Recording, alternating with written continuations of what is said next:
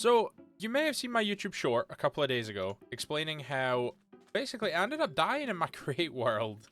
We were doing a hardcore create series, which was season 1, and it may have only been 4 episodes for you guys, but I actually had that world going for about a month, and yeah, unfortunately we ended up dying to something so stupid.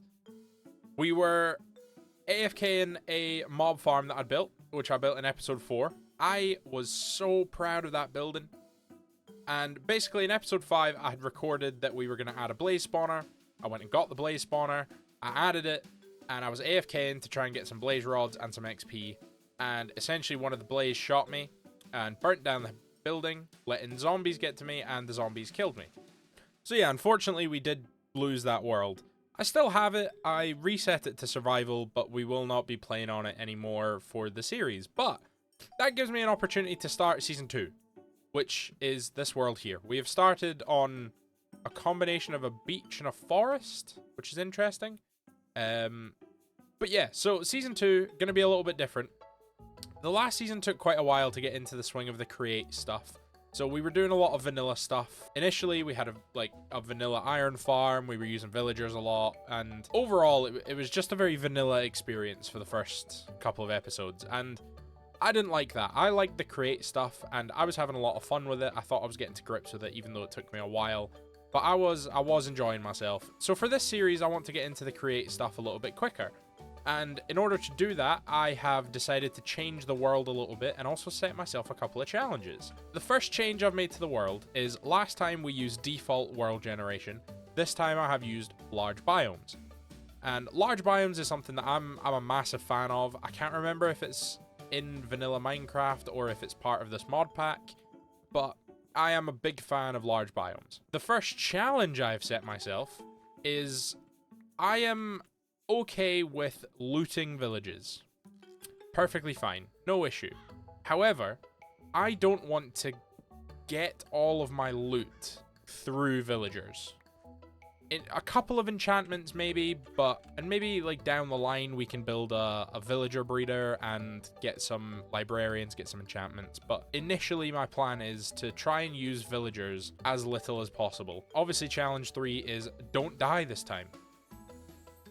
So I suppose with that all out of the way, and now that we have introduced the world and what we're going to be doing, I think the best thing to do is just go about the standard Minecraft stuff, punch some trees, which we've already done, use that to get some tools, use the tools to get better tools, gather up some resources, and find a place to set up camp. So I will see you guys once we've done all that.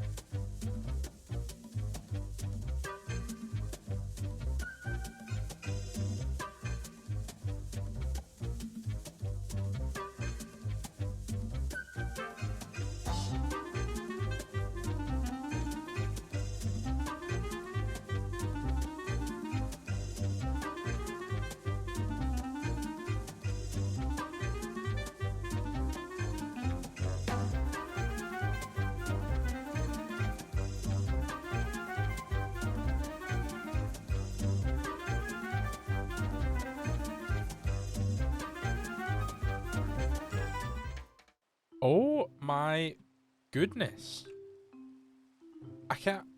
I'm in no position to take that on, but that's interesting.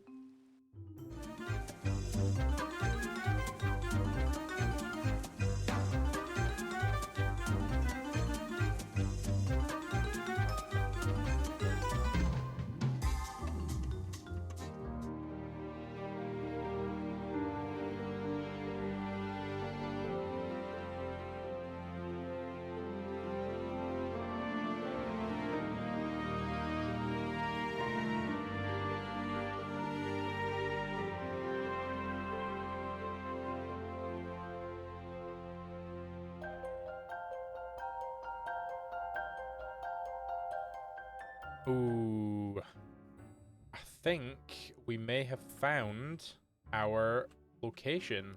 Okay, I have some ideas for this place. I have some ideas. This is good. I like this. I'm going to get a little camp set up, I think.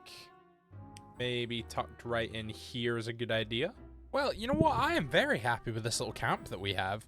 I think it gives us a place to start. It gives us something to do. It's a nice little tent. I didn't have enough grey wool to actually make the whole thing textured, but you know what? It's fine because I'm happy with our little spot. I'm happy with our storage. We have good, you know, our storage is pretty good. I've actually built this wrong now that I look at it. Damn it. Hold on. Right, well, that is us completed the little camp that we need to set up. We have a nice safe space to sit in. We can have a look at the back if we want to. We have our bed. We have a lot of storage.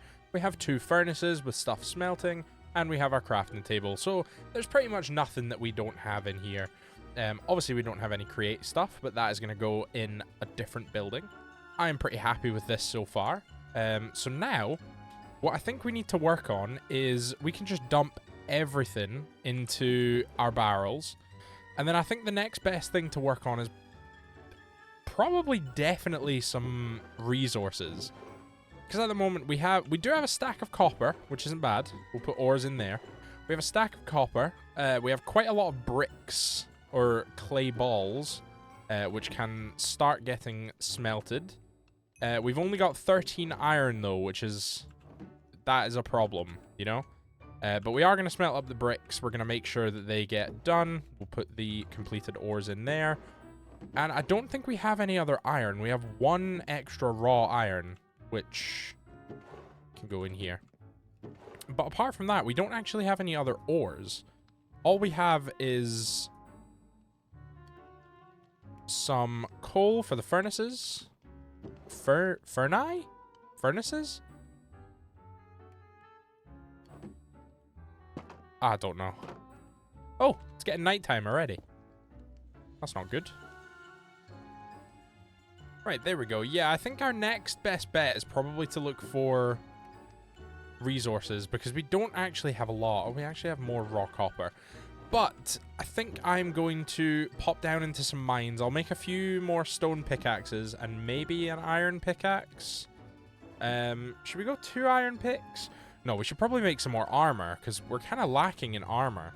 But I think we should also look into making a backpack. So let's see what we're missing for that, and then we'll see if we can actually create that right now.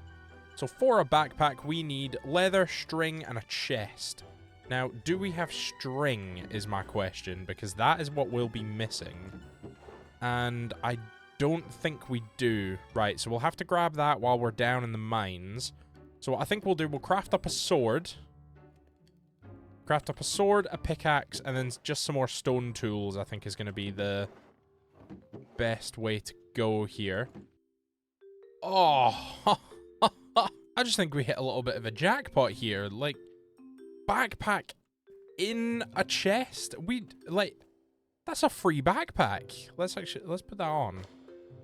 I know we're not going to have a whole lot of space, but that's still pretty good. And we managed to find a naturally spawning block of raw iron. So I'm fairly happy with even just what we found so far. This is turning out to be quite a good little expedition. This is shaping up to be a better mine shaft than we had in the last world as well. Oh! Oh, that's even better. Oh, 3. Oh, 4. Wonderful. Oh, this is amazing. This is the... Oh. I'm so happy. Look at that. We already have our diamonds. I mean, 4 is nowhere near enough, but that gives us a pickaxe. That can give us a pickaxe and a shovel. That's insane. Whoa, this guy's got a whole weapon. Oh, and he dropped it for us. That was nice. Oh no. Oh no. Ow. What the hell, bud? Now we've got this guy to deal with.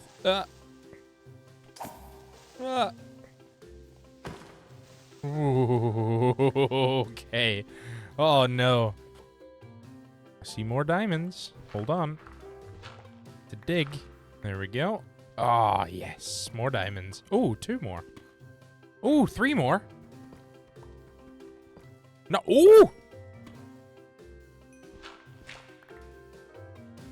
That was a good haul. That's another 4. That's 8 diamonds altogether we have now. Ooh! Okay, this isn't fair. We have a cave spider spawner there. And then a regular spider spawner right here. How is that fair? Couple more diamonds.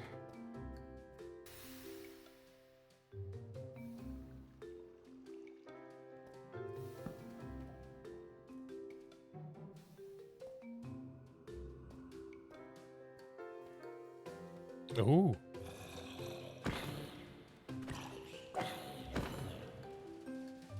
Let's grab these.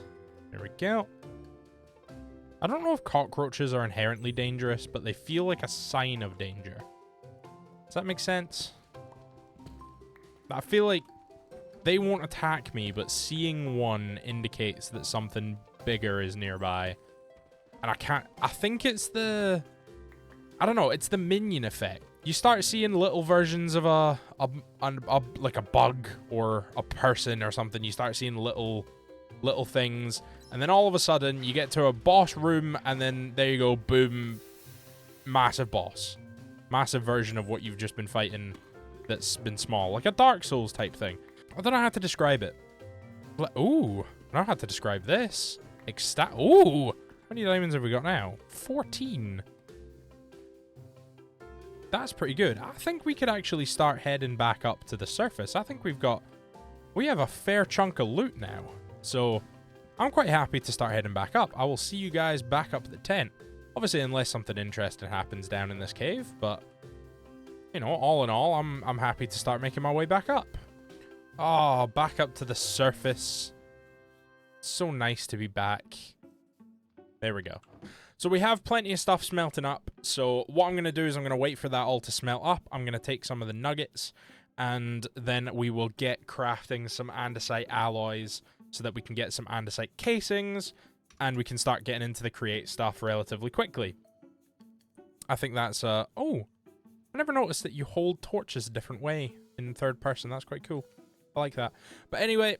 I'm going to wait for this stuff to smelt up so that I can make some andesite alloys and then get into the create stuff, and I will pop back to you guys when I'm ready to do that. I think just to get us started, we can have the 18 andesite alloy. I do think we get a free one. So if I claim all rewards... No, we do get a free diamond though. That's nice. That's 15 diamonds. We have more raw zinc, more raw gold, more redstone.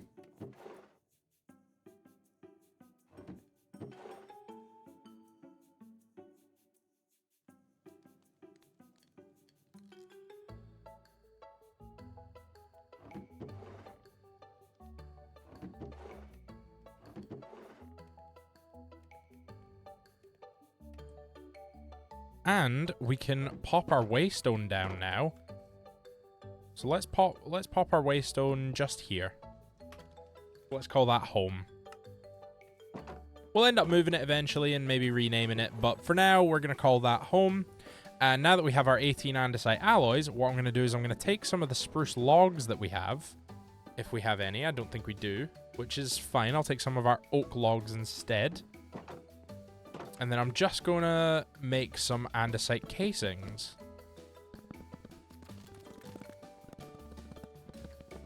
There we go. So now we have 15 andesite casings. We can start getting into the create stuff, which is actually very exciting because I don't think we've ever done that on episode 1. Actually, I know for a fact we've not done that on episode 1 because we've only had one other season of this. So definitely haven't gotten this far in episode 1. So I'm very excited for this. But for now, we are going to look at getting... We're going to look at getting a mechanical saw. So for that, we need iron sheets. And for iron sheets, we need a mechanical press. And we also need a depot. We need some shafts. And with those shafts, we need some cogwheels, which is fine. 8 should do. And we also need some water wheels. So one water wheel, I don't think that's going to be enough. So what I'm going to do is I'm going to craft up quite a few water wheels. So we'll craft up 3 large, 2 small. That'll be absolutely fine. And then from that, what we will do is we'll get a little water wheel set up. going. We'll get our workshop built first, I think. And then after our workshop is all set up, we'll get the water wheels sorted. And then we will put all of our create stuff in there, and we'll start getting some iron sheets. We can get a mechanical saw, and then we can start a little tree farm. And then we can work our way up to getting an automatic mixer. So I'm very excited for the next part of this episode. This is going to be a very fun first episode for this series. So I'm going to get to work on that. I'm going to smelt up some resources. I'm going to go mining. I'm going to collect up some nice things to build out of. And then we are going to get that built. And I will see you guys when it's finished.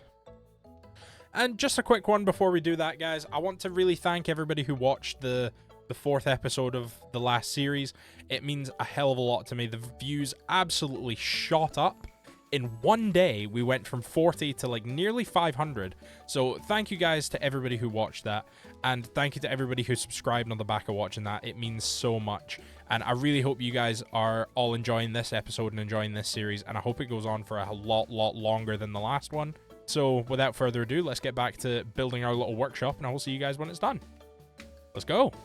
Okay, so just to give you guys an idea of what we are working with, this is the workshop so far. It's a little bit smaller than what we're used to from last season, obviously. But I like the contrast of this little wall here. My idea was kind of, a lot of this was here already, and the newer bricks were built around what was left of an old workshop. So I think I'm going to scatter some of these lighter bricks throughout these walls as well to make it look a bit ruined. And then it was just renovated as opposed to purpose built. The water power is going to come out right here. So this is where the water wheels are going to go. And then we're going to build the spruce bit up on top as well. I'm thinking we're going to put some stairs in this back corner over here. But yeah, it's looking quite good. It's quite tall. We're going to have a second floor, so it's going to be even taller from the outside. And we've got this like wraparound sort of style, so I'm quite happy with it so far. The entrance is going to come right here, so we're going to have a little staircase, and then that will wrap around this way towards the middle of our valley right here. And then we'll have some more buildings dotted about, depending, obviously, if you guys want to drop a comment, let me know what you guys think would look good in this little valley. I might get around to building it in the next episode. It might take a few episodes, but I will try and build as much as possible.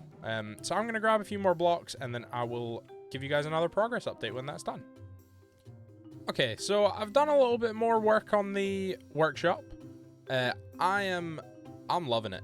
I'm thinking it's looking really nice. We've still got to extend these pillars up, so don't worry, that's not where they end. They will go up and give this bit a little bit of texture and depth. And then we've just got to slap a roof on it, get some windows in, and then we're done. Get some staircase, obviously. But for now, I've put together a few bits of the create mod, just because in order to get a little bit further, I need iron sheets.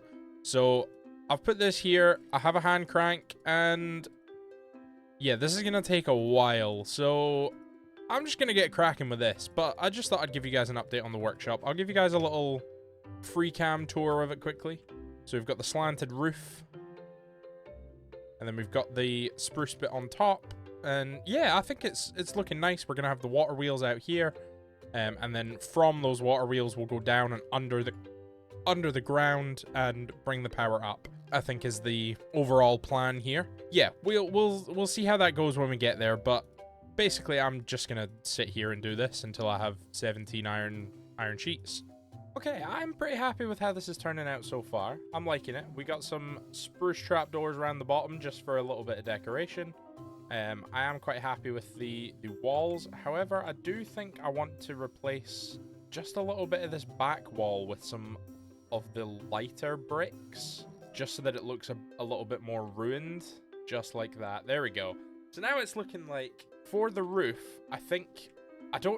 for those of you who have seen season 1, you'll know that the mob farm it was red brick and calcite brick bottom, and then spruce wood on top with a green roof, and that was viridium that I'd used for that roof.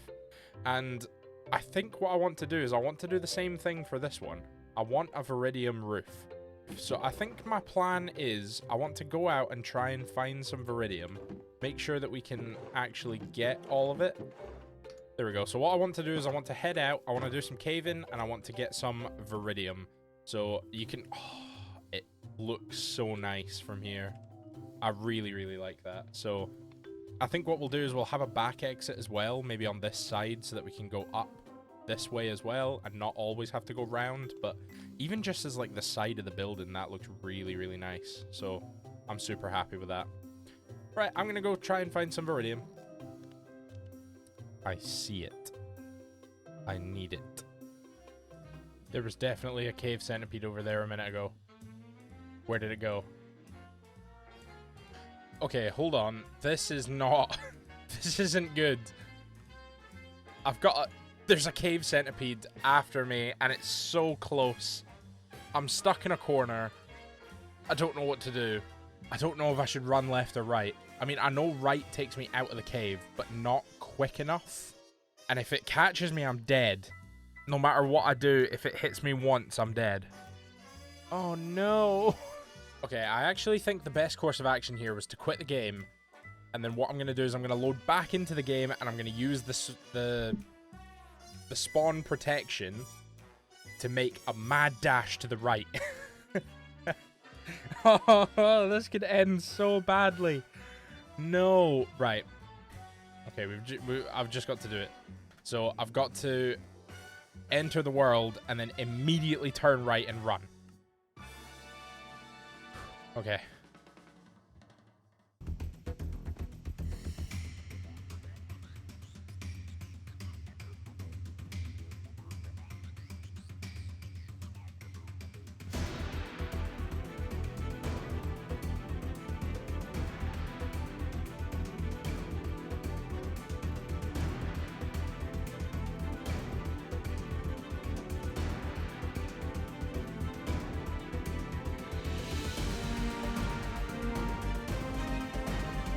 Oh, I can still see it.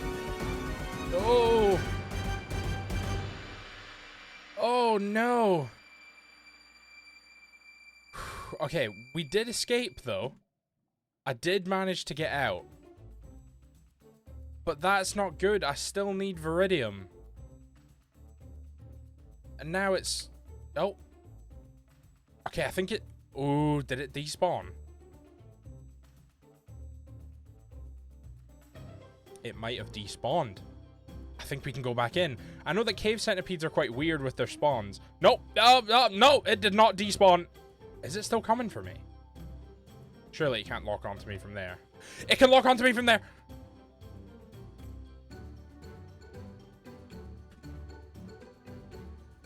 No.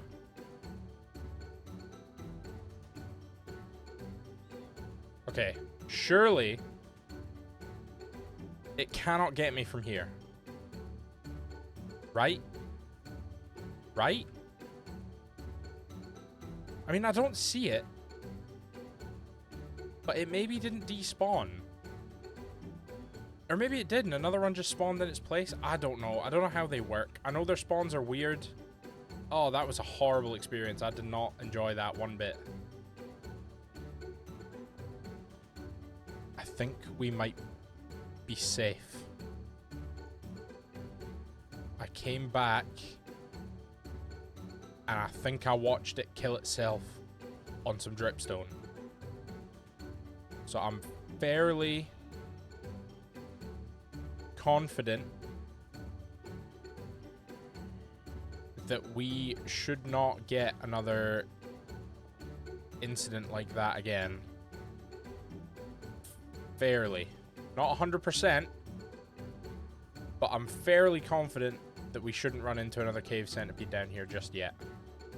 Okay, I'm going to keep gathering vidium.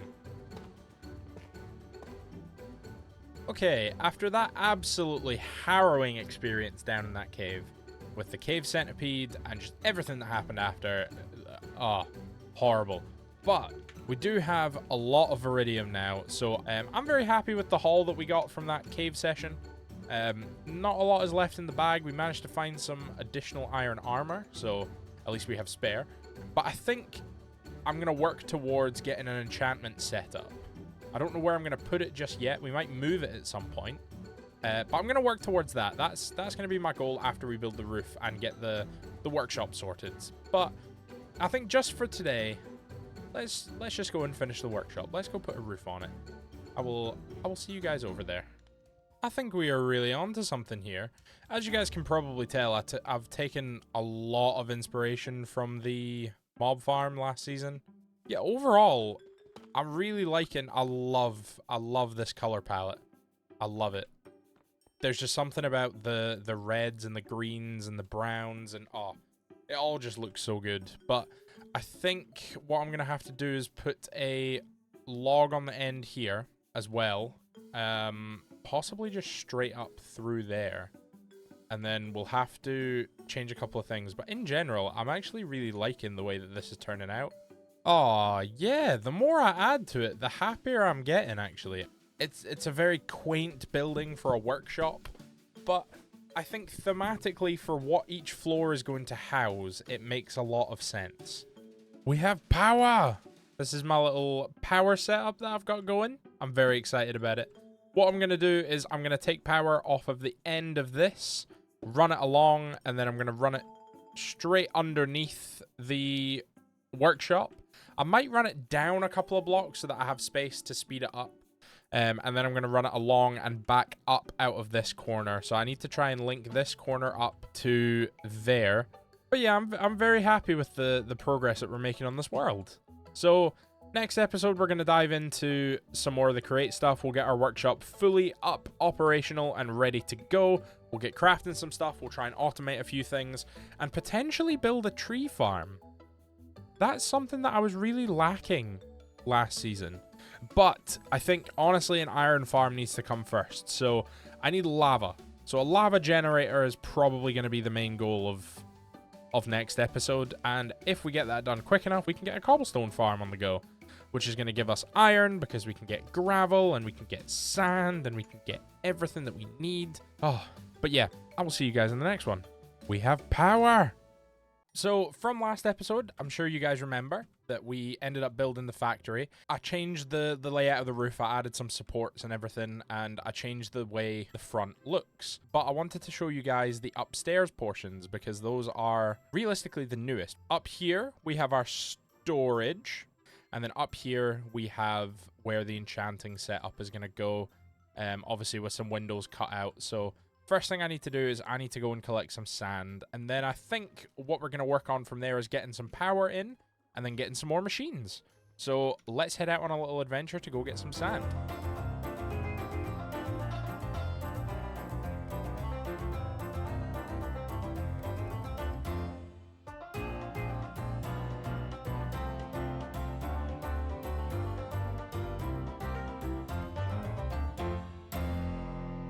So after a very long trek to the beach, we managed to get back with an ample amount of sand, which I was going to show you, but I don't actually have it in my inventory. It's over at the house smelting. But we did come back with something else as well. That fly is having the time of its life. What? Oh, I think you heard it. We came back with a friend. I love him. Ah, amazing. So we need to think of a name for this guy. So anything that you guys can think to name him, pop in the comments below and I will go through every single comment. Yeah, if you guys can think of a name for him, let me know and we'll decide. But excitement over the wolf can come later because we have got a lot of glass that is ready to be created into the windows for our factory or for our workshop. Ooh, what kind of glass do we want? Actually, I want dyed glass. I want a different color glass. How do you make gray dye? So it turns out we can actually make gray dye from our mill. So I think that's exactly what I'm going to do. To do that, I need a millstone. So we're going to get that created. Okay, let's pop our millstone down and then let's grab a cog. And nope, not the shaft, the hand crank. Just to prepare it. There we go, the mill is ready. So now all we need is just copious amounts of charcoal, which is absolutely fine if I can make it up the stairs, because we have 320 spruce logs. So if I grab 2 stacks of those, I can take them over to our base and get them smelted into some charcoal. And now with all of that smelted, we are absolutely raining in charcoal. So we are going to have black or grey dye for days. I'm going to take these and my bones over to the millstone, get them milled up, get some grey dye, and change all this glass.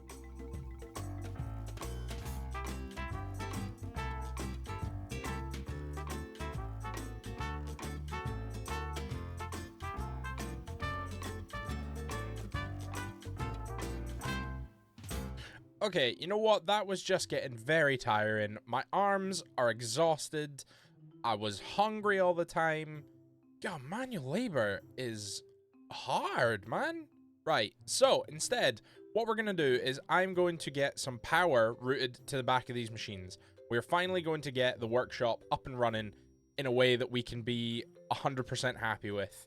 So, first goal of today is to get the power routed to these machines. Second goal is we are going to get the enchantment set up all done and enchant ourselves up some diamond tools.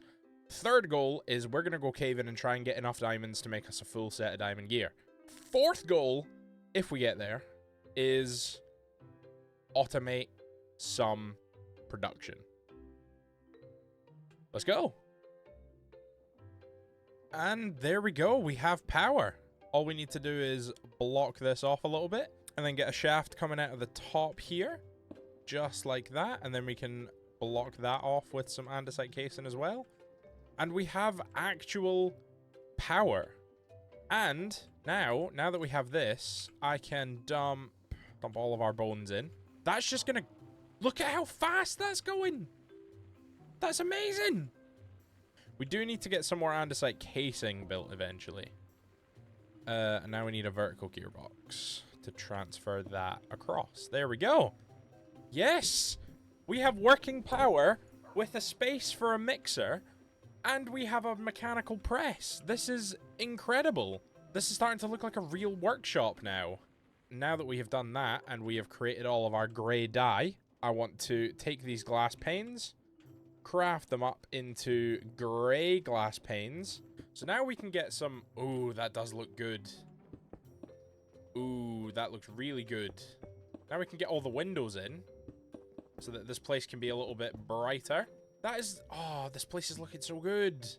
Yeah, I'm very happy with what we have here. Very, very happy. But now that we've got this sorted, let's work on getting the enchantment table set up. We need a bit more leather, so leather is our main goal right now. And I think the best way to achieve that goal is to grab some wheat and try and bring back a few cows so that we can breed them up. I'm pretty sure there's some cows down this way. So I'm going to head south and have a look. I'm pretty confident there's some cows that way. I just walked right next to that thing and didn't even realize. Why are... surely this biome is too cold for them. No. Oh, finally. Right. Now we just have to transport these guys. A lot of blocks. No. God damn it. Okay. This is fine. This is fine. I cannot believe that we got these cows all of that way. I have nowhere to put them other than in my house. So, yeah, we are. We're putting cows in my house. We're going to be having some roommates for a little bit. And you know what? I don't mind that too much because we need our enchantment setup completed. I did manage to get a little bit of leather. I found a wandering trader, so I got 2 leads. 6 leather, so I can make 6 more books. But I'm going to go over and I'm going to make some bookshelves just to see how many we can actually fill. I don't think it's going to be anywhere near enough, but you know what? We will give it a go.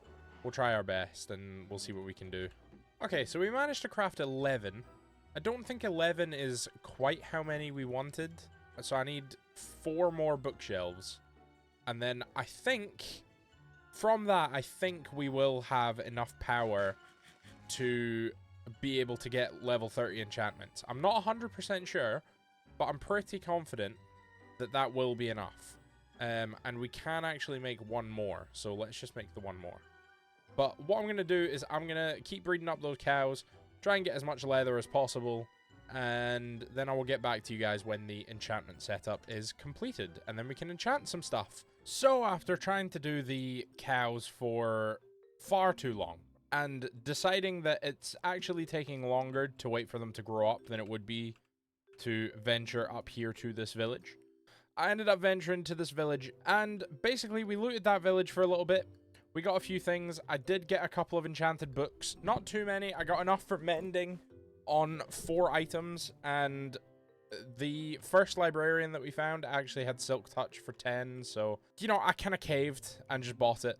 However, we got loads and loads of books from destroying all of the bookshelves around the place. And yeah, so we came back, we got the enchanting room set up. I'm a massive fan. I think it's cozy, it's quaint, it's very fitting for the like attic of a workshop, and yeah, I want to know what you guys think. So let me know in the comments if there's anything that you would change or if you would do anything differently. But up here we have the enchanting room.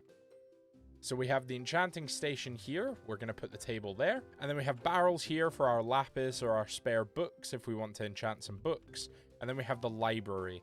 So this is where we're going to keep spare enchanted books that we're not going to use. I have also upgraded our backpack. I don't know if you guys remember last episode, we ended up finding a backpack. It was either in a chest, or it was in a mob dropped it or something, but this was the backpack we had on originally. The one that the mob dropped was an iron backpack. We've had an iron backpack this entire time and we just haven't noticed. So I put that on. So we got our shovel enchanted. We managed to pull efficiency 3 and unbreaking 3, and I added mending through the book. I made a quantify key so that I could quantify everything that we have. We have a lot of coal, which is good, a lot of wood, a lot of blocks, but not quite enough, and not enough clay either. I need to go out and gather some of that. And yeah, 10 diamonds is absolutely not going to cut it. So I have some obsidian back at the house. So what I'm going to do is I'm going to build the portal now so that we can go to the nether and get some quartz, just so we can sort of speed up our crushing wheel plan, because it took us far too long to get to that point last season. So I would rather get our crushing wheel sorted as soon as possible, just to make sure that we absolutely can get more ores. And then as soon as we have that sorted, and then we can get a little building built for our crushing facility. And I think that crushing facility is actually also going to be used as our iron farm. I need to get one of them set up quite quickly, and I have a perfect plan on how to do that. But first, I noticed a couple of minutes ago that you can see my face is very bare at the moment. I have a helmet, but if I take the helmet off, my face is very bare. So I need some goggles to be able to see what kind of stress units we are using with our press and what will be our whisk and our millstone, and then compare that to how much power we actually have, because we don't have very much in the workshop, so I don't want to overload it. And for that, I have actually made some golden plates already, but what I'll do is I'll grab just a few more golden ingots to chuck them on, just in case we need more. I don't know how many exactly we're going to need, but let's make 6 more. So let's see, how do we make the goggles? What do we need? We need 1 gold plate, 2 pieces of glass, and a piece of string. Easy. And how do we make a wrench? 3 gold plates, a cogwheel, and a stick. Now, both of those are something that we can do right now. So let's grab a stick, and then we can make our wrench. We can make our wrench. Oh, goggles. Finally, we have our goggles. That is looking much better. Right, so in terms of where to put our nether portal, I'm torn between somewhere up in the back over there or over here. And I think over here is probably going to be our best bet. And we will move it eventually, but I think for now I'm just going to pop it right in here. Okay, moment of truth. Yeah, there we go. This is the very scary part. But you guys are going to be there with me anyway, so it's fine. I have your protection. All is good. But before we do that, I think we need to do a quick change, because we are not dressed. Not only are we not dressed for the nether, we're not even dressed for create. We're just a normal miner. What business do we have opening workshops and factories and traveling dimensions? We are not adventurers just yet. So I'm going to do a quick change. That is much better. I feel much more comfortable going into the nether like this. So let's pop our armor back on and head on in. Okay. Not the worst spawn we could ever have. Soul sand, soul soil. Ooh, big lava pool down there. Okay. Yeah, this could definitely be worse. This could be worse. Okay, so what I've done is I dug a tunnel very, very far in that direction and found nothing. So I dug a tunnel not quite as far in this direction, but found some more quartz, and then I started to hear some weird noises. So I'm leaving. Ah! Oh my goodness. Nope. Oh, safe and sound again. Okay, so from that trip, we managed to get 27 quartz, which gives us 28 quartz overall. And from that, we need to craft up some rose quartz. We can craft 8. Okay, so we have 8 rose quartz. So now we need to make some sandpaper so we can refine that. And then once all of this stuff is refined, we can start to make some electron tubes and we can make crushing wheels. And then from those crushing wheels, what we can do is we can get a little refinery made. And then with that refinery, we can use that to start an iron farm. Which I think, I'm not sure, but I think it will get us XP as well. So I'm very happy about that. Is there a gap in my roof? How has that happened? Where did that come from? I'm going to have to do some investigating. There is a gap in our roof. Who did this? Was this an Enderman? I swear. Can Endermans pick up slabs? I have no idea. Okay, well, roof shenanigans aside, I did manage to get some electron tubes made, so we can make the mechanical crafters, but what we need for that is we need brass. And brass, we need to heat copper and zinc and mix them together. Now, to do that, we need a blaze burner, and to get that, we need to go back to the nether. First things first, I need to make a mixer. So let's do that. And there we have it. We have a whisk. So we need to reroute this power in a different way in order for this all to work. So first of all, we need to grab these back. We need to grab all of these back, as well as those. So what we need is we need a cogwheel power. So we need a cogwheel there, and then we need a shaft and then another cogwheel. We need a shaft and then another cogwheel, and we can pop the mixer there. That's fine. Mixer works. Cool. The hard part is then, actually there is no hard part, never mind. We grab a cogwheel, we grab some shafts, and we grab a gearbox. Cogwheel, shaft, gearbox. And then we can put our press back on. Nice.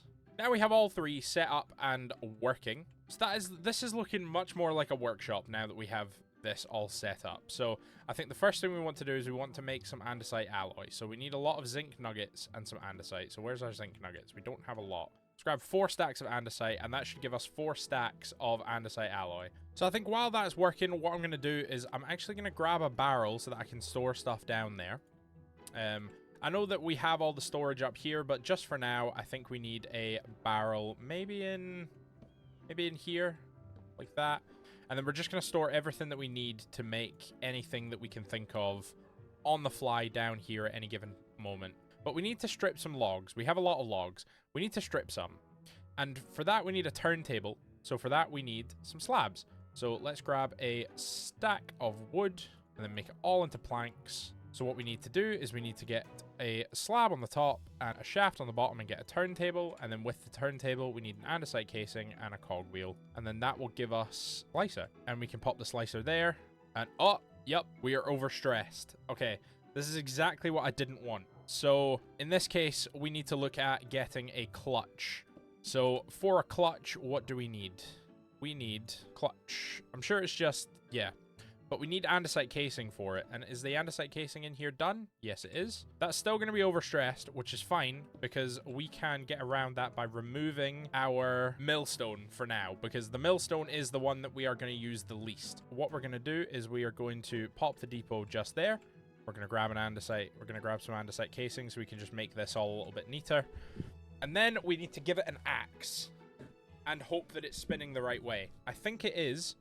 But we need to give it an axe, and I don't want to give it Vidar's silence. So we're going to have a look and see if we have a spare axe anywhere. Yes, we do. Nice. Pop that in there, just like that.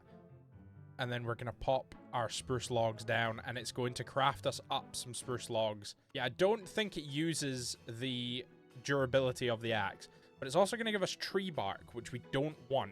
It's even sounding like a real workshop in here now.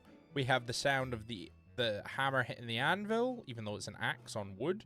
We have the sound of the mixer, and overall, everything is just starting to sound really, really nice. So I thought the best use for the tree bark was actually just to make some paper. So I figured that paper is going to be a lot more useful to me than pretty much anything else. I don't really know what I'd use paper for at the moment, but I feel like it will become quite useful. So I'm just going to chuck that in there. And actually, I think we will need to empty that because I don't know if this can hold more than a stack at a time. Yeah, I'm going to empty that out, and we have some more stripped logs to go through. So we're just doing that out here. We're just kind of stacking them up in a nice flat plane, and then going through them one by one and just manually transforming them into andesite casings. And these stripped logs are actually going to help us get copper casing as well. So anything that we can do to make my life a little bit easier is fine by me. But we also need to do some copper. So we're going to run up and grab a stack of copper. We only actually have a stack of copper. But that does mean we're going to get a stack of copper casings, which is good. We just need to wait for this to be done. There we go. A full stack of copper casing. That is amazing. So we have 2 stacks of andesite casing, a full stack of copper casing, another full stack of andesite alloy ready. And now, I think the best thing that we can do is go into the nether and get a blaze burner. It's going to be tough, but I think we can do it. I think we are capable. There we go. With 5 blaze burners in hand and some golden pants on, we are looking fresh, we are looking fly, we are feeling good, and we are on our way to the nether to make our way over to a fortress.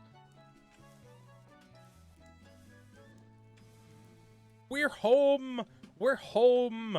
We made it, and we have 5 blaze burners. Oh my goodness. And a wither skeleton skull. So, I need to start work on a new building because my workshop is not prepared to take on such a task of automating everything. It doesn't have enough space for any belts. It doesn't have enough space for a deployer. It's pretty much just for getting started. We are going to use it to make a lot of brass and brass casings and copper casings and everything. And we can maybe see about putting a deployer in here for now after getting a couple of clutches. But then after that, we need to automate. And right now, I think the best thing to do is to get the blaze burner in place. So we're going to break that, and then we're going to pop a blaze burner down. Right there. And then we just need to feed him coal before we put anything in there. Oh, we are so close to having a crushing wheel. And it's only episode 2. I'm so excited. But for now, I'm going to work on gathering up some resources for a new building. Actually, I have a lot of time to do this because as of recording this, it is the day before episode 1 is coming out. So I actually haven't released episode 1 yet. I'm in the middle of working on it, but have some spare time. I finished it quite quickly because I had a break between last season and this season of 1 week. So I've actually had 2 weeks to record for episode 1. And being stupid, I've left all the editing until the Saturday, even though I have a stream in 1 hour and I haven't edited anything for tomorrow's video, which is last week's video for you guys. But I have a lot of time to gather up resources for this episode, so I'm going to head away and do that, and then I will come back to you when I have done that. We're probably going to use a lot of brick, a lot of deep slate, a lot of granite, and a lot of stone bricks. So I'm going to go away and gather all that stuff. I'll get back to you when I'm done. So after some streaming, some chatting, some chilling with the viewers last night, we did manage to gather up a good chunk of blocks. So we have 309 bricks, 108 clay, which I will get smelted, 421 granite, and almost 2,000 deep slate. We also have almost 2,000 logs. And yeah, we went caving a little bit. We gathered up some resources. We got some dripstone as well. Hopefully to make the build just a little bit more. I think the dripstone block has quite a nice texture to it. I think it'll work really well in this build. So on the back of that, with all of our blocks now, I need to go and find a place down here to put my foundry. Now, before we get on to that, I wanted to talk about something that happened on the stream last night. For those of you who didn't see it, there was a loss. in the world. We built up a smelting machine with an encased fan over here with the lava so that we could bulk smelt the bricks. And I was trying to move the dog, and we lost the dog. The dog is gone. The dog jumped in the lava. There was nothing I could do. It was horrific. It was traumatizing. I did not enjoy it. And yeah, we mourned the dog for a little bit. So just before we actually get round to building this new foundry and finding a place for it, I just want to commemorate the dog a little bit and detail out here, make a little bit of a garden for the dog with a headstone. So yeah, I'm gonna do that, and then I will come back to you guys once that's all completed. But I wanted to do something to commemorate the loss of our dog, who didn't even have a name. That is how new he was. We got him last episode, and he's already gone. A horrible, horrible, horrible loss. So I've put in this little road, this little graveyard, and a little gravestone. Here lies our first dog, beloved by all. I think it's a really nice touch, and it is a shame that we lost him. We are gonna maybe have to go out and find a new friend at some point, but yeah. At least we have some way to commemorate him, and he's near the workshop, which was his favorite place to sleep. But anyway, after that sad note, I think now we can get back to what we were really doing, which is going to pick a place in our valley to put our foundry. So I was thinking that our foundry needs to be, it doesn't need to be huge, because it's just going to be processing and smelting ores and stones. I think our foundry could go here. It's just going to be a small little building that is going to, it's going to be predominantly made out of stone, and we're going to use it for crushing, smelting, and washing stones and ores. I feel like the floor is going really, really well. I'll give you guys like an overhead view. I would just like to make it very clear that I have in fact recorded 2 clips since I last saw you guys, and didn't realize that my OBS wasn't open. Anyway, I've made some progress. This is the foundry. I think it's looking really nice. I'm really liking it. I'm really liking the block palette of the darker tones. I think it looks really sick. This is the inside, so I'm thinking crush and wheel can go in this corner here, and then we can maybe have a downstairs area. We can maybe dig into the mountain a little bit, have a downstairs. There's absolutely no room for an upstairs, so that's not happening at all. But that is going to have to be something we do next episode. If you guys have enjoyed this episode, let me know down in the comments and leave a like. If you're really enjoying the whole series, feel free to subscribe.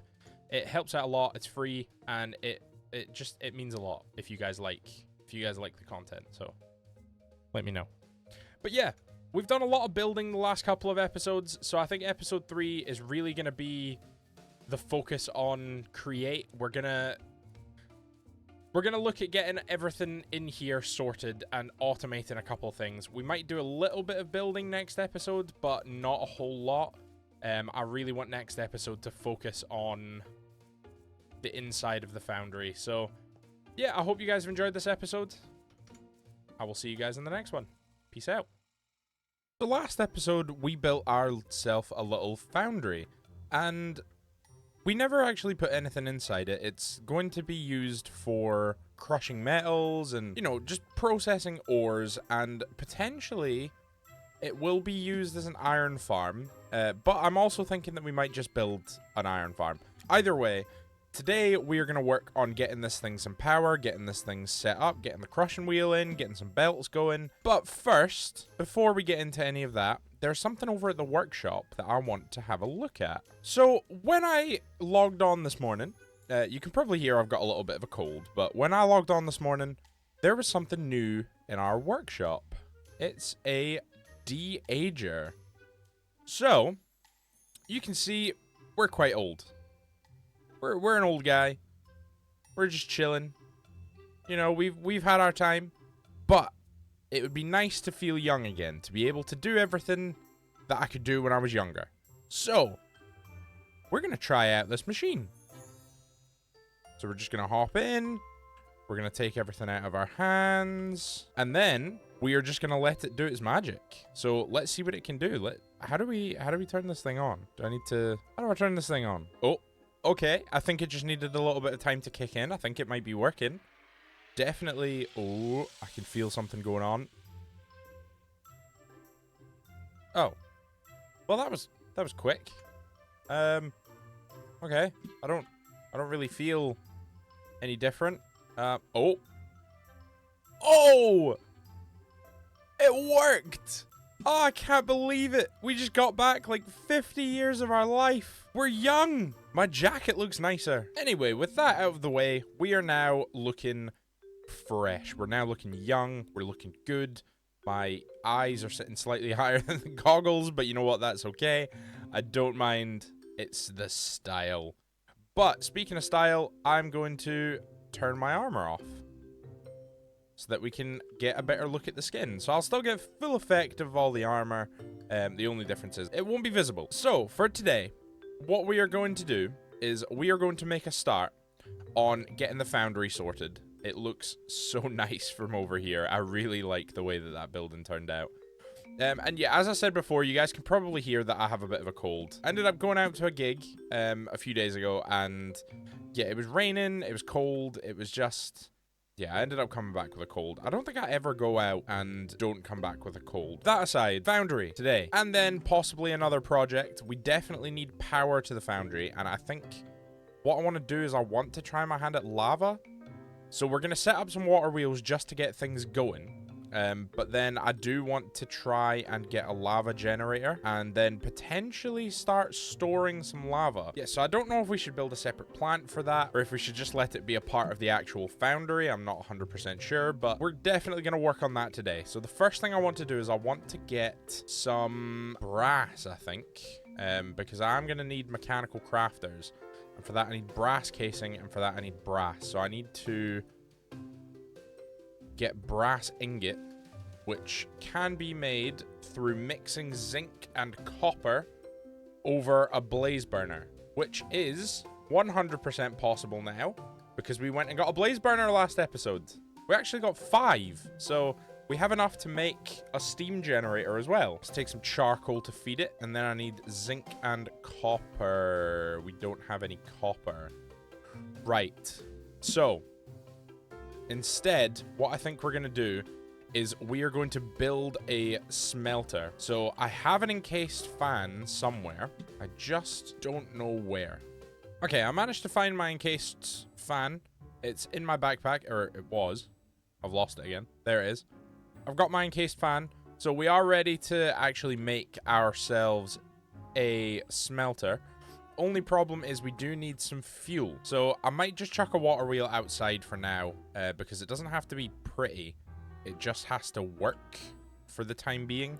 So I'm gonna get started on that, and we will, yeah, I'll link back in with you guys once that is done. Okay, so we have some power routed into the Foundry, and that's basically done. I'll show you guys what I've done for now. So we have 7 large water wheels, and then we've just done some gear ratios to get it to go a little bit quicker. And then from that, we've taken it into the factory and ran it through here. Now we can craft ourselves up a gearbox. So if I just do that, grab that, there we go. And then we can pop that in there like that. And then that should now be... Yes, okay. It's going the right way. This is good. This is good. Now we can build ourselves a little smelter. So I'm going to get the rest built up. I'm going to put the lava in place, and then I will see you guys when that is done. Okay, and I think something like this is going to do just fine for now. So what I have built is we have the clutch here so that we can turn the machine on and off. So that will just protect anything from catching on fire with particles, and it'll also protect us when we go for the results there. We have a glass block here just so we can see the lava. It's more like a maintenance panel. This panel is covering up the fan. The fan is on that block behind there. Then we have this little worker section where you would stand. That is our smelter sorted. But I'll show you guys exactly how this machine is going to work. So essentially what I'm going to do is I would stand here, and then I will just dump everything that I want smelted. And then we flip the switch to turn it on, and it all gets cooking. And then once we see that it's all converted into ores, we can turn the machine back off to protect ourselves while we grab it. There we go. A lot of it just converted. I think all of it's converted now. So there, we would switch that off and then just grab it. And there we go. Quick and easy smelting, and it's safe. And I mean, it being safe is probably the biggest thing, because that's that's how we started a fire in here. We ended up setting fire to our workshop. If you guys were in the stream, you'll know exactly what I'm talking about, but in general, you may not. But let's go make a stack of brass. So we are going to dump in a stack each of that, and then plump that thing up with some charcoal, and then we're just gonna make some brass. So as it turns out, it actually gives us double the yield. So a stack of each gives us 2 stacks of brass. So we will have 2 stacks of brass. But thankfully, now that we have the 2 stacks of brass, we can start stripping some more logs. Do I have any pre-stripped logs? I don't think I do. No. So we'll strip up a stack of these, and we'll just leave that to do its thing. This will give us another stack of brass. And then from there, we can get a stack of brass casings, which is going to let us make our mechanical crafter. So we need 7 of these. So let's go get the crafting table sorted. There we go. That's 7 crafting tables. And then I need 7 electron tubes. And then I just need 7 brass casings. So that's pretty much nearly done. This is done. Let's go store some brass up here. Oh, that is amazing. It took us so long to get to the brass age last season. So I'm just so happy we can actually finally do it now. We can get the mechanical crafter built. We can get everything sorted. We can get the crushing wheels set up. So let's actually get the mechanical crafter done now. So we need 1, 2, 3, 4, 5, 6, 7. There we go. And then 7 of those, and then 7 of those will give us 21 of these. And then we need a couple of cogwheels, but for now we can actually head back over. So we need to figure out how we're going to route power over. So we do have a couple of options. I kind of made a mistake routing that power in so sort of freely. So what I might do is, where are we going to put the mechanical crafter? Can we even put it in here? We're 1 block too short in here. So the mechanical crafter can't actually go in here. So let's just build it here then. There we go. So we have the mechanical crafter in place. We are ready. We just need to reroute all of these. So that needs to go in. Right. So that should craft everything into here, and then it will spit it out down here, I think. So what do we actually need for a crushing wheel? We need andesite, alloy, wood, and a stone variant, but not cobblestone. I remember that from last season. Not cobblestone. There we go. And then the last thing to do is to just give it power. So we can do that with just some cogwheels. There we go. And then we have the mechanical crafter crafting. Is it going to actually work? Yes! We got it right first try. Oh, our crushing wheels are... Oh, nice. So I think what I want the plan to be for the crushing wheel is the crushing wheel should go maybe on this wall here. So if we put it there and there. Is that too high? Maybe that's too high. Hold on. We drop them down by 1. So there and there. Yep. And they actually need to come off of the wall. Right. Now, I think the difficulty is trying to figure out how to power it. That's going to be the hardest part because the power is obviously coming from this side. So we may need to pull the power in from here. Maybe route it off the back of this one here. And then send it under the factory all the way round to this side. And then have it come in through this back wall. Or maybe we could route it under and then along. I'm going to have a little play about with the power situation. And I'll get back to you guys once I have sorted it out. Okay, so I think I actually have a system that works relatively well. I have moved it, as you can probably see, and what I'll do is I'll just hop around the back to show you what I have put in place. So it seemed really complicated initially. I did need a whole other line of power. So I took more power out of here using another couple of gearboxes. So yeah, I took 2 gearboxes out of here. And then some shafts along to a gearbox. And then there's 2 gearboxes coming out of here into 2 cogwheels, which then inverts the power again. And then over here, I took a shaft output from this gearbox to invert the power using 2 cogwheels to get the crushing wheels to spin away from each other or towards each other, whichever one it is. Basically, I got them spinning the right direction, which is exactly where I need them to be. Unfortunately, this has meant that a lot of our power is visible out the back, but you know what? I'm actually not too mad about that. If I just pop into free cam, it actually looks quite good out the back. Like, I'm not upset about how this looks, so I think I'm gonna keep it. I think this is actually quite a good fit for this building. And what I think I'm gonna do now is I'm gonna replace down here with a conveyor belt. So I forgot that I can walk through that. That's interesting. So I need to replace that with a conveyor belt so that we can start moving this stuff around. And to do that, I'm just going to use a cogwheel under there, like that. So that is going to go in the right direction. In general, I think for now, we just need to get the stuff routed into some sort of storage. So that's what I'm going to work on right now. I think what I want is a conveyor belt to here, and then another conveyor belt that maybe goes up a couple of blocks.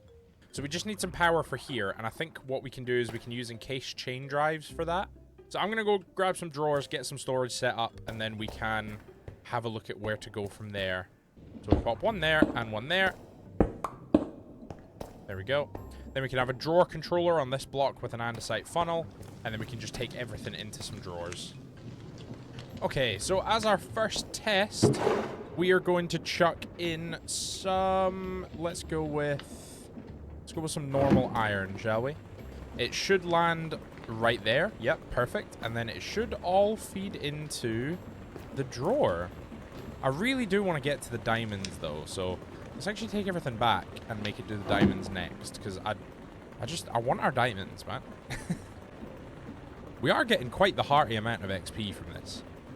And with the lava in place, we are now finished with that as well. Our foundry is looking really nice. Overall, I'm actually very happy with the way that the foundry's turned out. I think it's turned out a lot better than I thought it was going to. And now we can smelt up some items, mainly some zinc, I think. There we go. So it's all in, and now it should be smelting up into some metals. Yes, that is all of it. Nice. So let's take all of this stuff actually over to the workshop, where I think that's going to be where it's most prominently used. Oh, that is looking so much better. But I think for this episode, what we're going to look at doing is potentially getting an iron farm built. And I was just having a quick look with FreeCam, and I think the best place to actually put it would be just over here next to the workshop. So if I just pop into FreeCam quickly, you can see that we have the foundry here, which is where we're going to process all of our metals and stuff like that. I think the iron farm could slot in quite nicely just in this slot here. We may need to get rid of some of this wall, but that's fine. We can terraform out some of this as well to make it a little bit flatter. But overall, I think this is probably where we are going to dump our iron farm. I'm just going to crack on with this. I'm going to terraform up some land. I'm going to chop down some trees. And then we can have a look at what the iron farm itself is going to look like. But for now, what I'm going to do is I'm going to maybe upgrade my backpack a couple of stacks and then work on the iron farm location. Yeah, with the leaves and the trees gone, this is looking definitely like where I want to put our iron farm. And I think a space just like this should be perfect for what we are trying to do. So what I'm going to do is I'm going to build the iron farm in here. It's just going to be a little building that is going to... I think the plan is we need to get some cobblestone. So we need a cobblestone generator. And then from the cobblestone generator, we will break it down, send it into the building, crush the cobblestone into gravel, and then wash the gravel. So we're going to need crushing wheels, drills, lava, water, and a fan. And then the rest is pretty much just create stuff. So it's a relatively simple farm to get loads of iron. And with the floor done, I think we have something really nice here. So this is going to be where our iron farm is going to go. I am pretty confident that I'll be able to fit everything that I need in here. So now all that we actually need to do is just build everything and then potentially build a building around it. I think the first thing I want to do is the cobblestone generator. So that's going to be the hardest part, I think. Well, that's fine. Let's get all of this stuff built. Okay, I think I have something that I'm quite happy with. So the cobblestone's going to generate up here. All we need to do is get that encased, get the lava and the water in place, and then it'll start going. And then all we need to do is power the belts. The belts will send everything up into here. All the cobblestone, which will shoot down through there, get crushed up by these, get sent along here, which they will be washed as they are going. And then when they reach the end here, they will be sent into a drawer controller. And the drawer controller will have storage running along the front here, where everything will be stored.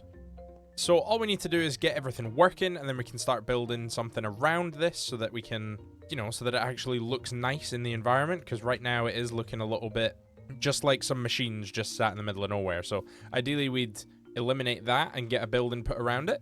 I'm going to get to work on this power. I thought we had left this in the last world. Okay, we have everything powered. I am pretty sure there has to be a more efficient way to do this, but you know what? I'm quite happy with it either way. Oh, we do still need encased fans, actually. Oh, I forgot about those. Okay, I did accidentally start it, but we haven't gotten any further than that. So this is actually the moment of truth. Will this machine work? I was just trying to get a clutch in place so that we don't have to have it running 24/7. We can turn it on when we need it. But I will fix all the cobblestone that's flying there. Okay, so it's actually not getting washed by the time it gets down here. So that's fine. That gives us information. That's good information to have. Okay, now that we have a couple of drawers in place, you can see that they are on the front here. We've also got the brass belt funnel with an item list, and that item list will only allow flint and iron nuggets into that system. So if we turn this back on... Oh wait, there's flint. Iron nuggets! There we go! Our system is done! I'm quite happy with this system. I'll get something built around it so that it can, you know, start producing us some iron. And then what I'm going to do is I'm actually going to stream the creation of this building. So if you guys are ever interested in seeing anything from this series being done live, do check out my Twitch. The link is in the description below. If that's not something that particularly interests you, that's absolutely fine. I will still be doing recorded updates throughout the stream. So don't even worry about missing anything, because I will be giving updates on everything as I'm going throughout the stream. So I'm trying to figure out a redesign of the iron farm. I'm getting somewhere with it. How are we going to get power around to these? So routing power through wasn't as difficult as I thought, which is nice. Encase changer. It doesn't look great, but at least it works. We just need to get power to this belt here now. So we can have a gearbox there. Yeah, there we go. That's fine. And it is actually going the right direction, so there's no need to worry about that. But then we need to get power from here to the belt, to the fans. Oh, this is even better. Okay. I'm so much happier now. This is much more compact. The other system was like out here. Oh, this is much better. Right. Okay. I'm pretty happy with that. I'm pretty happy with how this has turned out. So what do I need? I need 5 brass tunnels, another brass funnel. Nope. 5 brass tunnels, a 1x1 storage box, and power to here. So power to here shouldn't be too difficult. I can grab it from here, I think. Maybe if we do that. Oh!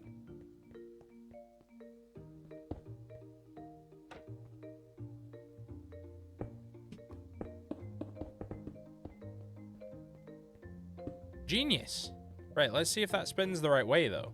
Because if that spins the right way first try, I'm going to be so happy. It does! Oh, look at that! Okay, power to there was easy. Yeah, I'm pretty happy with this. I've moved...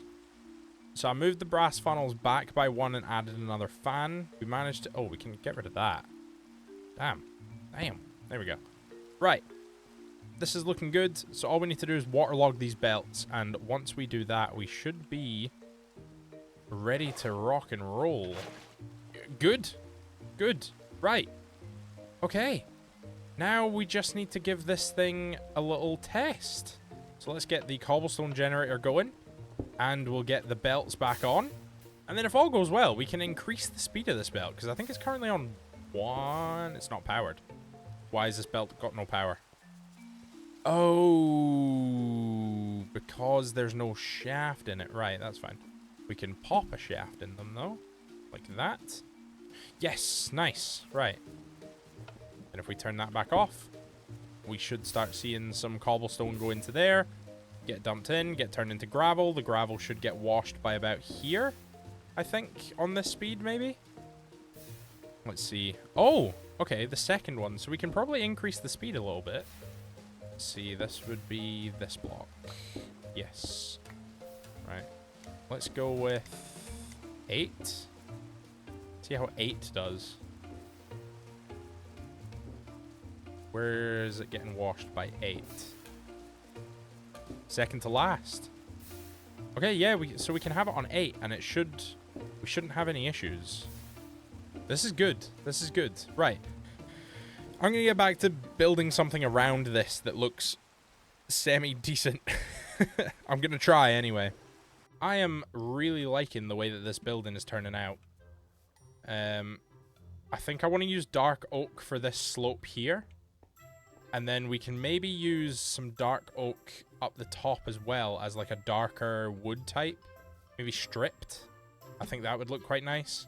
And then we'll just have like a really thin lip around the roof and just there. So I'm thinking something like this for the roof. I think it looks really cool. If I hop into free cam, I like that. I like it a lot.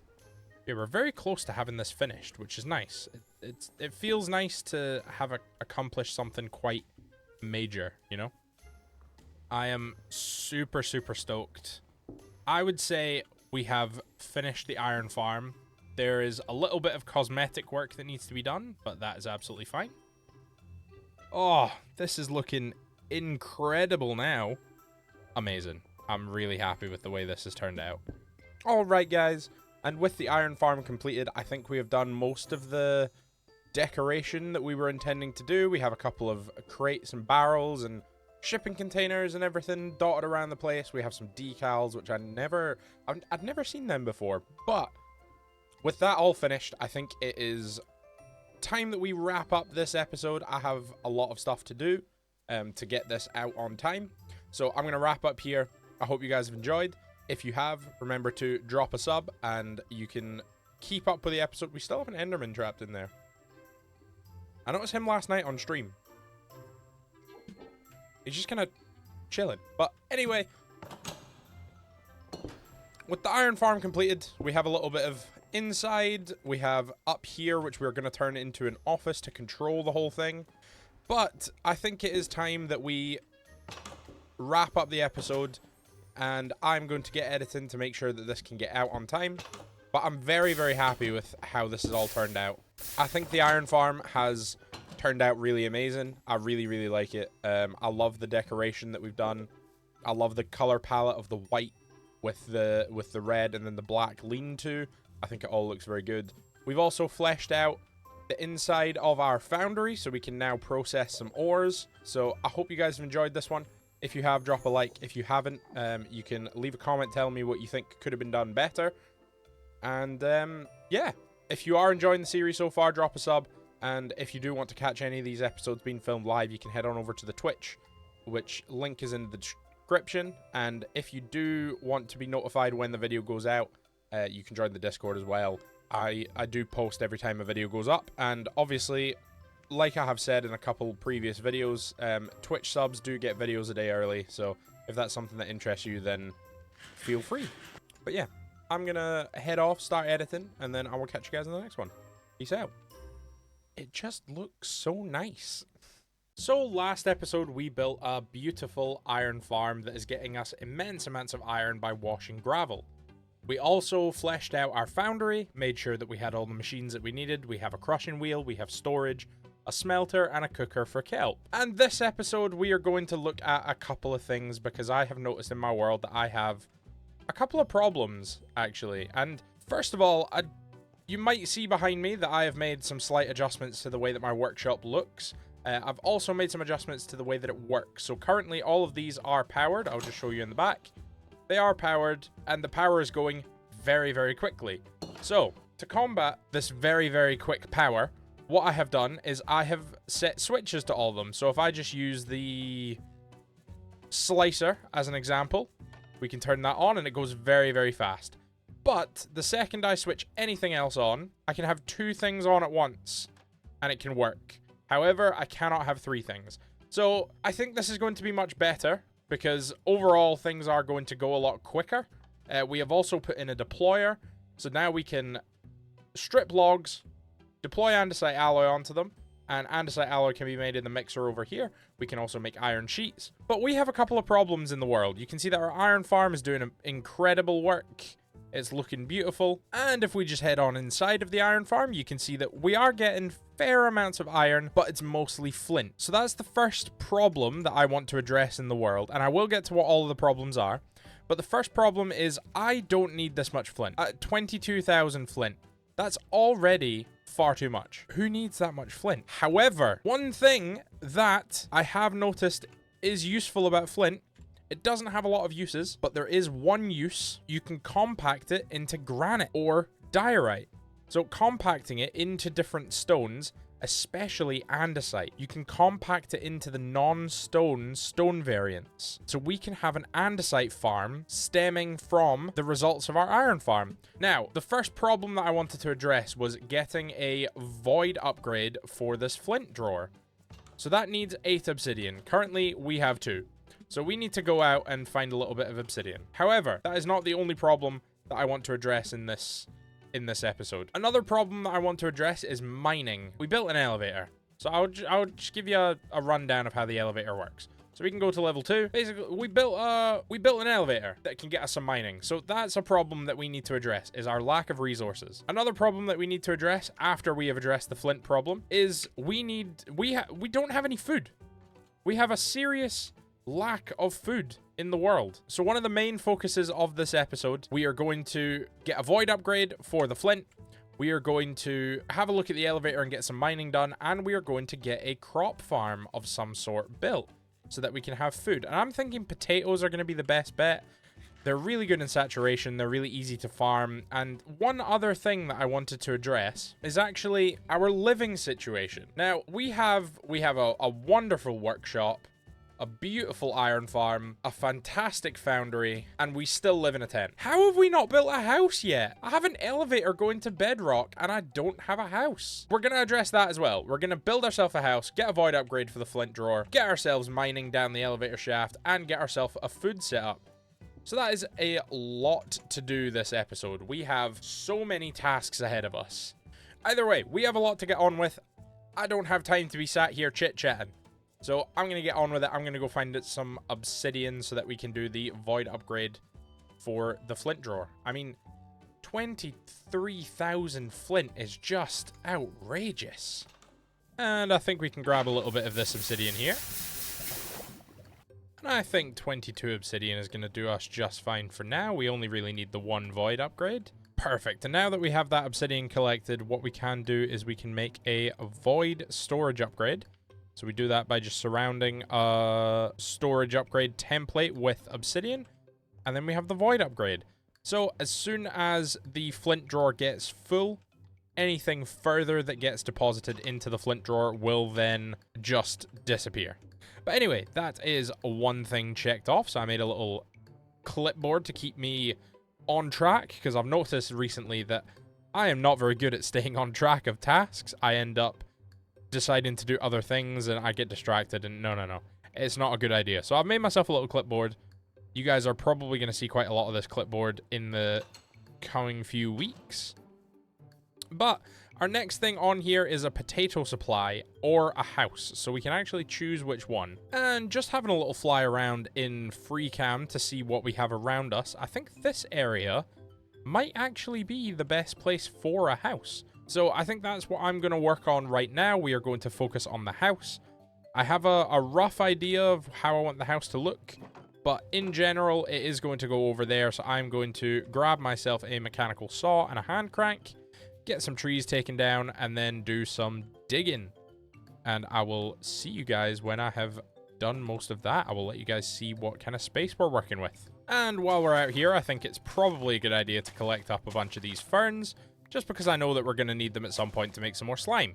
And I think something like this should do just fine. So I'll show you guys from free cam. We have this really nice flat area which kind of tapers in towards the valley. And then we have this sort of cascading round the build, which I think is going to look really good as a farm area or like a garden. I might even give you guys a little time lapse of what I'm going to be doing. So I think that is a good plan. So let's cue up some music and get building.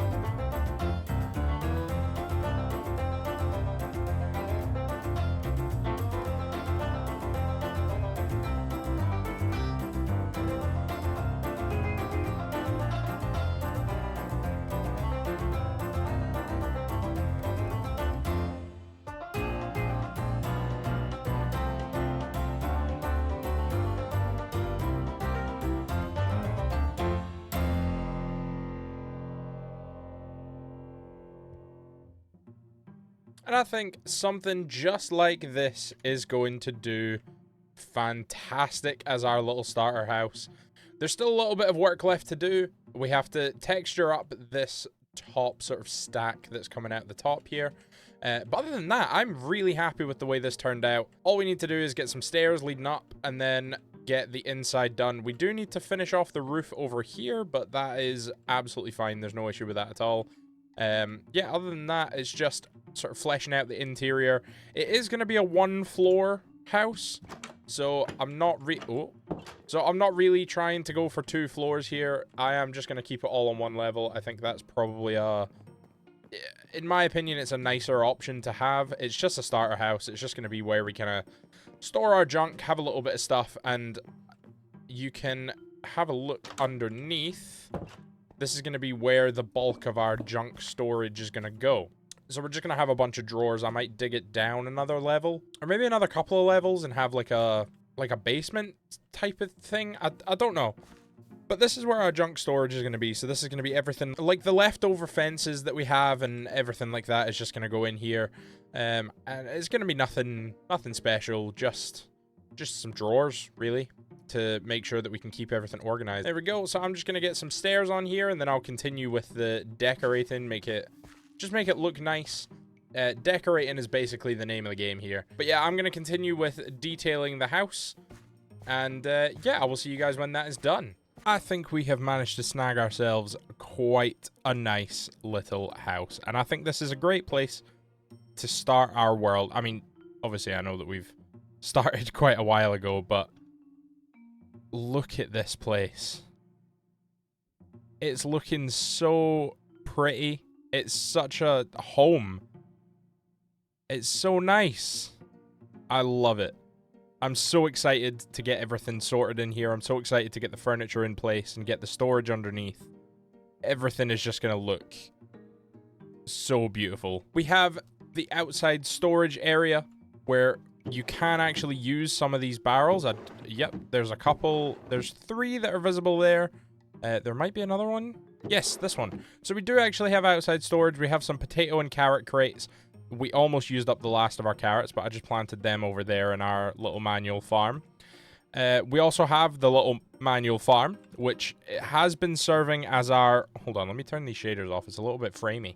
Oh, much better. We have the storage area that's outside. That's going to be for sort of miscellaneous stuff, farming equipment. We have a few leaves dotted around. We have our flower pot on the outside, our 2 little lanterns to light up the front. We have a little staircase that leads up to our front door, and then I've just textured this wall lightly with different colors, different sort of levels, different levels of depth, and then we have some leaves scattered around as well, just to give the effect to some bushes. And overall, I think it gives a really nice feel to the house, and we have the spruce picket fence running around the outside. But I think I mentioned in the last clip that I have actually been looking at some other mods. And if I didn't mention it in the last clip, then, well, I'm a little bit stupid, but I will mention it in this clip regardless. I've been looking at a couple of other mods, and one of the other mods that doesn't come standard in this mod pack that I have been looking at is the Macaw's Furniture mod. So this actually gives us so many options for tables, desks, end tables, coffee tables, glass tables. We have chairs, modern chairs. We have drawer counters. So this is going to give us a perfect opportunity to make a fantastic kitchen once we get round to it. And just make the inside of this place feel as homey as the outside. Because inside, it's currently a little bit lacking. It's very empty. But that is something that is going to be left until a bit later on in the episode. We will come back to it at some point. But right now, I think we want to check off one of our next goals. So if I just pull out our clipboard, we have void upgrade for the flint drawer, done. We have starter house, we can tick that off, done. So now we just need a potato supply. So to get an automatic potato and carrot supply, I have decided that I want some carrots as well. To get that, I'm going to use this space next to my house. So you can see I've already got a few potatoes here, but nothing overly special. So I think what we are going to do is get a little farm going. We'll have a little path going up the middle. And we are going to get a contraption in here that is going to harvest us some potatoes and send them straight into the house. And my goal is to have those shot straight up into the pantry area so that we always have access to them. That'll be for carrots, potatoes, and then potentially for tomatoes and cabbage as well. Maybe some onions down the line if I can find some. But I think I've got tomato and cabbage seeds somewhere. I'm not 100% sure. But if not, we can go to a village and find some. But I think that is going to be our next project. So working on some sort of contraption that can get us a lot of potatoes and carrots. However, I don't want to disturb the growth of these, so I'm going to go off and do one of our little side quests just before we complete that. So it's not on the clipboard, it's not something that we have to complete today, but something that I wanted to complete was I wanted to have a look at creating a tunnel bore. Because you can see over there we have the elevator. I mentioned it earlier on this episode, and we haven't really had a look at it. So my idea is to get a sort of tunnel bore built, so that we can go down and start mining. And I think we should have all of the resources to build that right now. So if I just grab everything that I thought we might need. Perfect. So now I have everything that I think we will need for creating this contraption. So I do actually have a rough idea of what I want this to look like. So we need the plows here and here. So we're going to set that one to rail, and then this one is going to be set to anything that counts as a placeable block that can be collected while mining. So we'll include tuff in there as well. There we go. So we have all of our drills in place, and then we can place our item vaults on the back here. So we're going to have a big 3x3 vault, which should hold more than enough storage that we will need. There we go. So now they should both place at the same time. Very last thing that we need to add is a portable storage interface just there. So that is going to be our contraption totally finished. Yes! Okay. We have it fully ready to go. There we go. So if I give this a little bit of a nudge, this should get moving. It's picked up a couple of pieces of deep slate, but it is moving. Very loudly, might I add. So if I just chuck a couple of them in, it's actually doesn't have any redstone torches. There we go. Now it has redstone torches. Now it can move. Ooh, shiny. Ooh, more shiny. Okay, potentially we may need some more storage. So let's grab what we have and head back up to the surface, shall we? Now you see this is more like it. Mining on this level is where you want to be. I have already ran into some lava, which isn't ideal, but it is fine. Oh, and water somehow. What? Oh, we've run into a slime chunk. I think we have enough stuff. Ah, that is a really nice amount of diamonds that we have now. Right, now I suppose that mining is out of the way. We have a good amount of resources. We have a great amount of diamonds. So I think now we can start to focus on the farm. And I think what I want to do with the farm is I want to turn this space, this long space, into just 2 strips of farmland that we can harvest. And then we will ship all of the resources underground up into this little pantry area, which is where we're going to store all of our food. So we are going to section this off just into 2 for now. It's just going to be potatoes and carrots. And then we will add cabbage and potato. Cabbage and onion. Into the mix as well. And then we'll get tomatoes harvested somewhere else. I think I want a tomato, like, vineyard type thing going somewhere. But either way, we'll get this sorted now. So the first thing I want to do is I want to get rid of all of this farmland. And I want to harvest up all these potatoes. Because I'm sure they're all ready to be harvested. We have some carrots as well. So I just want to harvest everything up that's here. And then from there, we will get something built. I don't know if we want to do a little greenhouse or if we just want to leave it open. I think we will do a little bit of a greenhouse. So I'm going to need to get a lot of glass. And for that, I'm going to need a lot of sand. So, yeah, we'll see what happens. I might take some gravel over to the crushing wheel and just get a bunch of sand as well. And then we can smelt that into some glass. But, yeah. I'm going to get rid of this, and then we will go from there. Okay, so we finished gathering up some sand. I managed to smelt it all into some glass, so you can see we have all this glass up here. We have white, we have grey, and we have some clear. I think it's time that we make a start on this. So I think I want a greenhouse type of building. So what I'm going to do is I'm going to clear out some land, and then we will get the rough crops in. So we'll just get the crop fields placed down. And then what I'll do from there is I will build a building around the crop fields, I think. That might be the easiest way for me to do it. Right, I think we are ready to get started. So I got myself some powered rails and a couple of controller rails. You'll see why we need those in just a second. We have our portable interface controller. We have some spruce trim to connect it up to the storage. We have some storage that's going to go on the contraption, some building blocks, our harvesters, and our minecart. And obviously, as always, we are carrying our contraption, our cart assembler, some redstone torches. We can make more of those. We will need more, but we can make more. So that's fine. And then I think the last thing that we need, super glue. There we go. So that should be everything that we need to make this contraption happen. So what I want to do first is I am going to need some temporary blocks. I'm just going to use some dirt. So for that, we are just going to pop that there. And this is going to be where our harvesters are going to go. So our harvesters are just going to go on the end there and replace all of that with girders, because I think girders look really nice. There we go. Perfect. And then all we need to do is figure out how far we want this to travel. So it needs to travel from here all the way along to here and then come back. So I'm just going to tunnel all the way back until we hit the start, just to make this a little bit easier. There we go. So now that we're here, what we can do is we can actually start assembling our contraption so that it works both ways. So if we just pop a cart assembler on there real quick, then what I want to do is I want to put our minecart in there, chuck a girder on there. And then as long as we super glue this all together, then it should work. So we want our cart assembler right on this rail here, and then we want our mine cart right underneath it, and then we just want to pop a girder in there. And then what we want to make sure that we do is lock the rotation, because if we don't lock this rotation, it is going to break. Yes! Okay, it's all working. Right, so now we should be able to just pop the other redstone link down. We'll just pop it here for now. Fill it with the baked potatoes. And then it needs a lever. So where have I put my lever? There it is.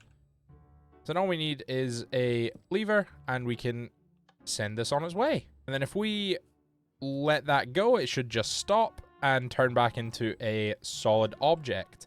And while it is a solid object, it should stop here so that we can collect the harvest through the portable storage interface. So what I'm going to do, I'm going to go and grab some carrots and potatoes. We're just going to let them grow. And then we will do our first harvest and see what we can collect. And while these are growing, I'll get the storage actually set up for this place. There we go. And now that that is done, we have one more carrot that we can place there. Once these are all fully grown, what will happen is they will harvest and then replant. And it should all connect into the storage that we are going to run underneath here up into our little pantry. So what I'm going to do, I'm just going to break a little hole in here, and then I'm going to use my free cam to figure out where we are. So we are one block too far over. Perfect. So if I just chop a hole right here, yep, there we go. That's perfect. And then all I need to do is grab some spruce trim and connect that down to here. And then all we need to do is go over here, go down to where this portable storage interface is, and place another one down like that. So now all we need to do is take this output from here into a drawer controller, and then connect the drawer controller up to our storage system. So I think we're actually going to use a drawer controller slave for that, because I want the drawer controller to actually be under here. I think that's going to be the better option. So having the drawer controller under here, we will actually drop this floor down eventually. You know what? I'm just going to do that now. So I'm just going to quickly lower the floor by 1. Just because I really don't like the too high ceiling. And this is going to be where all of our sort of junk storage is going to go. So I will be 2 seconds. I'm just going to lower this floor. So I did get a little bit carried away. I ended up building a little storage room down here. We have got a little bit carried away, but this is where all of our junk storage is going to go. So I wanted to put enough stuff down here to have like all of the possible variants that we would need. But I think wood and all the different building blocks like clay, like sand, like gravel, glass, everything like that. Anything that doesn't currently have a home and anything that doesn't fit in the home that it's in will end up here. But right now, I think my goal is to get the storage hooked up just to the potatoes that we want to hook up there. So my idea is all of these connect up through this block into the storage at the top. So what I'm going to do is I'm going to route spruce trims from that area into here. I'm going to use a drawer controller slave to do that, and the actual drawer controller is going to sit behind this wall somewhere, and that is essentially my plan. I think it shouldn't be all that difficult. I just need 2 funnels, a couple of item drains, and a drawer controller and a drawer controller slave, and then I should be good because I have a lot of spruce trims. So I'm going to go and collect up a drawer controller and a drawer controller slave. And with that, we should be good to go. So that should be both drawer controller slave, drawer controller. So now we should be able to get everything hooked up. So right out of the back of here, we want to go out. So we need to take a funnel out into item drains, into another funnel.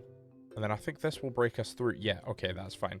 So what we need is our brass funnels. We need 1 on there, and then we need our 2 item drains, and then we need a drawer controller slave on this block here. And then from there, this side of the contraption is actually completed, so we can leave that be. Yeah, this part of the contraption is actually 100% finished, and we can now block that back up and head on back down into our storage system. So for the rest, I think what we are going to do is have a drawer controller here. So that's going to be where our drawer controller goes. I'll pop that in at the end, actually. Until then, we just need to hook up this drawer controller slave with spruce trim. So that should actually be everything sorted for the storage system. So we have 141 potatoes and 0 carrot. So let's go and send this out for a harvest. Okay, so it did what it meant to do. It kind of had a little bit of a hiccup when it was trying to, you know, send out the items, and I'm going to the wrong place. But that should now 160 and 3. Oh, that doesn't seem right. Oh, it needs to be a contraption before it'll move. Okay, that's fine. So now we can stop it because it has emptied. 347 and 55. That's much more aligned with what I thought was going to happen. But our storage system does work. Our storage system is working. It is in place and our crops are being harvested. We now have automated carrots and potatoes. So that actually solves one of our food problems. And excitingly, we can tick it off on our clipboard. Let me just plant up the rest of these carrots. Oh, we're one short. But if we have a look at our clipboard of things that we need to do, potato supply. So we have actually completed everything that we set out to do this episode right at the start. But we're not done for today. No. Today is not done yet. This episode has a couple more things that need doing. So, one of those things is there's no point having this beautiful crop farm if we're not going to have anything around it. So we want to build a little greenhouse out the back here, just to keep our carrots and potatoes safe and harvestable and ready and warm and protected from crows. So definitely we want to look at getting something built around here for sure. Oh, actually, you know what? The elevator can wait till next episode. I want to do the interior of the house because I do want to get rid of our tent. So that's going to be a plan. So I'm just going to go and grab a few blocks so that I can start building the greenhouse. And then once we've done that, we'll do the interior of the house. We're going to be heavily focused on this sort of area this episode, I think. It seems like a good plan to me. We built the house. We might as well finish it this episode. No point leaving a half a build until next week, essentially. So yeah, I'm going to go and work on the gathering up some blocks for the greenhouse. And then when I get back, we will work on the interior of the house once the greenhouse is done. Okay, so I have gathered up a bunch of blocks. We have a few framed blocks, some dark oak wood, and we have all of our glass in our backpack. We will use the glass blower bench to make that look a little bit nicer, but right now I think I just want to try and clear out enough space. Ideally, I want the walls to be like along here, maybe. There we go. So I feel like a three-way entrance leading into a one-way feels reasonable. So let's figure out a rough shape for this then. So we definitely want these to go up. Yeah, and then we want the corners to go up as well, and then we'll have a couple of posts in the middle. Yeah, so this is kind of what I'm working with at the moment. I like it. I do want to do a little bit of a domed roof, though. I think that's actually going to be where this becomes a little bit more difficult, I think. There we go. So that's the dome at least started. So we're going to have quite a flat dome, I think. Okay, I think I have something quite nice going here. It's a decent frame. I think it's going to work quite well. The only bit that's really bugging me is this bit here, because you can see that it kind of, yeah, it's very blocky here. This was as best as I could work it, and it's stressing me out. I think this is looking really nice. I like this a lot, actually. While I was in the middle of building it, I didn't think I would like it as much as I do, but I think it really ties the build together. And I like the contrast of the dark oak to the spruce. They're both very dark woods, but they still work really well together. So I think overall, this has actually turned out to be really well done. But either way, I am super, super happy with the way that this turned out. It's actually taken quite a lot of time. It doesn't look like that complicated of a build, but it really is actually quite complicated. Yeah, I'm very happy with the way this has turned out. I'm going to get a glass frame door on this, get some decoration in the back, and then I think from there, we can move on to the interior of our house. And I think the door we're going to go for is the dark oak bark glass door. Dark oak bark glass door. That's very difficult to say. Yeah, okay, I like that. That looks good. I think that, yeah, I like that. I like that a lot. Okay, so I've just started on the interior of the house. So the interior of the house, I think this is what we'll have for the kind of kitchen area. This is all just going to be like a storage pantry, and then we'll have a couple of sort of things that we can cook with. I think I want to get into the Farmer's Delight stuff in here, and then we'll have just some furniture kicking around. And I'm still not 100% sure on where to put the bedroom. I think the bedroom should maybe go here.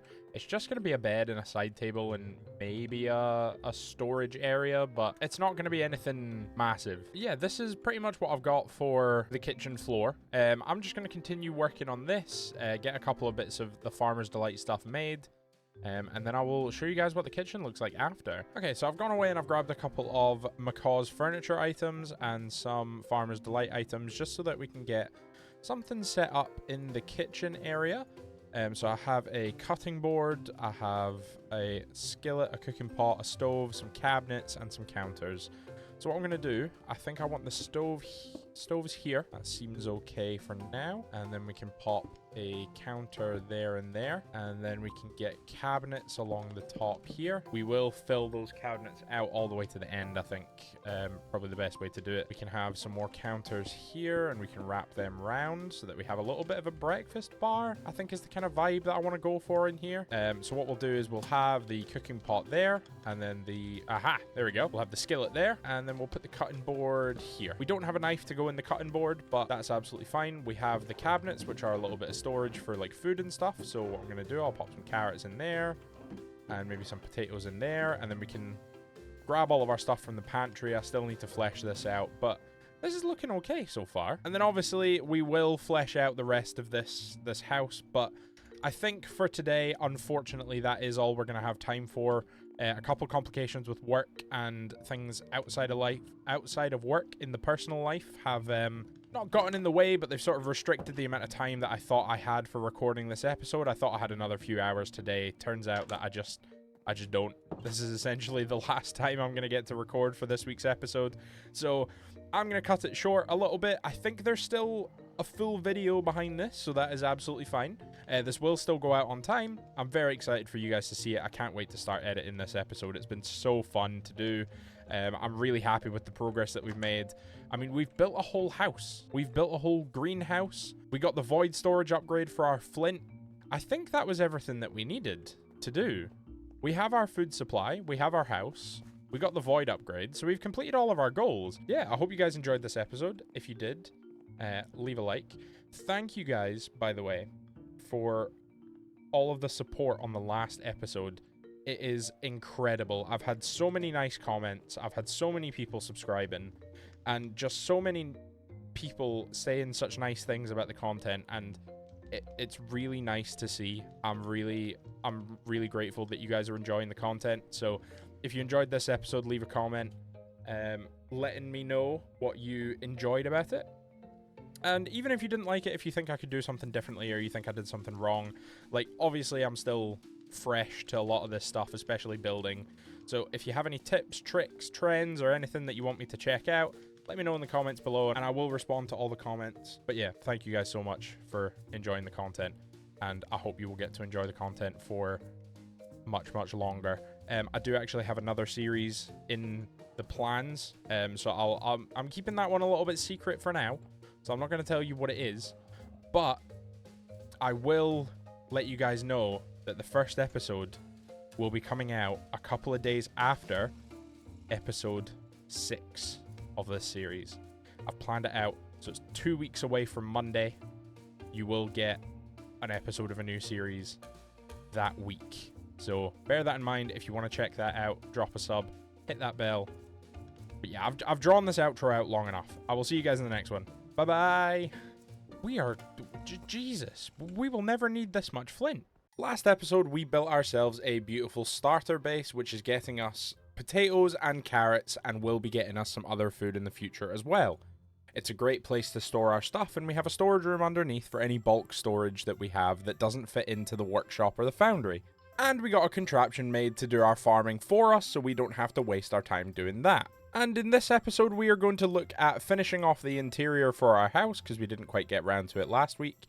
And we are going to look at getting a few more crops added to our farm, potentially with another greenhouse. As well as that, there are a couple of other things that I do want to have a look at. So, obviously we have the iron farm, which is collecting us some nuggets, but I think I want to implement some compacting drawers in there so that we can start getting iron ingots, because taking out all the iron nuggets and then crafting them into ingots myself, it gets a little bit tedious. So we either need to create a packing system, or we need to get some compacting drawers, depending on which one's easier. I do want to do a little bit more mining today, because we do need a few more resources for my big project. And for the big project, I want to start making an andesite farm. So if you remember last episode, we were talking about flint. And with flint, what you can do is you can compact it into andesite. And for that, you need gravel. Fine. Flint. Fine. No worries. We have a farm for that. lava. Now, lava's the difficult part. We don't have an infinite source of lava. To get an infinite source of lava, we need a lava farm. And the best way to make a lava farm is to use cauldrons and dripstone and farm the lava, store it in tanks, and then use those tanks to fill up an infinite source so that we can have lava whenever we need it. Now, to get an infinite source, it's very difficult. There's a lot of lava that you need. I think, I could be wrong, but I think you need a 16 by 16 area, so the size of a whole chunk, that is 32 blocks deep. So I think that's the maths. So you need about 32 blocks deep of a whole chunk in order to get infinite lava. And you need a hose pulley to go all the way down to the bottom. So, to do that, today we are going to look at building the iron farm. I think getting infinite lava this episode is a little bit out of the question. But getting a farm built is definitely not out of the question. It's definitely possible. And that's what we're going to be working on today. So, we are going to have a look at adventuring to get some more crops for our farm. So we are going to visit a couple of villages, see if we can find some cabbage, some onion and tomato seeds. We're going to finish fleshing out the interior of our house, and we are going to look at building a lava factory. And if I just pop into our tent and go into free cam real quick, I think the best place to put our lava factory is up here on this plateau. So what I'll do is I'll use the tunnel bore to clear out some space up here. Make sure that we're all nice and flat and all good. And then I'll fill the area with stone so that we have a foundation like that. And then from there, what I'll do is I'll get the lava factory built so we can start pumping lava. We need to grab some copper so that we can build some fluid tanks. And I think the first thing that I need to do before we start adventuring, before we start building or anything, we need to go mining again. So I need to go grab a lot of copper, a lot of cobble. I think the best thing to do is to grab the tunnel bore and head down into the mines and do a little bit of mining on copper level and see how much we can get. Okay, so now we can just send this on its way and pick up any copper that it leaves behind. And then hopefully by the end of this, we should have a pretty nice amount of copper. And actually, I do really want a lot of this limestone, so I'm probably going to grab some of that as well. And after about an hour or so of mining, I think we should have enough stuff. Look at how much copper we managed to get. Right, so we're just going to let this empty, see what we can get, and then we will go from there. And look at how much copper we got. We have so much, and I don't even think we need this much. I'm going to smelt up all of these stacks. And then we can grab all of that, and look how much copper we have. Okay, and now that all of that is packed away, we have over 1,000 copper. Still a stack that hasn't been cooked, and everything that's over in the foundry now. But we are going to work on getting some stripped logs. So if I just come down here, you can see I've already got a stack going, which is just finished. And what I'm going to try and do is get as many of these logs stripped up so that we can start deploying some copper onto them to make some copper casings. And then from there, we're going to look at getting some fluid tanks. So if I just hand this guy some copper, and then we can start that. Oh, we can run both at the same time. That's amazing. There we go. I'll just turn that off like that. Then we can have a look at how we actually make fluid tanks, because that's one thing that I've not looked into yet. Aha. So, as it turns out, we don't need copper casings.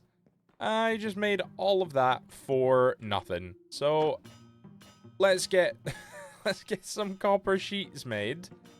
At least we have the excess copper. I mean, oh no. Okay, now that we've done all that, we have 2 stacks of fluid tanks, which means now we can start working on the lava farm. I need dripstone, I need a lot of cauldrons, then I'm going to need a lot of lava, and I'm going to need a lot of pipe. So we need copper sheets and copper ingots. That is fine, I'm sure we can get that done. And I think 8 stacks of fluid pipes is going to be plenty. There's realistically no reason we're ever going to need more than that. I've just taken a little break to cook up some baked potatoes. So in terms of starting this iron farm, I think what we are going to need is a lot of stone. And I actually think we're going to do stone, but we're going to build the actual building predominantly out of deep slate. I kind of want to go quite dark with it. But we are going to go with stone for the floor, obviously. And we're going to go with stone bricks like we always do. So we're going to go rounded stone bricks. And then we're just going to go over to where I thought we could place Sorry, I think I've said iron farm about 4 times in this clip. Lava farm.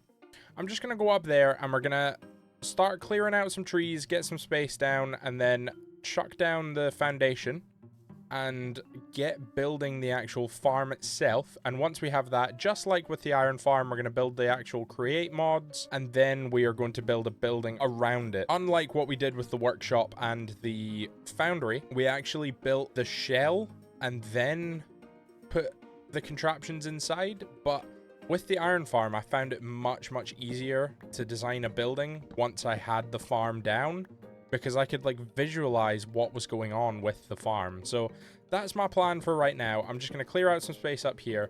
This is where we're going to have it. And I actually think I might just go and get the tunnel bore and then just send it off in a couple of directions and just clear out space. And I think we have done quite a good job of getting a platform built up here. So let me just show you guys what I have going. So up here, you remember there, it used to be quite the mountain. What is happening? I swear they spawn more in hardcore. Either way, we cleared out a lot of the space, we got rid of a lot of the trees, and we built ourselves a little platform. So this is where our lava farm is going to go. My plan is to have the tanks out here. I want to try and get 3, but it depends on space. But yeah, so now the next plan is to actually get the lava farm built, and that is going to be difficult. So I need my cauldrons and I need my pipes. Grab a stack of those, and then I need some temporary blocks. There we go. So if we get the cauldrons in place, then all we need to do is make sure that we have pipes hooked up to the bottom of each one so that we can pull the lava out when it's necessary. I'm not 100% sure, but I think we can just place them like this. Yes, we can. Okay, awesome. There we go. Now they are all hooked up, and then from here we just need to pipe these out the back, well, over to here, I guess. And then this will be where the tanks fill it up. I feel like we need more. I have so much space that isn't being used now that I feel like we are going to need more. Yeah, we're definitely going to need more. Okay, that's fine. We can look into that. There we go. So we have our 3 fluid tanks. I don't know if they should maybe be closer together, but what we can do is we can actually connect these up like this, I think. And then it should connect them all, potentially. Oh, I don't know. But we are going to need a pump. So that's one thing I didn't even think of. We need to work on a pump. A mechanical pump, which is a cogwheel and a fluid pipe. And I've just thought about something. We haven't actually used cogwheels in so long. Do we even have any? Oh, we have 3. Right, so let's attach that onto there, flip that round. And then all that needs is rotational power. So I think what I might do... Right, let me get rid of all these fluid tanks, because I think I need to do something slightly different with this. Okay, so what we need is we actually need this section over here to be water wheels. And then the water wheels need to power the pump, which is going to fill up the tanks with the lava that we need. Okay, so we need to make space for some water wheels then. That's fine. Okay, that is... in fact, far too many water wheels for what we need this to do. But with the size of the building, I thought that it fit well. I'm pretty sure that amount of water wheels is overkill for even down there. I think down there we've got 5. Up here we have 12. So we definitely don't need that much power. I think what I want to do is just make it really fast. It's just a case now of where do we put the tanks. But I think I want the building to be similar in style to the iron farm. Or maybe do we want a similar look to the foundry? I'm not sure. We will figure it out though. Now all I need is a rotational speed controller, which I don't have any on me, but I should be able to make one. Yes, I can make one. There we go. So if I just grab one of these and then we can route that out of the back here. There we go. And then we can bump up the RPM to like 256. And then that should be more than enough to pump out all of the lava that we need. So now that we have power to pump out the lava, and we have where the lava is going to be generated, I think the last thing we need is just a platform for where the lava is going to sit. And then we're pretty much done. All we need to do is duplicate that and then figure out what else to do from there for it. And I'm thinking, why are they dripping water? Where's the water coming from? Did they just drip water naturally? Or have I put water up here? No. Did they just drip water naturally? Oh, anyway, I was thinking that something like this would work pretty well.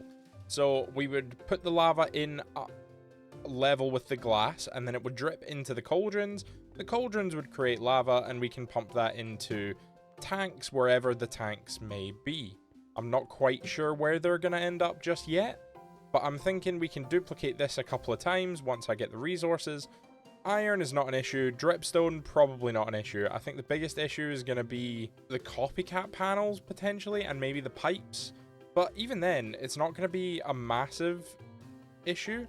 So I think all I need to do now is just go and get a few buckets of lava so that we can start this process out. And I know where we can get lava because it's the same place that we went to go and get our obsidian. I don't think it needs to be a lava source on top of these dripstones. I think we can get away with just flowing lava. So yeah, it doesn't have to be a lava source. And this is the bit where I have to be very, very careful, because I could fall in here at any moment, and that would just not be good. But let's just do a quick double check. Are all of these dripping? Is every single one dripping? It looks like it. Maybe these ones aren't. Oh no, they are. They are. Is that one at the back there? Are you all dripping? These two might not be. So it might actually need to be a lava source. Okay, that's fine. What I'm going to do is I'm going to head back to that lava and just grab some more. Okay, so what I think I'm going to do is I'm actually just going to pop the tanks here. Let's see if this is working. Oh, it is. Oh, and it's going quick. Oh, this is great. It's no longer working. So I wonder if maybe it can't go through glass. Is that right? No, okay, it just wasn't working. But we have 3 buckets of lava in there. Why is it suddenly not working, though? That's my question. We have more than enough power. More than enough power. We have more than enough space. Is it maybe because these aren't technically full yet? That's a potential. I mean, they all look pretty full. The pipes all seem to be connected correctly. I mean, we've had lava pull out of it, so I don't know why the rest of it isn't pulling out. That's very strange. There we go, and I think 2 should be just fine for what we need. So all we need to do is get a building put around this. I might move this stuff. Or maybe we'll just put a building around here and then keep this stuff visible. I haven't quite decided that yet. But the idea is to get a building put around this today, and then we can work on a couple of other things. But I'm really happy with the way this has turned out. I'm really happy with the progress that we've made here. And I think what I need to do now is figure out how I want to lay this building out. Because at the moment, we don't have a lot of stuff to encase. I need to go and research what a good power plant looks like anyway. So yeah, I'm going to go do that, and then we can start gathering up some blocks for the color palette and everything, and then we can go from there. I also realized why our lava wasn't constantly flowing, and now I've fixed it. So as it turns out, pumps actually have a reach, and yeah, essentially the pump wasn't reaching all of the cauldrons. So with this pump alone, I was only reaching these 4 rows of cauldrons. Then I added this pump, and I managed to reach this row of cauldrons, but then nothing past here. So I've added a pump at every interval so that now the lava flow should be constant. So if we just go up here for a second, and yep. So you saw that fill up, and then immediately it was done, you know? Like, it filled up, and then it goes away. That never used to happen. We used to have chunks of lava just sitting, and yeah, it was a pain. But I managed to figure out why that was. I didn't realize that pumps had a reach. But now that I know that, I should be fine to just add a new pump each time that I need one. I'm gonna go and check out some ideas for buildings, and then we can see what we can do with this. I'm gonna go for a slightly different design. It's still gonna fit in with what we have around here, so it's mainly gonna fit in with the iron factory. So basically what I had in mind was essentially we're gonna have one building here that is going to house just these, and then in the middle here we'll have another building that is slightly taller, and then over here we'll have the same thing. We'll have a building that's going to encompass all of this stuff as well. I think we might have to rejig this system a little bit. I've got some ideas. Maybe we'll take inspiration from the shape of our foundry where it's just one big rectangle. Yeah, I think either way, it's something that we need to think about. Yeah, okay, I think we're going to do this. So it's going to be very, very similar to what we have over there, but not quite exactly the same. But I'm very happy with the mechanism we have so far. So I'm going to get building. I'm going to time-lapse it. So I will see you guys when that is done. Let's cue up some music and get going.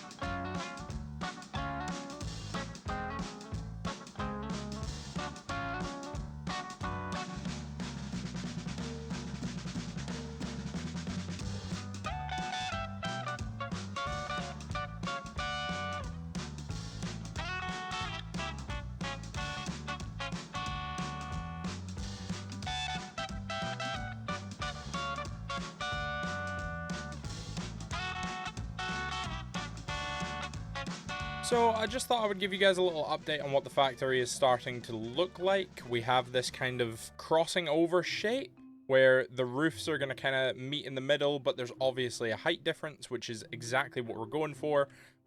We've moved the tanks to the front of the building here. It is getting pumped into the tanks from over here instead. I'm a little bit nervous to power it just because I'm conscious I might move it again. But we have also put the water wheels on the outside over here, which I think looks quite good. Adds a little bit of symmetry. Like we have the little lean-to over here, and then if the water wheels were on this side, it would just kind of all look a little bit left heavy, which is not what I'm going for. I really want this kind of asymmetrical symmetry going on. So I'm really happy with the way this has turned out so far. Obviously, the walls need a lot of texturing and a lot of detailing, which is absolutely fine. We will get to that. Yeah, the roof is going to be predominantly deep slate tiles up here. And then I'm not 100% sure what we'll do down here. Maybe some stripped dark oak just to sort of give a little bit of different texture. And then I have an idea for some smokestacks that are going to go up the top. Yeah, they're going to be a little bit more difficult to do, so I need to figure out how to do them.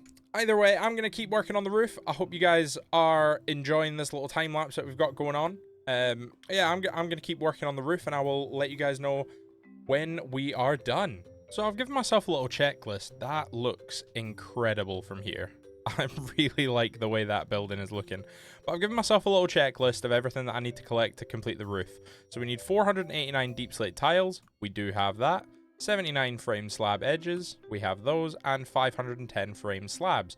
We have that. So now that we have all of that, we can head back over and start actually putting a roof on this thing. And I think something like this should be perfect. I really like the contrast of the granite to the deep slate. We do need to finish off this bit. but I'll just show you guys what we have going on so far. Obviously, there's been no texturing whatsoever, but that will come after. And we do have the lava actively going while we're doing this. I decided to hook it up just so that we could get it going. So I have moved everything. It's now pumping through the back here. I think I showed you that in a previous clip. But yeah, I think this is starting to look really, really nice. I'm really liking it. We can have some catwalks going along the top as well, just to make sure that, you know, we're using the vertical space as well as we can. We also need to find a way to put some light in here, but I have a couple of ideas. For the deep slate wall part, we might actually go with the stripped dark oak logs like we have over there. I think that's a really good combination, and it'll tie it in really well with that anyway. So yeah, I think we're going to do that. We're going to go and grab some stripped dark oak logs, or, well, we'll grab some dark oak logs, strip them, and then we'll get the roof filled in with all the slabs and everything that we need to. But yeah, I'm really happy with the way that that roof is turning out. And I actually think that a dark oak roof is looking really good with this deep slate. I don't know why, I'm really liking the dark oak and deep slate combo. Like the two dark blocks together. It's looking so good. Next on the cards, we are going to be looking at texturing this build, putting a door in, and then fleshing out the interior. But either way, I think our lava farm can be considered functionally done. However, some of you guys may have seen my post on YouTube in the community tab. If you haven't, I do post on the community tab every now and then. I say that I've got one post up right now, but I will be posting more and more on the community tab of YouTube. So if you're interested in that kind of thing, hit the sub button. And if you've been enjoying the content as well, please do subscribe. You can be notified whenever I post a new video. You can be the first in to have a look. You can be the first in to comment, whichever you prefer. But as you guys saw on my community post that I posted a few days ago, this episode is actually late. My videos usually go up to Twitch subs on Sunday, and they get the video for a day before I release it to the public on the Monday. Unfortunately, something came up over the weekend where I just didn't have enough footage to release a full episode, so this is the last clip that I will be recording. We are going to have to leave this build until next episode. I do need to do a little bit of block grinding, get some iron, get some other materials so we can flesh this out, get some more granite so we can texture up the walls, and just make it look really nice. Now, this is going to be the last clip of the episode, so I do hope you guys have enjoyed. If there's anything else that you would like to see me add to this world, please do leave a comment and let me know, and I will check it out. I do tend to respond to all the comments, so if you have anything that you want to say, please feel free. And once again, I just want to thank everybody for the incredible support we have had on the last few episodes. It has been unbelievable, the amount of amazing, kind comments that I've been getting, the amount of new subscribers, and just overall the amount of support that we've been getting on the videos. It has been insane, and I'm really, really glad that you guys are enjoying this world. I'm really enjoying our little valley that we have going on here, and I really enjoy thinking up new plans and new builds. I'm doing a lot of research off camera over the weekends and everything to think of new buildings to build you guys with new functionality for Create. And I have so many fun ideas that I want to try in this little valley. But anyway, I'm going to leave it here for this week, guys. I hope you guys have enjoyed. If you did, you can drop a like to let me know that you enjoyed it. And also, if you do want to subscribe, please feel free. Again, the support on the last few videos has been absolutely incredible. I do really appreciate you guys. Thank you so much. And I will see you guys in the next episode. I'll see you guys next week. And we have a surprise next week. On Wednesday, there will be a release of a new series that I am starting. I will be recording that from this Wednesday. So in 2 days' time for me, I will be starting the recording for that. I have some really fun ideas for that world as well. It's going to be a new mod pack, a new world. I hope you guys enjoy this series. I hope you guys will enjoy the next series, and I look forward to seeing you guys next week. Bye. Oh my god, it's going to take us a long time to get 15,000 buckets. Oh. Last episode, we did not get any compacting drawers for our iron farm, we did not add on to the front of our house or to our greenhouse, and we do not have any more food. We did build a lava farm. We now have an infinite supply of lava. All we need to do is collect enough to make a bottomless source of lava. And in this episode, we are going to be working further towards that, as well as completing a couple of the things that we couldn't get done last episode. But also, for those of you who saw last episode, you will know that we were cut a little bit short at the end of the week, and essentially the lava farm took a little bit longer than expected, so we didn't actually get on to anything that we really wanted to do. This episode, we are going to be looking at getting a couple of those things completed that we couldn't last week. However, one of the first things we are going to be looking at is getting compacting drawers for the iron farm, because that is actually going to be the easiest thing to do today. So to make compacting drawers, we need an iron ingot, some stone, some drawers, and some pistons, everything of which is 100% possible for us. All we need to do is go and grab some materials. So let's head over to the workshop and get everything that we need to build this. So for the pistons, we are going to need 2 iron, 2 redstone, 8 cobble, and 6 planks. And then we can go ahead and craft up 2 pistons. And with those 2 pistons, what we can do is we can grab 5 stone, an iron ingot, and we need some drawers. Now, drawers are easy. We should have some lying around. So now we have everything that we need. So we put the stone in there, we put the pistons in there, and then we pop the iron ingot in there, and we have compacting drawers. So what I need to do is I need to switch this farm off for iron. There we go. So we have 7 iron ingots, 64 iron nuggets, and now we have 9 iron blocks if I fill it up completely. So what I can do is I can lock this drawer just like that, and we can quantify it just like that. So compacting drawers for the iron farm are done. Now, the next thing I would like to work on is the house interior. So if I just pull this up, that is on our list as well. So we haven't done the house interior yet, and I really want to get that done this episode. But before we start work on the interior of this house, you can see it really does need it. I want to plan out what is going to go where. And just before we get on to planning, you may notice that this video looks a little different. So for those of you who don't notice, well, I'm sorry, this part's a little bit pointless for you, but for those of you who do notice, the last few videos I have released have been uploaded in 30 FPS. And I didn't realize this. I recently changed my PC. So I have 2 PCs. One is to record and stream, and the other one is for gaming. So I have a dual PC setup, and I have recently upgraded my streaming PC to a really, really good new one. I'm super happy with it, but I didn't realize that all of my OBS settings reset. So I went through them the other day, and I noticed that something was a little bit odd. It was saying that my FPS was at 30, and I was confused. I had no idea why my FPS was so low. I didn't know what was going on. So I thought, oh, let me just check the settings. And yeah, OBS has been recording in 30 FPS this whole time. It's also been recording in 720p. So all of my videos have been upscaled in DaVinci Resolve to 1080p 60, which frankly can't look great for you guys. So what I've done, we are now recording in 1440p 60 FPS. Does it look any different? Can you tell? Probably not. But it makes me feel good knowing that my videos are a slightly better quality for you guys. So I just wanted to get that out of the way before we jump into designing anything for our house. So now that bragging about my higher quality videos is out of the way, we can get started on designing our house. So what I was thinking first is we can put up a couple of copycat panels just to divide the place into some walls. And then from there, what we can do is we can think about where we are going to actually put everything. So I definitely want a 2-wide bed with a little bit of a unit. So we might have to get rid of that window, unfortunately. Or we can build around the window, actually. That would be quite nice. Okay, so do I want that there? No. Kind of want that on that side. There we go. There we go. So if we section that off into a bedroom, that should be more than big enough for us. We can have a shelf along this side, our bed in the middle, and then we can have a unit round the window. So I think cabinets along this top wall are going to be pretty useful. So we are really coming along with this house interior. I'm really enjoying what we have. Oh yeah, okay, that's good. So we have used up everything that we wanted to use. We still have plenty of space in the house. And it's looking a lot more fleshed out. This is starting to look like a really homey home. It's starting to look like a home. And now we can come in here and sleep. Look at that. We have a bedroom to sleep in.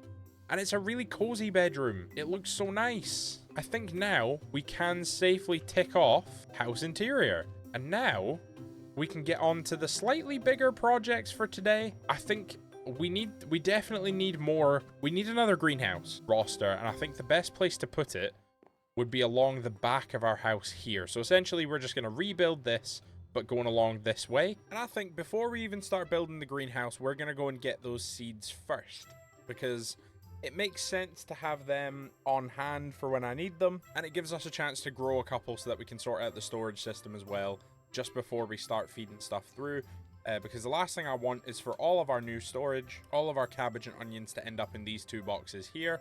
I would much rather they end up in the house upstairs. So it would make more sense to head out and grab those seeds first. So that's what we're going to do. I've cooked up some extra potatoes and I've grabbed a boat. So all I need to do is put our books away in the workshop and then we are good to go. Okay, and now that we're back from our little expedition to some villages, I didn't manage to find any bamboo, but the villages that we visited had a lot of scaffolding in them. So I have 34 scaffolding, which I think is going to be enough to do what we need to do. We're just going to use it to texture the side of the lava factory, because that building is pretty tall. It's going to be hard to texture all the way up there without this. So that was pretty much my plan. But before we start texturing that, I want to go and build another greenhouse so that we can get some cabbage and some onions. We do have both of those in our storage room now. We also managed to pick up some tomato, but I think tomato is probably going to have to wait. So what I'm going to do is I'm going to clear out that space back there, and then once we've done that, we can have a look at building another one of these greenhouses. Okay, and with that done, I think we have a pretty good layout going over here. So you remember this bit used to be pretty much all hill, but we have gotten rid of that. Yeah, I'm quite happy with this. All we need to do is replicate the shape of this greenhouse, and I think I might actually try and come up with a new shape to see if we can get it a little bit more rounded and to see if we can get rid of this block, and then we'll see where we get up to with that. I'm just gonna crack on, see what I can sort of put together. And I was thinking something along these sort of lines. It's still pretty much the same shape, it's just a little bit nicer to look at. All right, I'm gonna get to work on that. I need to go and collect up a lot of wood so that I can make more of these framed blocks, but it should be okay. It'll look nice, that's all that matters. And I have found something in the create mod that is going to make watering this greenhouse so much easier. You do get sprinklers, and I think we're going to try and use the sprinklers to water the crops without actually having to place water source block. It took so long to get a natural slope, and I think this might actually be one of the only ways you can do it in the create mod, or no, sorry, with the framed blocks. I think this might actually be one of the only ways you can get a really, really clean corner slope. I don't know. If anybody else has any ideas on how you can make a slope with framed blocks, please let me know. But for now, I'm really liking how this is turning out. So I'm going to replicate this on this end, and then I'll replicate it 2 more times through the middle. Maybe 1 more time through the middle. And then we will fill out the roof. There we go. So now that the roof is in, I'll show you guys what that looks like. So we have the struts to support up the middle, and then we have this support as well. And yeah, so the next thing to do is just to fill in all the glass. So I'm going to go and grab a bunch of sand, I think. I don't know if I have any actual glass, like, pre-made. If I do, I'll grab a bunch of that. But if I don't, then I will grab a bunch of sand, cook up some glass, and see what we can build. Okay, so I did have to redesign the front of this a little bit, just because it wasn't really lining up right. It was kind of being a little bit weird when the face was flush, and we were ending up with a similar issue to here, where the glass was kind of not, you know, it just didn't look right. So we've changed it up a little bit. All we need to do is fill in the roof, but I don't actually have enough glass for that. So I'm going to have to go and gather up some more glass. Hopefully it'll all look good. Okay, so I gathered up all the glass. I managed to collect everything, and we have put this place together. So I think it's looking really nice. I really like it. So this is the kind of design that we're going to be going for, and you can see that I've added a couple of sprinklers in. Now our main focus is going to be getting some power to this. I think what we're going to do is we're going to make a whole new water source. So initially, I'm just going to make a couple of water wheels underground, but we will look to get a proper water source, sorry, a proper power source here at some point. Okay, now that we have all the water sorted and all the sprinklers in place, I think the final thing we need to do in here before we can make it fully working is we need to sort out the contraption. So you can see down here that I've put a couple of rails in already. Basically, all we need to do is build the contraption, add a little bit of storage, and then add a portable storage interface to make sure that we can take the storage out. And then we just need to link it into main storage so that we can start collecting everything inside of our house. So I think that's what I'm going to work on now, and the contraption is going to be identical to this one. So I'll just give you guys a little recap of this contraption. Just saves me from recording all the new ones. Connected at the end with girders. Girders run along the bottom. It's in a minecart. It's got harvesters on the front, and we just use a switch to send it off. So yeah, there's some barrels on the front of this part of the contraption, and then the portable storage interface is down there. You can see it there. It's actually connected at the moment, which is what's keeping it in place. So we're just going to rebuild the exact same thing over on the new farm right here. So it's nothing new. We've seen it all before. So I will get back to you guys when that is done. And just like that, we have a contraption built. So like I said, it's exactly the same as the other contraption. It rolls all the way along to the end here and then rolls back. And we have also planted up our cabbage and our onions. So that is this farm complete. You can see we have the sprinkler system set up here, just using this pump to pull out from this automatic water source. And unfortunately, we can't path these blocks here because of the copycat panels that are there. So we have completed this. We have this all set up. All this needs is a lever. This is going to be able to send the contraption up and down. So let's just see it in action. So it goes up and then it comes back and it stops. Right, now the issue that we have is we need to get storage hooked up. So I have item drains and I have portable storage interfaces. I have chutes, and I was in the middle of crafting up a drawer controller slave, and I need to go and grab my spruce trim because we are just going to try and hook it up straight into here. So what I want to do is I want to pop under here like this and place a portable storage interface just like that over there, and then we can get another one just there. Now that we have that sorted, we do have the portable storage interfaces in place where they need to be. So I think what we need to do is we need to dig out here, and then these are where the item drains are going to go. So this is actually the easiest way that we can connect this up. So all we need is a drawer controller slave on this block, and then we can just have spruce trims. Is that spruce trim in there? Yes, I think it is. So we need to take a spruce trim and then a drawer controller slave there, and then a brass funnel on there. Oh, it did harvest them. Is it going to go into the system though, is the question. Yes! Oh, we've connected it up properly. Nice. So now we have automatic cabbage and automatic onions. So our next project we are going to work on quickly is just texturing up the lava factory, because it's still looking a little bit bland. It's also looking mighty dangerous, but it's still looking very bland. And just like that, we have a textured and detailed lava factory with some smokestacks, 2 of which are actually producing smoke.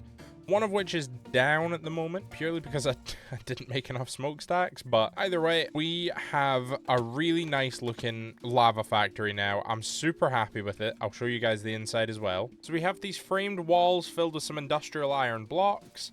Then we have the industrial iron to support the corners, and we have this little catwalk so that we can do maintenance on any of the machines if we need to look at it from above. If something falls in the lava, we can grab it out from here. You see this in factories all the time where like stuff will circle the top of a vat of liquid, and like, yeah, I'm super excited about it. I really like the way the inside of this factory looks. I think it's very fitting, and we've almost half filled both of our big containers of lava, which is really good because that's going to be over 2,000 buckets. We only need 15,000 to be able to call it an infinite source. Right, now that I've packed all my stuff away, I wanted to chat to you guys about a serious need that we have in this world. So if we just pop into free cam while we're down in our storage area, you can see that we have our carrot and potato farm and our cabbage and onion farm working well. We have our starter house, which is really nice, a workshop, an iron farm, a foundry, a lava factory, and an elevator to mine at any level that we want to. What's missing? What is one thing that we desperately need that is missing? That's right, a mob farm. We don't have any effective way to get XP. We're level 8. I mean, our best method of getting XP so far has been crushing ores, which, don't get me wrong, is a fantastic method of gathering up XP. But that's not the point. It might be an effective way of getting XP, but at the moment, it is a finite way of getting XP. We don't have any infinite method of gathering XP. I mean, our last series, granted, the XP farm is what killed us, so ideally, I would not have that happen again. But while I do acknowledge it was dangerous because I was stupid.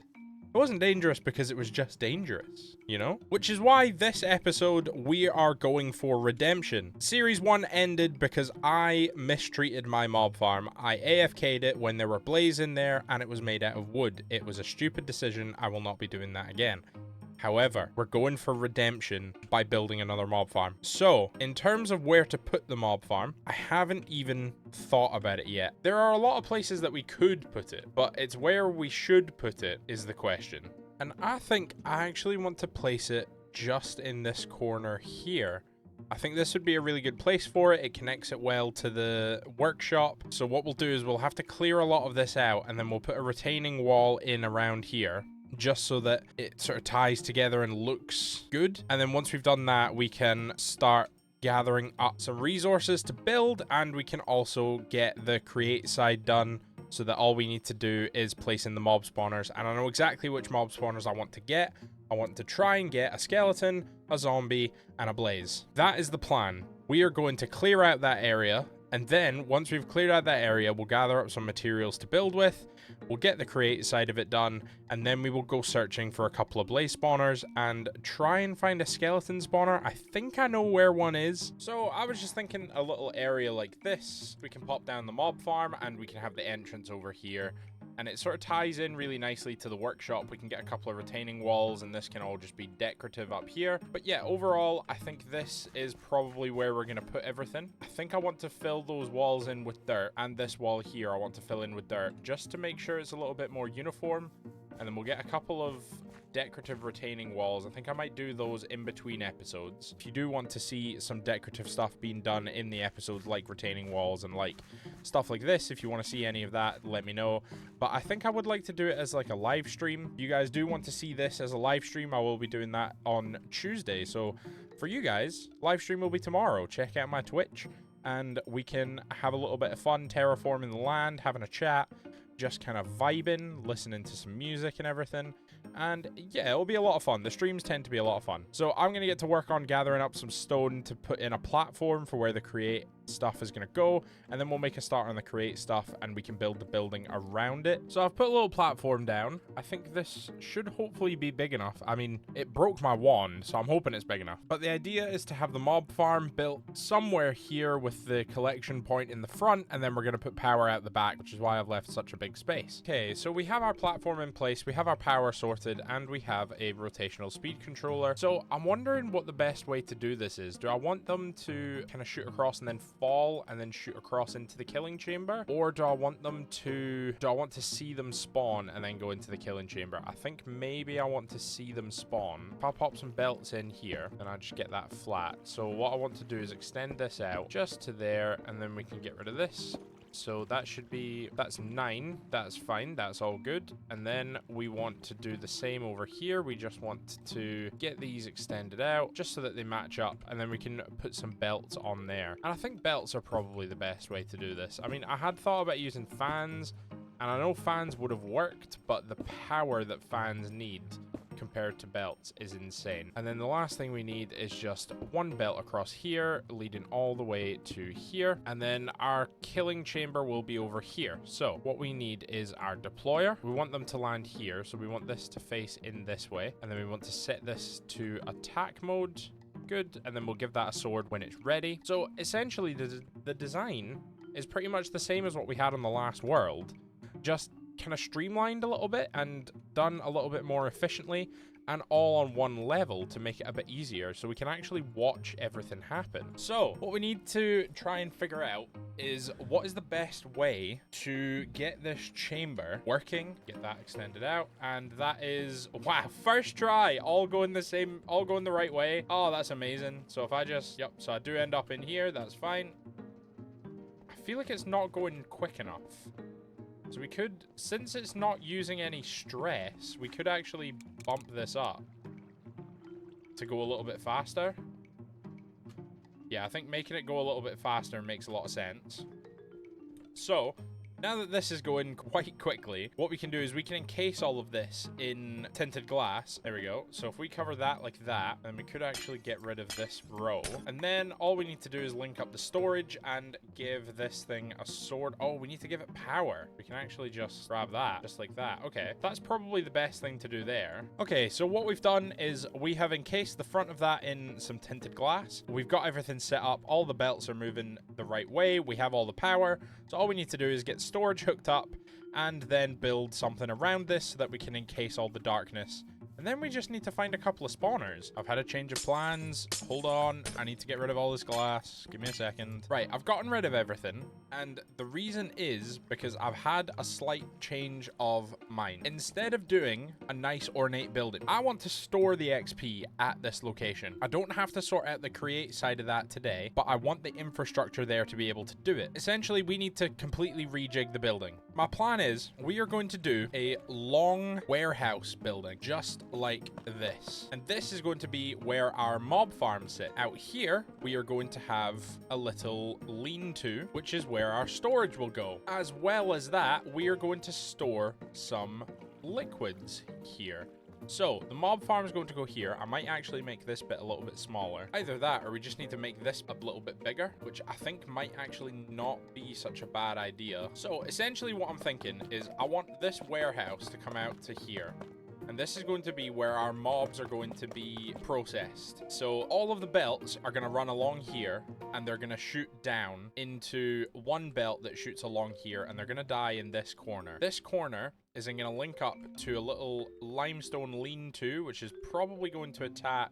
So if they're all going to get processed in this corner, what if we bring this out? We could do something like this. And then all of our liquids can go here. So for now, we're just going to use offset granite bricks to lay out where our tanks are going to go. So we'll have one there. We should have another one here. So we should have 2 tanks for XP on the side here, which are going to be quite tall. Then we can have this little lean-to, which is going to let us go in and look at the storage. So we're going to have storage, and then maybe we should have glass running along here so that we can go in here as well. So this is just going to be the entrance, and then in here will be where all the storage is. Yeah, okay. I like this plan a lot better. Yeah, this is going to work. I just need to figure it out and iron out some wrinkles. Okay, I've reshuffled everything a little bit. So my plan is to have glass along this row here. Let's go hook it up. Let's go hook it up. I want to see if we can get this working. There we go. And then we just need some shafts. Go in here, and it's not powering anything. There we go. Right, so everything is spinning the wrong way. That's fine, because we can flip it. There we go. Now everything's going the right way. This won't hurt me on this block. Will it hurt me on this one? Ow. Yeah, okay. My goodness. Right, okay, so everything needs to be pushed along a block, which is fine. We can, if we put this here instead, then what's gonna happen? Yeah, okay, ow. They're definitely gonna get hit. But what happens if they drop onto this conveyor? Ow. Okay, yeah. I think it's gonna work. If we just get rid of that. All we need to do is get the tinted glass on, and then a roof, and then we're done. And this was so easy. So now the only block that we have to worry about is this one, because this will let some light in. So what is going to be the best way to block that off? Yeah, okay, so if a mob spawns, they're going to fall, they're going to go along here, they're going to get pushed here, and they're going to get attacked. And then when they're attacked, their stuff will get collected by this chute, which will send it over to the storage area. And then we can watch all of it happen from here. So all we need to do is actually get a roof on this, and then we're done. It is looking a little bit plain, which is unfortunate. I don't really know how to spice it up. We could do we're going to do a deep slate roof, but I feel like it needs some red. So maybe should we replace the limestone with red? Yeah, maybe we should replace this limestone building on the front with a brick building. And then we can use the limestone to texture up the calcite section. That sounds a bit better to me. Yeah, okay, that's looking a lot nicer. It is looking a little bit heavy. So maybe if we try and wrap it round a little bit more. Something like this. Oh, that's looking much better. Pretty sure everything is done. We just need the spawners. Okay, and now that we have all the blocks that I think we're gonna need, we might need to grab some more of these stone bricks, but we should be okay. We are actually ready to start putting a roof on. There we go. And now that this is filled in, we can take our slabs and go just round top here. Right, so that is the ceiling finished. I'm very happy with the way this has turned out. And I think the ceiling being added to the building has actually made it a little bit more like what you would expect. It definitely makes a lot more sense now. And I think we should do kind of garage style doors. Yeah, okay, that is bringing in quite a bit of light. So I know where there is a skeleton spawner, so I think that is probably the best one we can go and get. So I'm gonna head out and go and grab that. I will see you guys over there. We can get it as a contraption, grab it and bring it back. It's really not that far away, to be fair, but yeah, hopefully we can make it work, you know? Right, this is the moment of truth. Well, they do spawn. Oh no. Where's my glass? Oh my goodness. Did he drop his backpack? Oh, he did. Oh, nice. We have a new copper backpack. They are spawning. This is good. We just need to power it. They're not spawning very quickly. I think that is because of the power problem. Oh my god. Knockback on that sword is crazy. I feel like maybe we should get a building put around the water wheels. Awesome. And now we have a little building around the back, which is housing our power. But I'm gonna do a little bit of work to the outside and make it look nice. And then hopefully once we have done that, everything is going to be sorted. Okay, I am really, really happy with the way this building has turned out. And I think I just want to add one more little detail. Just one more pipe coming out of here. That's fine. So over here we have the electrical door, which has a no entry decal above it because nobody is supposed to come in here. This is for maintenance crew only. And then if we go around this side, we have that pipe that I just added. And then on the front, we have a radioactive decal because it's very dangerous in there.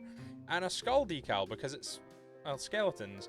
In here we have a few shipping containers, a couple of oak planks that look like barrels, and then girders around the top to house our lanterns. On the outside here we have just more storage. This big green shipping container is for XP, so I think I might slap a radioactive sign on that as well. Some more pipes, and that is the outside of the building. So I am super happy with the way this has turned out. I'm really, really glad that we got a mob farm set up this episode. We don't have that much XP, but we are gathering XP, which is good because as soon as we get a blaze spawner in here, that's going to be even better. It's going to be even quicker. So I'm very happy with the way this has turned out. I hope you guys would agree that this has been a very, very successful episode.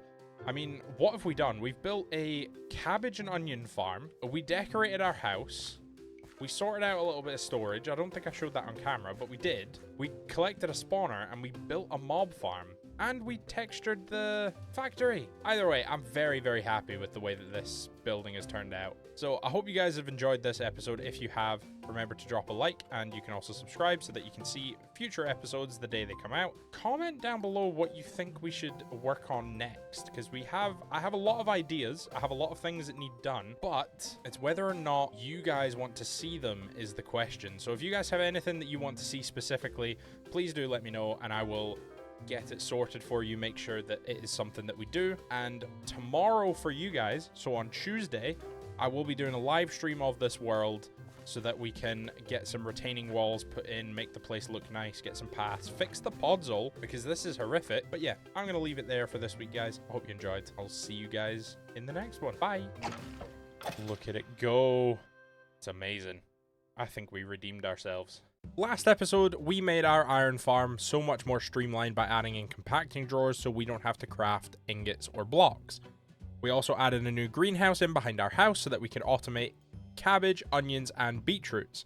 We textured up our lava factory from the previous episode and made it look spectacular, and we built an amazing mob farm which is currently getting us a lot of XP, a lot of bones, and a lot of arrows. And this episode we are going to be looking at doing a couple of things around the valley. So the first thing that we are going to be looking at today is, well, sleeping. Oh, what a nice morning.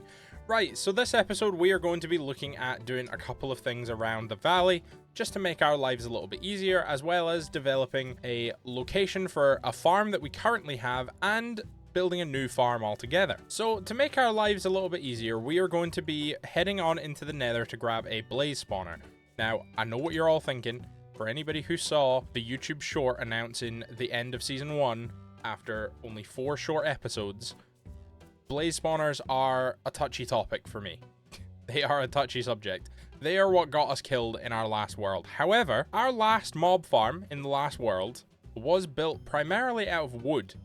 And as you can see from this one, it is not built out of wood. So we should be okay to add a blaze spawner in here. Now, a couple of the other things that are going to make our life easier and finding a location for an existing farm is our tree farm. So at the moment, we have this tree farm just kind of sat in front of our workshop with this little storage area next to it. And essentially this just spins around and collects 4 thick trees. We are currently collecting wood manually with this farm, as in it will spin around, but then once the chests are full, I need to manually put it in the storage system. So what I thought we could do today is we could find a location to build our actual dedicated tree farm building, and we could link it up to the storage that is underneath our house. So however we're going to do that, I'm not 100% sure. All I know is that I want a proper building for our tree farm. However, that's not going to be the first thing that we do today. Something else that I want to build is actually our andesite farm. So if I just pop up to the lava factory, you can see that our lava is generating incredible amounts. We have 821 buckets there and 783 buckets there. So what I thought we could do is we can make another tank and fill it up with about a couple of hundred buckets. And essentially what we'll do is we'll take that elsewhere and we will start our andesite factory. So the andesite factory is going to be generating us andesite, which we are going to then take some iron from our iron farm, route it over, and we're going to make andesite alloys. So I want to create a little factory that is going to not only automate the production of andesite, but it is also then going to automate the production of andesite alloy with roughly about 3/4 of that andesite. So we have to find a way to siphon off about 75% to be created into andesite alloy, but then we also want to keep about 15 to 25% of it just so that we have some building blocks as well, because everybody likes a bit of andesite. Although, like I said, neither of those things are going to be the first thing that we work on today. The first thing that we work on today is actually going to be getting that blaze spawner in, because it scares me the most, so I feel like if I just get it over with, we should be okay. So my plan is, I have much better armor here now than I did when I initially went into the nether in the last world, and better armor than I had when we went into the nether for the first time in this world. So my plan is just to beeline straight to the fortress and then pick up a blaze spawner and bring it back, and then we can get blaze rods and a lot of XP, and the XP is going to help us enchant up our armor even further. So I need to get everything ready for a minecart contraption, and then I'm going to hop into the nether, go and grab a blaze spawner, and then pop back and put it into the mob farm. Okay, now that we're back up here with our blaze spawner, what we can do is if we turn the farm off for a moment, just so that the belts aren't flinging skeletons at us the whole time, what we can do is we do need to kill this skeleton. So let's just kill him, and then we can pop in and get a couple of torches around here, and then we can reattach the tinted glass and get some blaze spawning in there. They probably will try and attack the deployer, but that should be okay. So we should be getting some blaze rods in here. Perfect. And some more XP. Oh, yes. We have a successful blaze farm. We never had that in the last world because it killed us. 9 blaze rods already. This is really good. Now what we have is we have a working mob farm, which is getting us bones, arrows, blaze rods, and a ton of XP. I have these chunks loaded, which is good because I can just kind of leave this running while I'm doing other stuff, like editing up other videos. And leaving it running is exactly what I did last night while I was streaming. So I did use some of this XP to repair up some tools, add a couple of enchantments to my gear. I'll go over everything that happened in the stream in just a second. Something else that we did on the stream last night was a little bit of terraforming. So you can see if we walk down here, there is no longer the massive mountain here. This bit has been carved back. We've gotten rid of all the podzol, and we've knocked down the tree farm. Now, knocking down the tree farm is important because that is going to be our project for today, is to get a multi-wood tree farm built. But a couple of other things that we did on the stream was, you can see over there, we have a little bit of a wall. So if I just go over and show you what we have, this is it's all sort of temporary-ish for now. So I don't know if I want to keep this style of wall. I don't know if this is how we're going to keep it. I do want to fill out a couple more places with it just to be 100% sure that I like it. But if you guys like that wall, if you guys like the style of it, do let me know in the comments down below, and we can think about keeping it. But it is something that we worked on the stream last night. Unfortunately, we didn't get to any mining, but one thing that we did get to, which I am super stoked about, because I don't know why I haven't built this sooner. I'm so excited about it. You know what? I'm just going to show you. Oh, we have a jetpack. Oh, isn't it amazing? We can fly. And just look at how beefy this thing is. This thing is insane. Oh, the cogwheels move. Oh, I never knew that. Oh, but this has made our life so much easier. It's incredible how much easier things are. And the first thing we did when we made this jetpack was we actually went and made a schematic of our iron farm. So I had a comment on the iron farm episode. I think that was episode 3 of the series. I had a comment. Trent Wetzel said, "Love the video. You ever think about doing a schematic for the building? Would love to check it out." Well, I have done a schematic for the building, and I will be releasing that with this episode. I'm sure I replied to that comment and said I would put it in the description for the last episode, but unfortunately I didn't get around to it, so I will be putting a link to a Google Drive which will have the schematic for the iron farm in there, available for everybody for free in the description of this episode. So if you're interested in that, if you like the way the building looked, then feel free to check it out. I think it will include all of the mechanical parts as well, so it will include all of the mechanics inside. So if you want a fully working iron farm that you can just place down in your build and get a schematic cannon going, then please feel free to take a look at the schematic down in the description. Let me know if you guys use it, let me know if you guys like it, and let me know if you guys want me to keep doing stuff like that where I include schematics of buildings, because it's definitely something I can think about. Now that we have that out of the way and I have explained everything that happened on the stream last night, by the way, thank you to everybody who came out and said hello, you can see we have this big open space. Huge, vast open space up here that we didn't have before. Now, this space is going to be used for our tree farm. So the idea is I want to get a tree farm built in this space that can get us multiple different types of wood.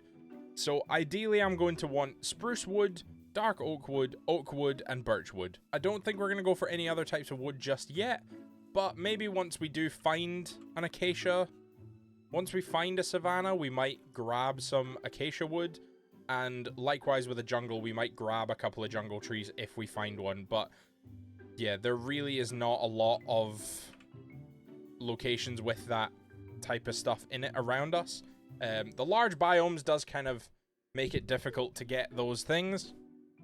However, we can build something called a nature's compass, which I've been wanting to build for a while, but I think I want to go and grab everything that I need for it now. So for a nature's compass, we need wood or logs, saplings, and a compass, obviously. So let's get the compass built, and then we'll go over to the storage room and grab everything that we need to build the nature's compass. But with that, we do have a nature's compass, which is going to help us with anything if we want to find a new biome. So I don't know what it's pointing at right now, but if we right click it, we can select which biome we want. So if I want to look for a jungle, then I can just double click jungle and it will tell me searching, found, nice, biome jungle, coordinates 8,369 by 2,329, so it is 8,000 blocks away in this direction. I think we are just going to leave our nature's compass probably in our backpack, because we will use it eventually, but it's not going to be right away. And with all of that aside, now that we've gone over everything, it is time to start work on today's episode proper. So I really do want to get a tree farm built in here. I really need to work on an automatic way to get andesite alloy, because this is painful. All I want to do is build a tree farm. Okay, I think after that we should have enough to at least make a start. So I want most of it to be made out of girders. You can see I have a lot of girders, but I think I want to do like an open wall warehouse type thing, and then have the trees in this sort of area. So this is where all the farming's actually going to be done, but then we'll have the storage maybe over here. We could run it down this way. So if we do that, and then, so we'll have those two there, and then we'll maybe bring it down to here. So it's just like a little, almost like a gazebo type thing. And can we extend these out? Yes, we can. Nice. So we want it 5 high? Yeah, 5 high. There we go. So I think about that tall, and then we can just run girders like along this way. There we go. So if we put our roof on top of here, this is where our wood is going to go. I think I made way too many girders. There we go. So that is the initial framework of what we want to build. I might change that to coarse dirt and add some coarse dirt in here just to texture it a little bit. But next, what we need is the actual location for the trees. So what I want to do first is I definitely want to get rid of the trees that are currently around here. And do I still have a hand crank? No, my hand crank is at home. That's fine. Let's go and grab our hand crank so that we can get rid of some of these trees. Okay, now that we have a relatively tree-free zone, what we're going to do is we're going to try and work out a couple of contraptions that can go in here and cut down some trees. Okay, so what I have is we have some gantry shafts, a gantry carriage, and some gear shifts. So if I place these along here, and then I need a gearbox there to power it, I think. And then the gear shift would go here, gearbox there, and then shaft input over here. I'll just grab a gearbox and chuck it in there. That should be fine. So that should, in theory, if we pop the gantry carriage on there, this should, in theory, then move the gantry carriage. I don't know which direction it's going to move it in, though. So let's just grab a hand crank and do a quick manual test. Right, so that's going the wrong way. So what we would need is power. There we go. So that sends that across. And then the goal is for it to unpower so that it can come back. Cool. So this does work. I just wonder if maybe there's an easier way. We could have it going across this way instead. Yeah, that might actually be better. So hold on. Let me grab up all my stuff.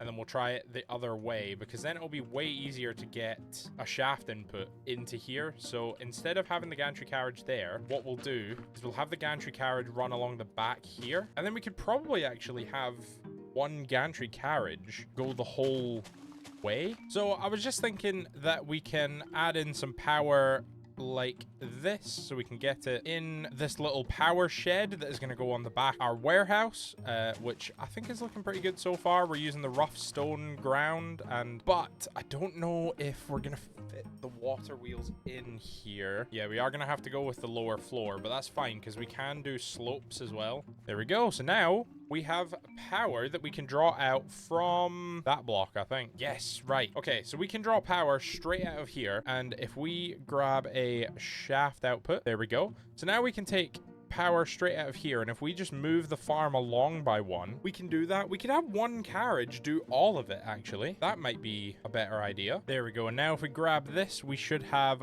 more than quick enough power to get us everything that we need. So what I think we need are some temporary blocks. So we'll use some rough stone for now. So if we just fly, yep, okay. So we can fill this whole area with blocks. That's good. With trees, sorry. So I think we should do rows of trees. So maybe these could be spruce, then dark oak, oak, oak, birch, birch. Cool. So those are going to be our trees. So we need 6 more mechanical saws. Okay, so this is sort of what I was thinking. So I was thinking we could connect them all with girders like this. I'm not 100% sure where to put the storage. I think the storage might just go along the back here. So we'll have a vault here. I think I don't have any vaults on me, but I'll go and grab one. Right. So this is our little vault, and off the back of this vault, we are going to have a portable storage interface right here. Perfect. So now we have a working contraption. So let's just see if it moves. Let's just double check that it actually does what it's supposed to do. It does. And the saws are working. That's great. That is great. All we need to do now is get deployers on it, which shouldn't be too hard. We can have the deployers come off the back from here. So if we pop a girder up from each one like that, then we can have the deployers. We can have the deployers on that block up there. And then if we run this contraption one more time, we should see the deployers working as well. What we need to do is build 4 more deployers and then get them sorted out with saplings and then get the storage system done. This should be okay. All we need to do is line this area with some blocks that can't get filled. So I think what we'll do is we'll make a little stone platform and we'll leave space for the trees, because I don't want the trees to just grow in one big long straight line. That's not really how I want to do this. I would much rather have the trees spaced out by a couple of blocks just so it looks a little bit more natural. And maybe we'll do random spacing, but yeah, basically I need to go and grab a lot of stone so that we can fill out this stone platform. And as if by magic, we have completed the platform where our trees are going to stand. So now all we need to do is actually get the location of the trees put in and then get some dirt in there. Now I only have 5 dirt, so I need to go and grab some. But let's get our tree locations popped in. So I think I want a dark oak here, and then we'll leave a 2-block gap and go with another dark oak, and then we'll just do the same all the way along the line. So leave a 2-block gap and then make space for the dark oak. So now everything is running the correct direction. So now all we need is to figure out the redstone for the tree farm to get it to turn around, and then we're good. So I think an observer at the end here, so maybe so an observer on, we need this to go forward by 2 more blocks. Do I have more gantry shafts? I do. Yeah, we actually need that to go further. There we go. So it's reached the end. So if we put an observer in the floor facing up with a redstone link on the back, then we can use a redstone link and a pulse extender to manage this. So we need a pulse extender. Pulse extender, here we go. So we need all of this stuff, which if we grab a brass sheet, we will be able to make. And now that we have all of that stuff, I think we should be able to get everything set up. So do this just here. Right. Cool, let me go and grab a couple of logs and then we will get this signal sorted. So it can't be stripped logs, they have to both be normal logs, and I think we're going to use 1 spruce, 1 dark oak, because that should be unique. And then once it reaches the end, it should head back for 20 seconds. So it reaches the end and then it goes back. Ah, it's so simple. It's so simple. Okay, so I've done a little bit of rejig into the system. Everything still works exactly the same. I've just replaced where some gearboxes went so that we can separate the mechanism. So I'll just show you guys, if I flick this switch, then what is going to stop is the input mechanism over here. So this is for when we want to prevent any more wood coming into the system because we have a backlog from the output. The output is still going to process because the processing plant is probably going to run all the time. In terms of the create side of things, that is everything in this area done, apart from a drawer controller slave. And then all we need to do is put a roof on our power shack, our storage shack, and our gazebo, and then put a wall up around here, and then we're done. Yeah, so I'm going to go and grab some framed blocks, and then I will get ready building the roof. And then I will also grab some blocks for the wall that is going to surround the perimeter of this place. And then we will get that built as well. And something like this for the wall, I think is going to do just nicely. So what I've done is I have taken it all the way around the back here. And the only reason the mountain is going to stay this way for now is because nobody's really going to see back here. It's not often that we're going to come over this side. This is more just for, sort of just for ourselves, I guess. This bit, I thought would look quite cool, pressed right up against the gazebo. I thought that was a cool idea. And then we have this entrance here that I'm going to do something with. I don't know if I want an archway, and if I do want an archway, I don't know if I want it to be create based, so if we use the framed blocks, or if I just want to do a little vanilla archway like I would normally. So what I want to do is I want to get all of these placed, and then see if any grow before the next cycle for the harvester. And I'm wondering what's going to happen on its way back, is my question. We'll have to see if it gets blocked, because if it does, there's a problem. But if a tree grows while it's on its way back, that could cause an issue. I don't think it will, but it could. So all I need to do is get a roof put on my gazebo and my other 2 little huts, and then I think we are done. While I was out collecting some of the blocks that we needed for the roofs, we actually... Oh, that's... No, okay, that makes sense. Right, no, that makes a lot of sense. So, we can see that our contraption is actually broken because we don't have the saplings filters in here. So what I think we're going to do is we're going to put a dark oak sapling in each of these, or actually we could just use a spruce sapling. Right, so now what is the problem with our machine? What's wrong with it? What's going on? So it doesn't look like it was anything was in its way. What happens if we... Right. Okay, so it can't go backwards with those trees. But then if we... Is it just waiting? Did it try and go backwards? Is that what the problem is? Is it in the interval? It is. What if we reduce that to 2 ticks? Okay, so you can see some things are growing, and I have just set the tick to 20 minutes. So now every 20 minutes, this system will fire. And I think we are going to run into an issue of these deploying incorrectly. But I'm hoping that nothing will grow behind it.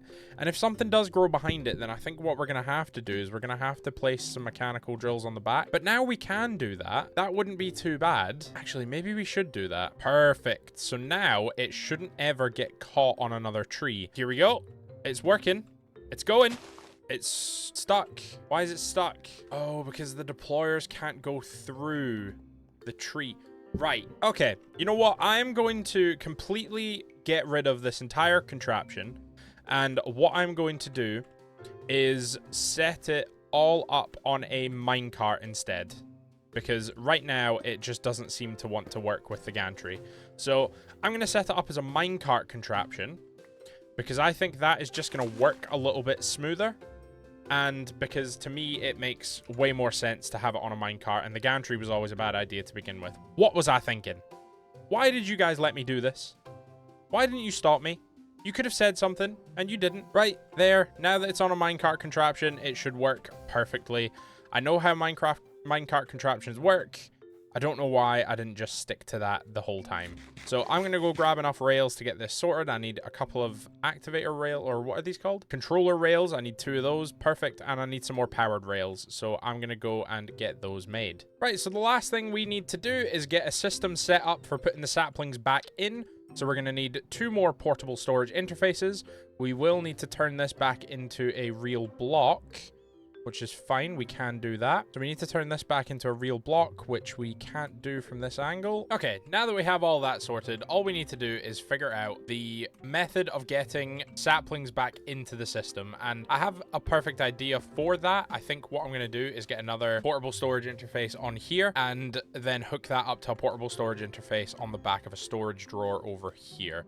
Okay, I have this system in place to try and put saplings back into the system.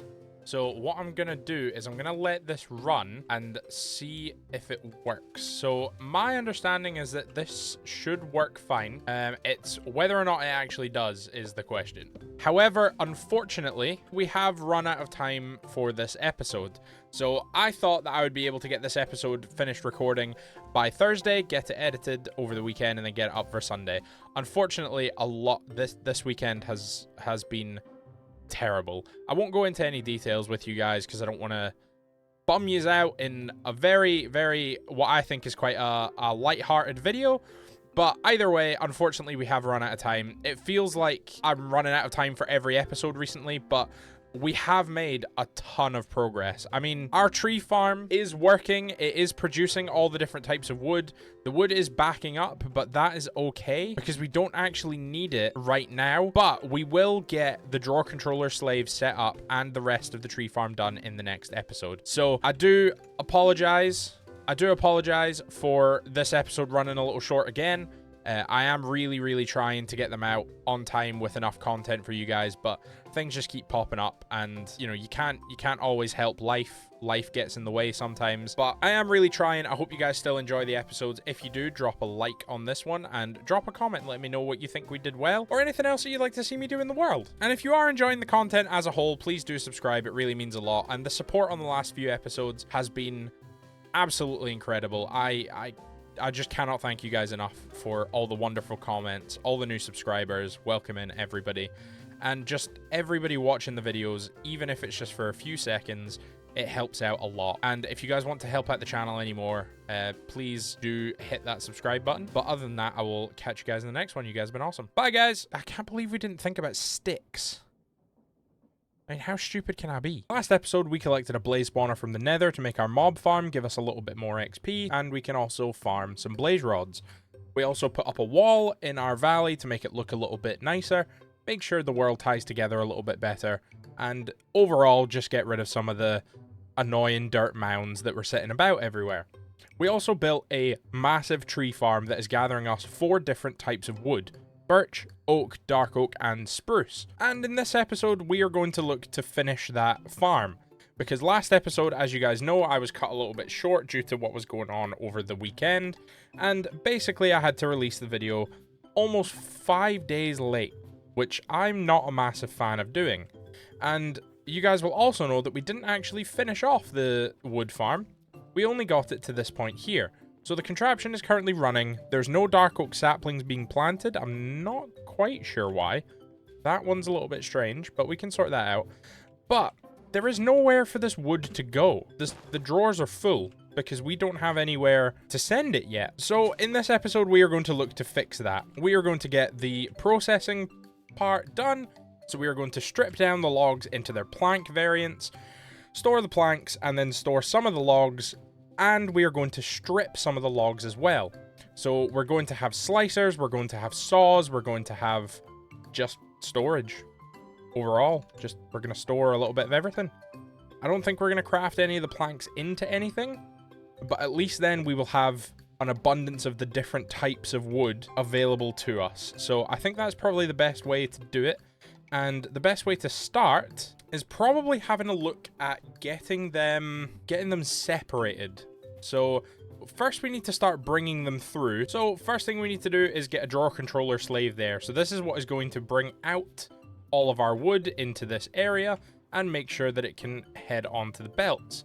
The next thing I want to add is we want to separate those into 3 separate lines. So we need 3 separate belts with tunnels on them. So we want one there, and one there. And we want to rotate all of these this way. There we go.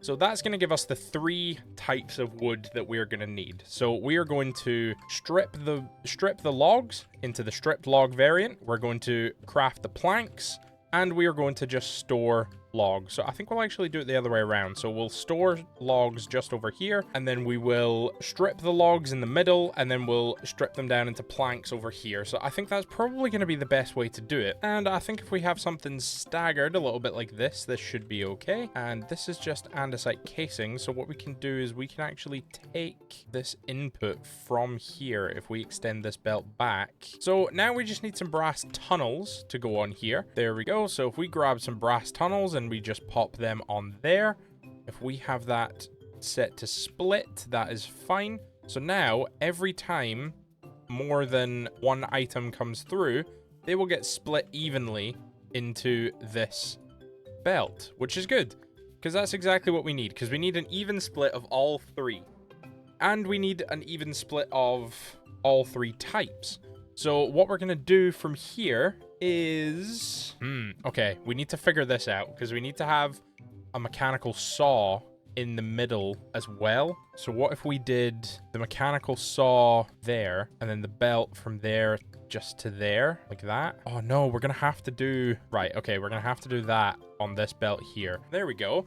So that works perfectly. So now we can include a mechanical saw in here. If I just go and grab a mechanical saw, do I actually have one on me? No, I don't. Can make one though. So if I grab this and we place that there, and then if I put a shaft in there, then that will start spinning the saw. And yep, it is currently taking power. That's good. So I think the best thing to do right now is just to give this a little test. So let's run a few things out, and then we'll drop them again. So that's going to split. And this isn't going to do anything. Nope, that's really not having a good time, though. I just pick these up and then get that out. Oh, right. Okay, it's going the wrong way. That's interesting. Right, so the problem is definitely that it thinks it's spinning the wrong way, but I have no idea how I can change the way this is spinning. What if we take out that power? And it shouldn't be spinning that way. Okay, I think I figured it out. It needed some gearboxes, but I don't actually know why. It doesn't really make sense why it's not working. But now it is. It's stripping everything. It's going a little bit quickly, but it's working. Oh. How?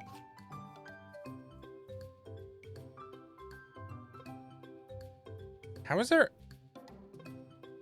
How is he on fire? Anyway, flaming Enderman aside, some gearboxes fixed the issue that we were having with the saw. That's fine. Now, can I put this filter on and will it strip it down into planks? So if I give this a stack now, okay, that will not turn it into planks. Right, okay. Yeah, right, okay. So they will not be turned into planks by this. So they will strip, but what happens if we send stripped wood through? So where's all the stripped wood that I've just collected? So there we go. What does this turn into? So that turns into planks. Amazing. Right. So with some slight rejigging of the system, we can have one line which takes it straight to a storage facility, one line which takes it through one saw, and one line which takes it through two saws. So we should end up at the end with a storage of logs, stripped logs, and planks. Perfect. And now that we have that mechanical saw in, with that, we should be good to go.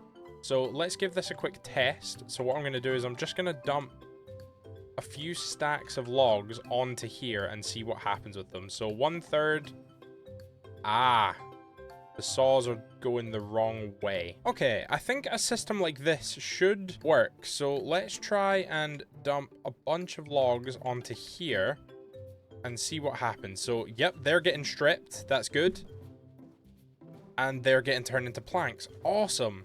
So the only thing we need to figure out is how we can split them onto here as well. So now that this is working and we're getting everything that we need, what I think we should do is we need to hook it up to some sort of storage. So how do we want to do that? We could take everything along one belt. If we take everything along one belt, we could put 2 gearboxes along here, and one of the gearboxes... Yeah, okay, perfect. Now with a little bit of storage done, we have officially got all of our drawers ready, and everything should be working on this farm for us to just pop a funnel on here and hope that everything comes out okay. Because if it doesn't, I will be sad. So let's get it sorted. Let's get this running. Oh, it is working. So we have all the logs, all the strip logs, and all the corresponding planks for those logs. And now our factory, our wood factory, is in full swing. Okay, here's our first real test. So we just have to watch and make sure no saplings come out of here. And if no saplings come out, yes, no saplings, no sticks, and no apples came out of here. This is perfect. Our system works. I mean, we're definitely biasing spruce, but we are getting a proportionate amount of each thing. This is amazing. And with a little bit of decoration, I think our tree farm is coming along really, really well. And that actually brings us to what we are doing this episode. So this episode, now that we've finished the tree farm, we are going to be focusing primarily on generating and creating things that we need in the world. So something that we desperately need is andesite. So we need to find a way to farm andesite, have a renewable source of andesite, turn that into andesite alloy, also renewably, which we can do using the iron farm. All we need is the actual andesite. And then once we've done that, I want to get a system in place that can automatically turn a lot of the stripped logs that we're getting straight into andesite casing. And the easiest way for us to create andesite would be with flint, gravel, lava, all pressed together in a basin. So that's not too bad, considering we have a farm that gets us flint and gravel, and we have a farm that gets us lava. So if we can just move a couple of these resources into one central location, then there's no reason that we can't create this. So I think the best place for an andesite factory to be able to get everything there effectively would be as closely between these two buildings as possible. Alternatively, we can just make a new gravel farm, a new flint farm, and a new lava farm in the andesite factory. But realistically, we have everything. The only thing I can think maybe would benefit from creating a new one would be a lava generator, and that's just because moving fluid is always difficult. And you know, now that I think about it, the best place to build this andesite farm might actually be in the top floor of our iron farm building. Ooh, we might actually be 1 block too short. We are. The room's too short. So the room's only 2.5 blocks tall, and we need 3 block clearance to be able to create andesite, because we need a press, a gap, a basin. Ooh, okay.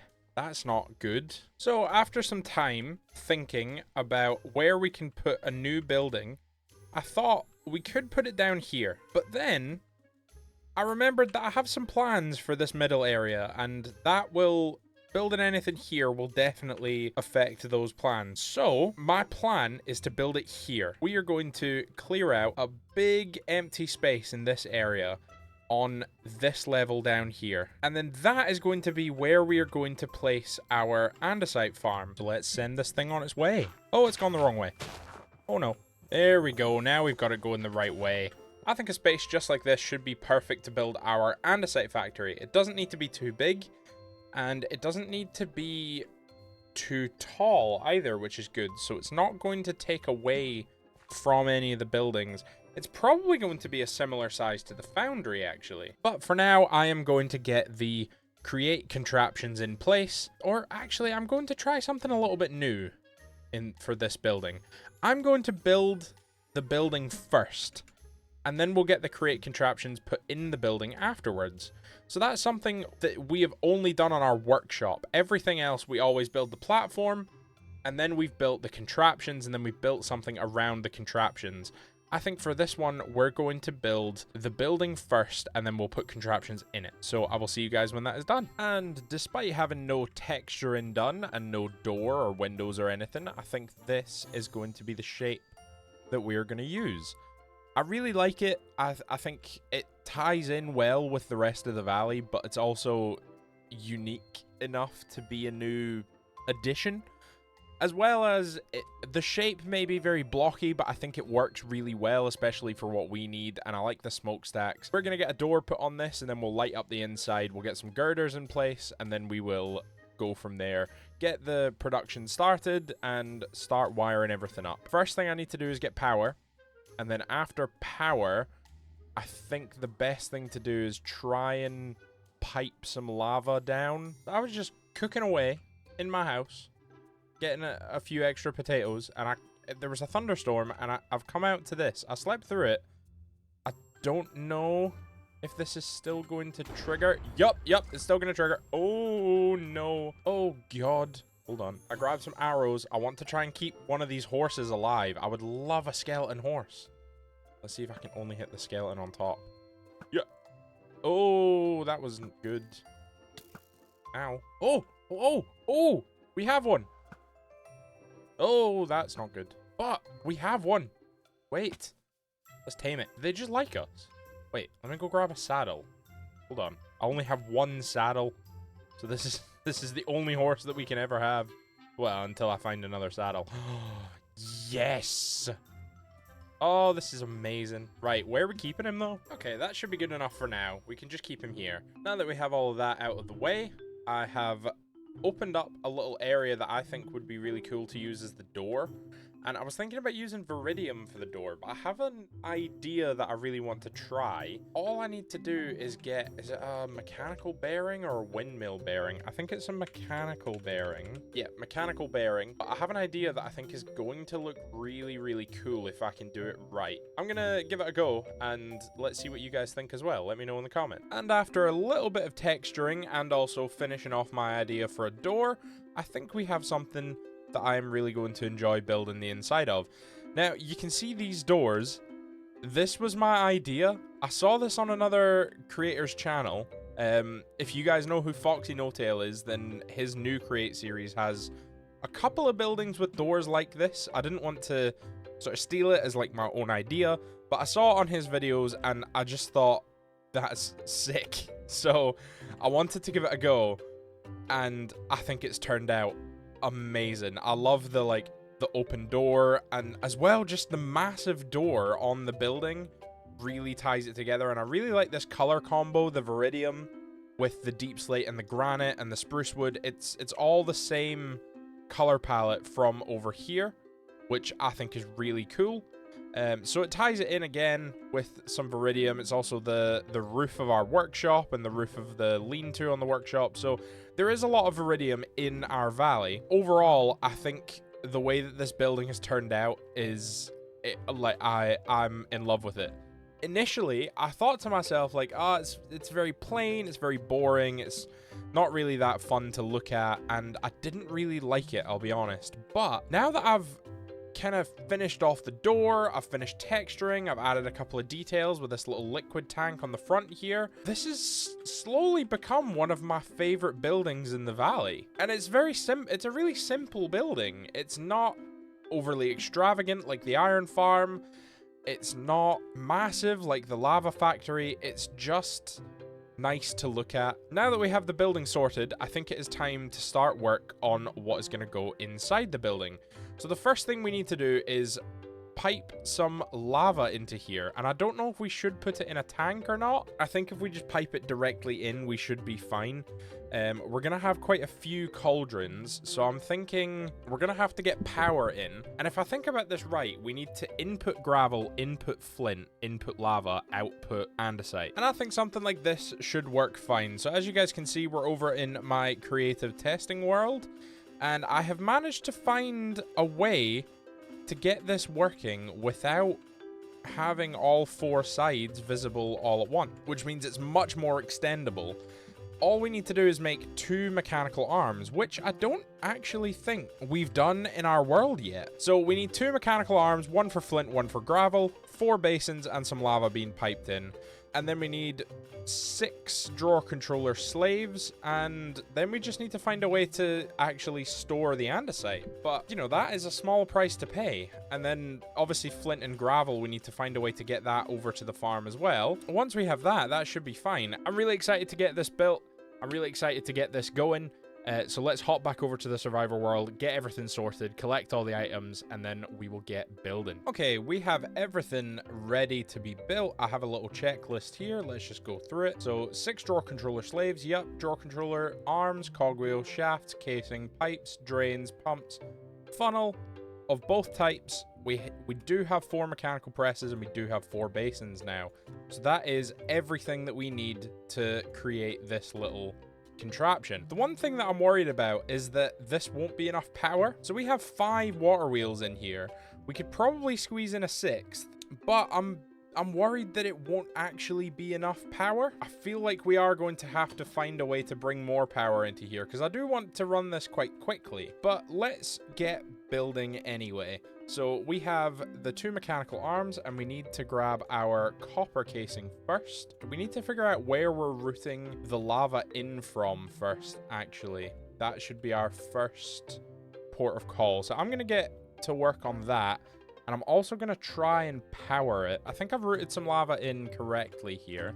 So let's pop some basins on here. So this is where the contraption's going to sit. So these are all going to be drawer controller slaves, just like this. And then we need to get the mechanical press on here. So there we go. Mechanical presses are all in place. And let's just rotate these so that we can link all the power nice and easy. And then we need more copper casing up here so that we can get our mechanical arms in place. So that's the mechanical arms in place. We want them on round robin, not forced round robin. I did test that and it just doesn't work at all. Yeah, forced round robin kind of breaks the contraption a little bit. So from here, all we need to do is power this, and we can do that like, there we go. And then we need to power this as well. So I think this might need a gearbox, and then that should power everything. Okay, let's give it some power just so that we can see how much it's actually taking, because we need to know how much power this is going to end up costing us,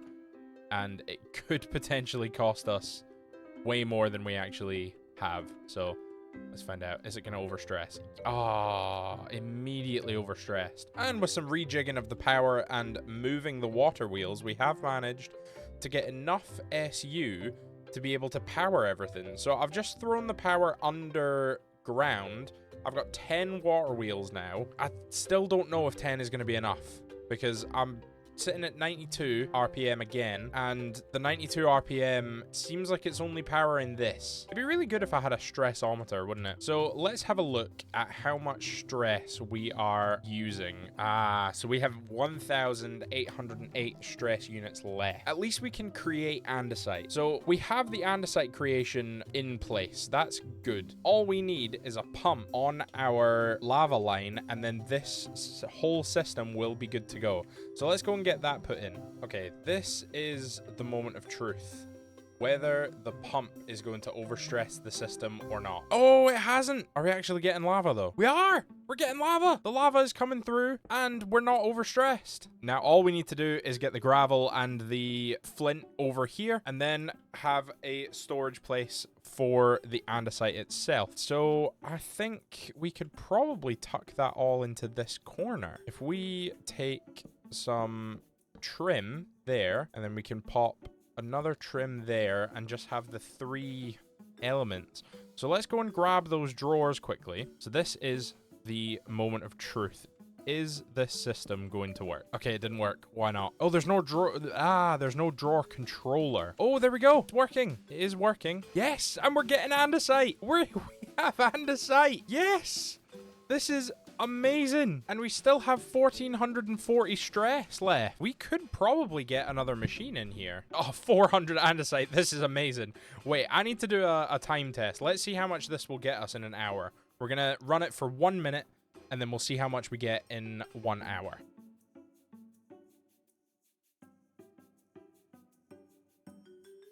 So after running this contraption for 1 minute exactly using a timer on my phone, we get 148 per minute. We went from 534 to 682. So we get 148 per minute, which is 8,880 andesite per hour. This is our most efficient farm to date. And we've still got to turn it all into andesite alloy. And we still have to turn all that andesite alloy into andesite casing. It's absolutely incredible. How we already have 900. This clip is only a minute long and we already have another 300. That is insane. I can't. Okay, now that we have that part of the farm done, I think the next thing we need to work on is turning this into andesite alloy. So the way we're going to do that is we definitely need some more power. In that creative testing world that I showed you guys a few clips ago, I have been testing how we can create the andesite alloy and then create andesite casings. Essentially, it's always going to be the same system, but it does mean that we have a power issue. So the first thing I'm actually going to do is I'm going to drop down and give us a little bit more power. So in that creative testing world, I tested out a bunch of different power levels. So we currently have 10 cogwheels, I think, and we're gonna need 40. So I'm gonna do that. Now that we have 40 water wheels, we have 22,000 SU with 18,000 remaining. Now that we have that and we have plenty of stress feed off of, we're going to look at building the next contraption. So the next contraption is actually a little bit easier. So it's basically the exact same design, and all we need to do is link the storage and pull in some andesite. The difficulty is linking the storage to that and pulling in iron nuggets. You guys have already seen me build this. It's literally identical. So you guys have already seen this side, so let's get this side done. And boom, we are done. So this contraption just needs power, but even if we did power it, it still wouldn't work because we have no iron nuggets in the system. That is going to be quite the challenge of getting iron nuggets from there over to here. And we managed it. We got everything that we needed over. Now we are pulling iron nuggets, which means we can start automating our andesite alloy. So let's get this all powered. So what we need is a cogwheel in there, some shafts going down there, and then I guess a couple of gearboxes here. There we go. Oh, now it's working. And we don't have anywhere for andesite alloy to go. So we do actually need another drawer for that. And we already, oh, we are racking up andesite alloy like crazy. This is amazing. Now we have both machines working, creating us andesite and andesite alloy. And I have already started putting in the framework for the andesite casing machine.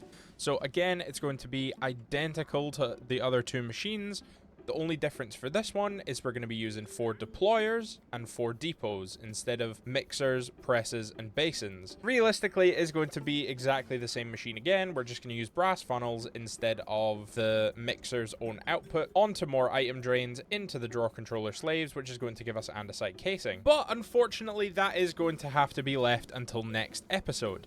Now, I'm really upset that I didn't get to finish this factory this episode, but I think we have made a ton of progress in here. I mean, we are automating andesite and andesite alloy.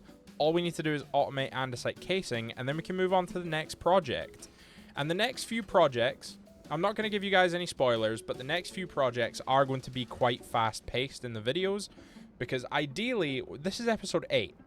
I want to get this area finished by episode 10. So I need to build 4 farms, 2 buildings, a factory, and a couple of extras, all in 2 episodes.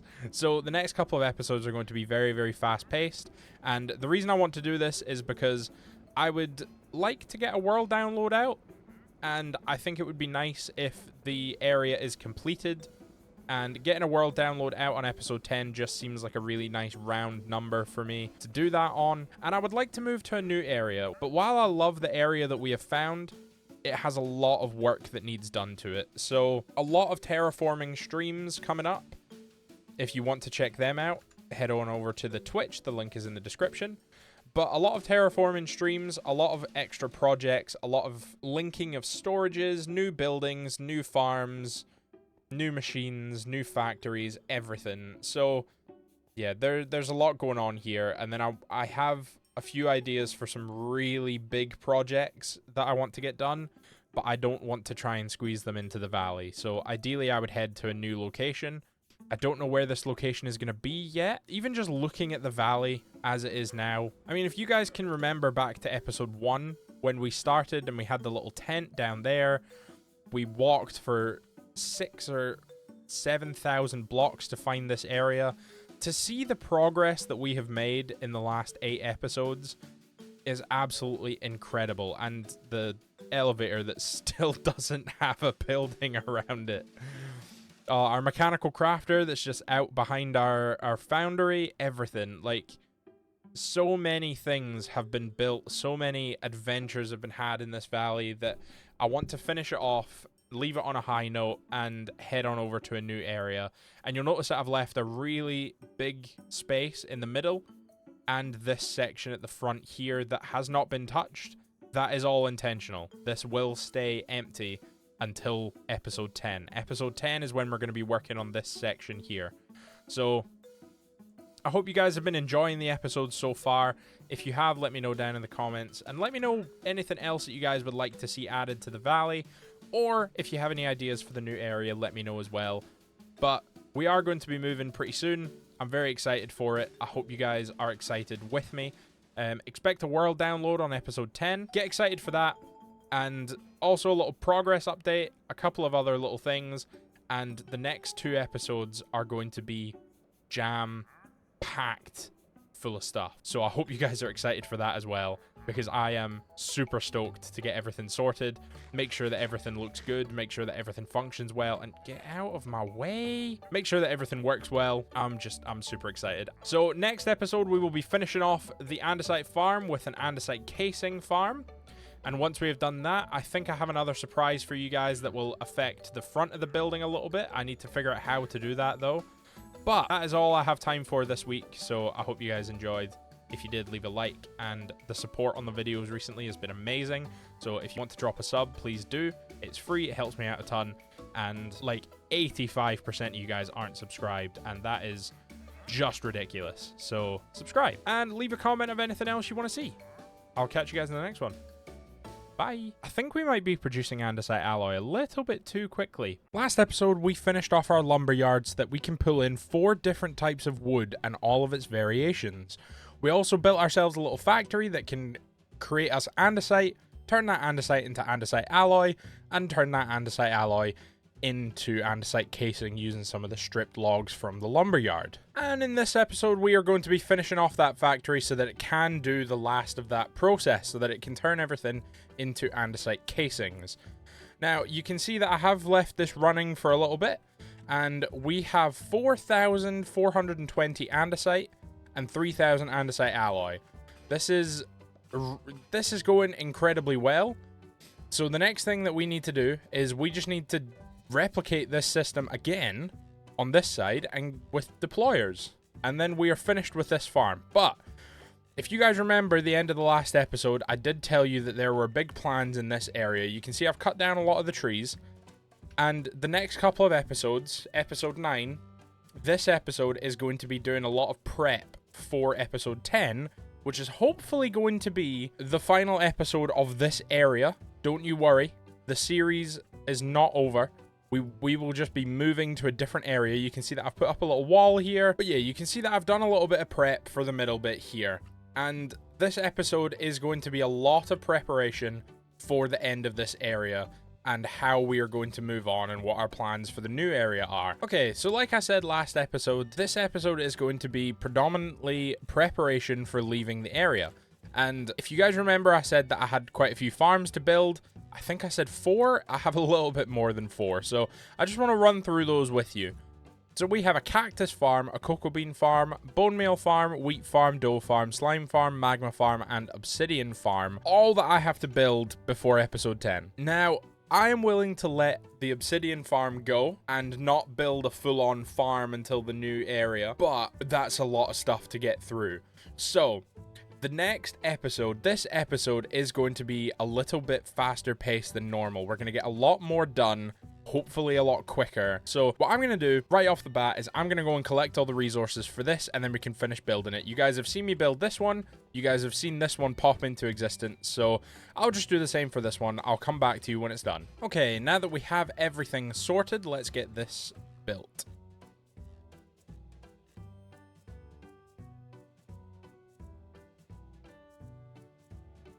Okay, now that this is all constructed and everything is working well, all we need to do is power it and then link up the storage.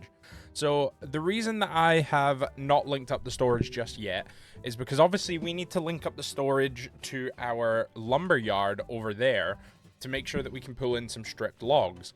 So what I think I want to do initially is just go over and see how many of each stripped log we actually have. Okay, so if I have a look over here, the log that we have the most stripped of is spruce. So I think we're going to use spruce for this. It just makes sense to link up and then have spruce the log that we're using. So now that we have that filtered and everything is hooked up, all we need to do is link up the storage. So yeah, I think we should probably just bring the logs over to here because we have 17,000. It's more than enough. So I'm just going to go and grab the logs from over there and then we will do that instead. It makes more sense than trying to link up the storage to me. So let's go grab it. Okay, now that we have all the wood over, we also have everything connected up. So now the deployers are going. All we need to do is get some cog wheels over. Right, there we go. Perfect. Yes, we're getting andesite alloy. Amazing. We're making andesite. We're making andesite casing.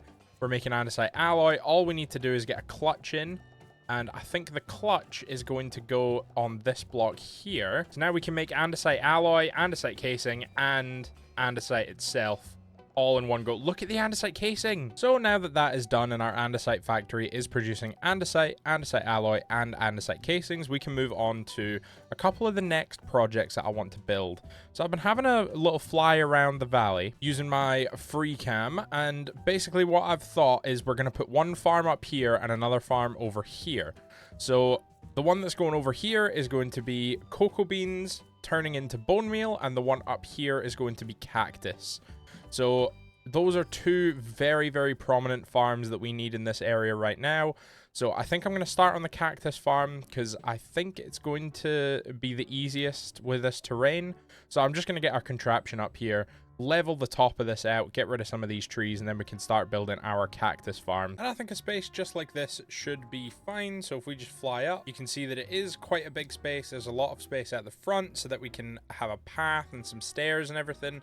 And overall, it is just, I think it's a good space to be working with. We might shrink it a little bit more on this side, maybe by another 2 blocks. Okay, now that we have the platform sorted and we have a nice place to put our cactus farm, what we're going to do is we are going to go and collect all the create components for it. So I'm going to need some mechanical saws.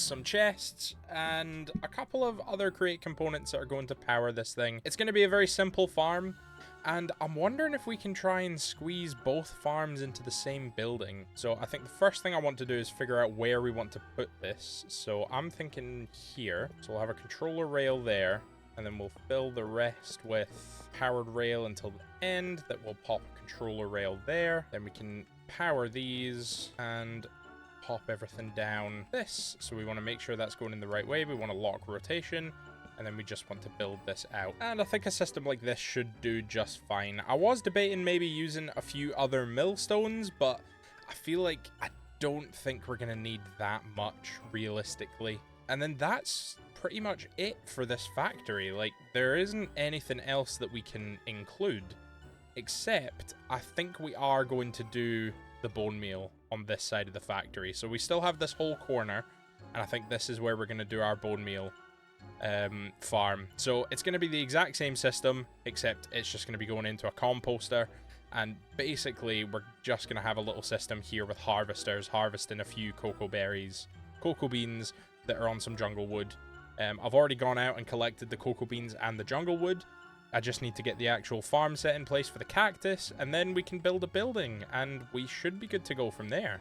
And with a little bit of luck, we should be seeing these working now. Let's see if this works at least. Oh, it does! Nice. It just needs to actually take it out. Cool. So all we need is power to the belts, which is fine because I actually have a little space for power to go right there.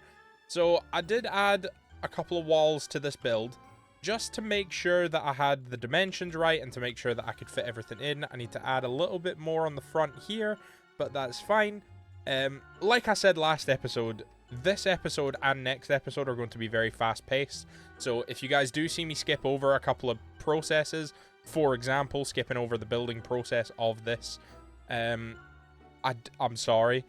Please do understand that I'm really trying to get a lot done in the next couple of episodes. So there are going to be really big pieces of progress that might not be recorded. I will try and get most of it in for the best part. But other than that, I think this system should work okay. I think we might have an issue with those end ones over there. That one there is not being harvested, but the rest will be harvested. And yeah, I think we're going to get more than enough cocoa beans out there, because all we need it for is bone meal anyway, and as soon as we get power onto these belts, it is going to come out. So what I'm going to do is I'm going to finish off this building, and then from there I will power the belts and I will show you guys the finished working farm. So with a couple of encased chain drives, this should be able to not pull out any bone meal. Okay, I mean, this side of the farm is working. The actual cactus side is working fine. I think one issue is that we don't actually have any cactus, so we might need to get rid of that just for a little bit, because one cactus isn't going to get us enough green dye. So I think I'm going to do is empty this out and just grab some cactus first, just so we can make sure that we're getting, just so we can make sure that we're getting everything. But this side doesn't seem to want to work, so I might need to rejig this a little bit. So as it turns out, the composter is really weird in Create, so we are going to have to figure out a different way to do the bone meal farm. But for now, I think we could probably just chuck in a bunch of bones. I mean, we have a skeleton spawner, so we have like 5,000 bones, so there's no issue that we'll run out of bone meal anytime soon. We just might need to replace this with a 2x2 drawer instead, so that we can store the white dye as well. Perfect. And now that we have all the bones on top here, we are getting plenty of bone meal and white dye. As soon as this cactus grows a little bit more, we can plant some more, get some more green dye.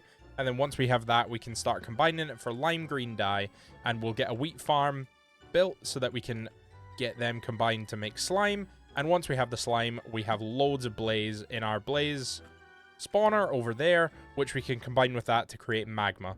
And once we have that, we can wash that down to obsidian. So that will complete all the farms for this area. And then all we need is a little factory to generate what we need for episode 10. Now, if anybody has figured out, based on just discussing what I need for episode 10, and discussing all the farms that I'm going to build and everything, and explaining that I've left this big sort of middle bit open for a reason with no builds in it, has anybody managed to figure out what episode 10 is going to center around? If you have, don't spoil episode 10. Type that down in the comments below if you've managed to figure out what we're going to use episode 10 to focus on and what we're going to build in episode 10, because you might be the smartest of the bunch. If I see any comments that specifically say don't spoil episode 10, then I know I have a smart audience. And while you're down there commenting don't spoil episode 10, if you are enjoying the content and you are excited to see what episode 10 is, even if you don't know what it is, you should subscribe anyway, because I see that a lot of you guys still aren't subscribed, and it would help me out a ton. And if you guys are enjoying the videos and you do want to see what episode 10 is going to be about, or you're just excited to see it and you already know based on the little clues that I've been giving you, then yeah, hit that subscribe button. It's free, it helps me out a ton, and you can turn on the notification bell so that you'll never miss a video. And then you won't miss episode 10. I think something just nice and simple like this will do just fine to house our bone meal and our green dye farm. And now that we have these, we can start to make lime green dye, and all we need is some wheat dough, which is really easy because it is just milled wheat that's been washed, and then we can start to make slime. And slime mixed with blaze gives us magma, and we can wash magma into obsidian. So we are very, very close to finishing off all of the farms that we need to build this episode. And then all we need to do is build one contraption to get us a bunch of one certain component, which is easy because I think we're just going to put that in our workshop, or we can just build a little alcove or something, or we'll put it in our foundry. But either way, it's really not going to take very long to get where we need to go. I have a ton of wheat in the storage system. So really, with how much slime we actually need at this point, I think we're just going to use this wheat. We will get a wheat farm set up, but I don't think it's totally necessary for the slime farm. So I think we might leave a wheat farm until the next area. But either way, we have 22 slime at the moment, so we can make quite a few magma, but we do have a little bit of obsidian left over and quite a bit of magma. So we can go and wash that, get this ground up, and get ourselves some more powdered obsidian. So let's go and sort that. Awesome. So I've managed to grab about 2 stacks of lime green dye. So now all we need to do is get a system where we can mill down some wheat, and then with that milled down wheat, all we need to do is wash it. So I actually think I'm going to put that in this factory with the cactus and the cocoa beans, probably round the side here, purely because I think it makes the most sense. We already have power, and this is what we use to make the lime green dye. Why not just have everything that we need here? So I'm going to get a little system set up so that we can do that. It's probably just going to be along this wall. And then once I've done that, we'll make some slime balls, get them combined with some blaze powder, and from there we will make some magma, wash that down into obsidian, and I've already got loads of obsidian dust. So the magma farm is probably going to be worked on more fully in the new area, but at least we have it here for like manual creation of magma if we need some extra obsidian at any point, or, you know, even if we just need some magma. But we have basically everything sorted. So next we need to build a little factory just to make sure that we can start constructing all the components we need. And you guys can see over there that I've already cleared up a really nice space that I'm just going to pop a really basic factory in. I already have an idea for the design, and I'm really happy with the design. I think it's going to turn out really well. But once we have those components getting made, we should be good to go. And then we can start mass producing them in preparation for next episode, and then just start getting rid of some of these trees, because this whole middle area is going to be transformed. And then I think that should bring our area to a close. Oh, I'm very excited. Okay, it's not the prettiest system in the world, but I do actually think it's going to work. So if I just chuck some wheat in there and then grab some cogwheels so that we can hook this all up. So I want to skip the bone meal for now and then just hook this up. So this should start to work. We should see this turn into dough. Then if I just get my drawer key and my quantify key. So we should see that 3 go up to a 4. Oh, yes. It's working. And it's getting into stacks now. So it does take a while. It's very slow and it's very inefficient. But we have dough it is working. We've automated wheat dough, and if we add a cogwheel in here, we can automate more bone meal. But with this wheat dough, we can take a stack of lime green dye and a stack of wheat dough and make slime balls. We have a slime farm, and it's all contained in one building. Oh, this is amazing. So now with the slime balls, what we can do with those is combine them with blaze powder to make magma cream. And with the magma cream, we can make magma blocks. And if we wash magma blocks, we get obsidian. And if we take the obsidian over to the crushing wheel and we crush it, we get crushed obsidian. I mean, we have so much of it already from all the obsidian that I collected in my off time.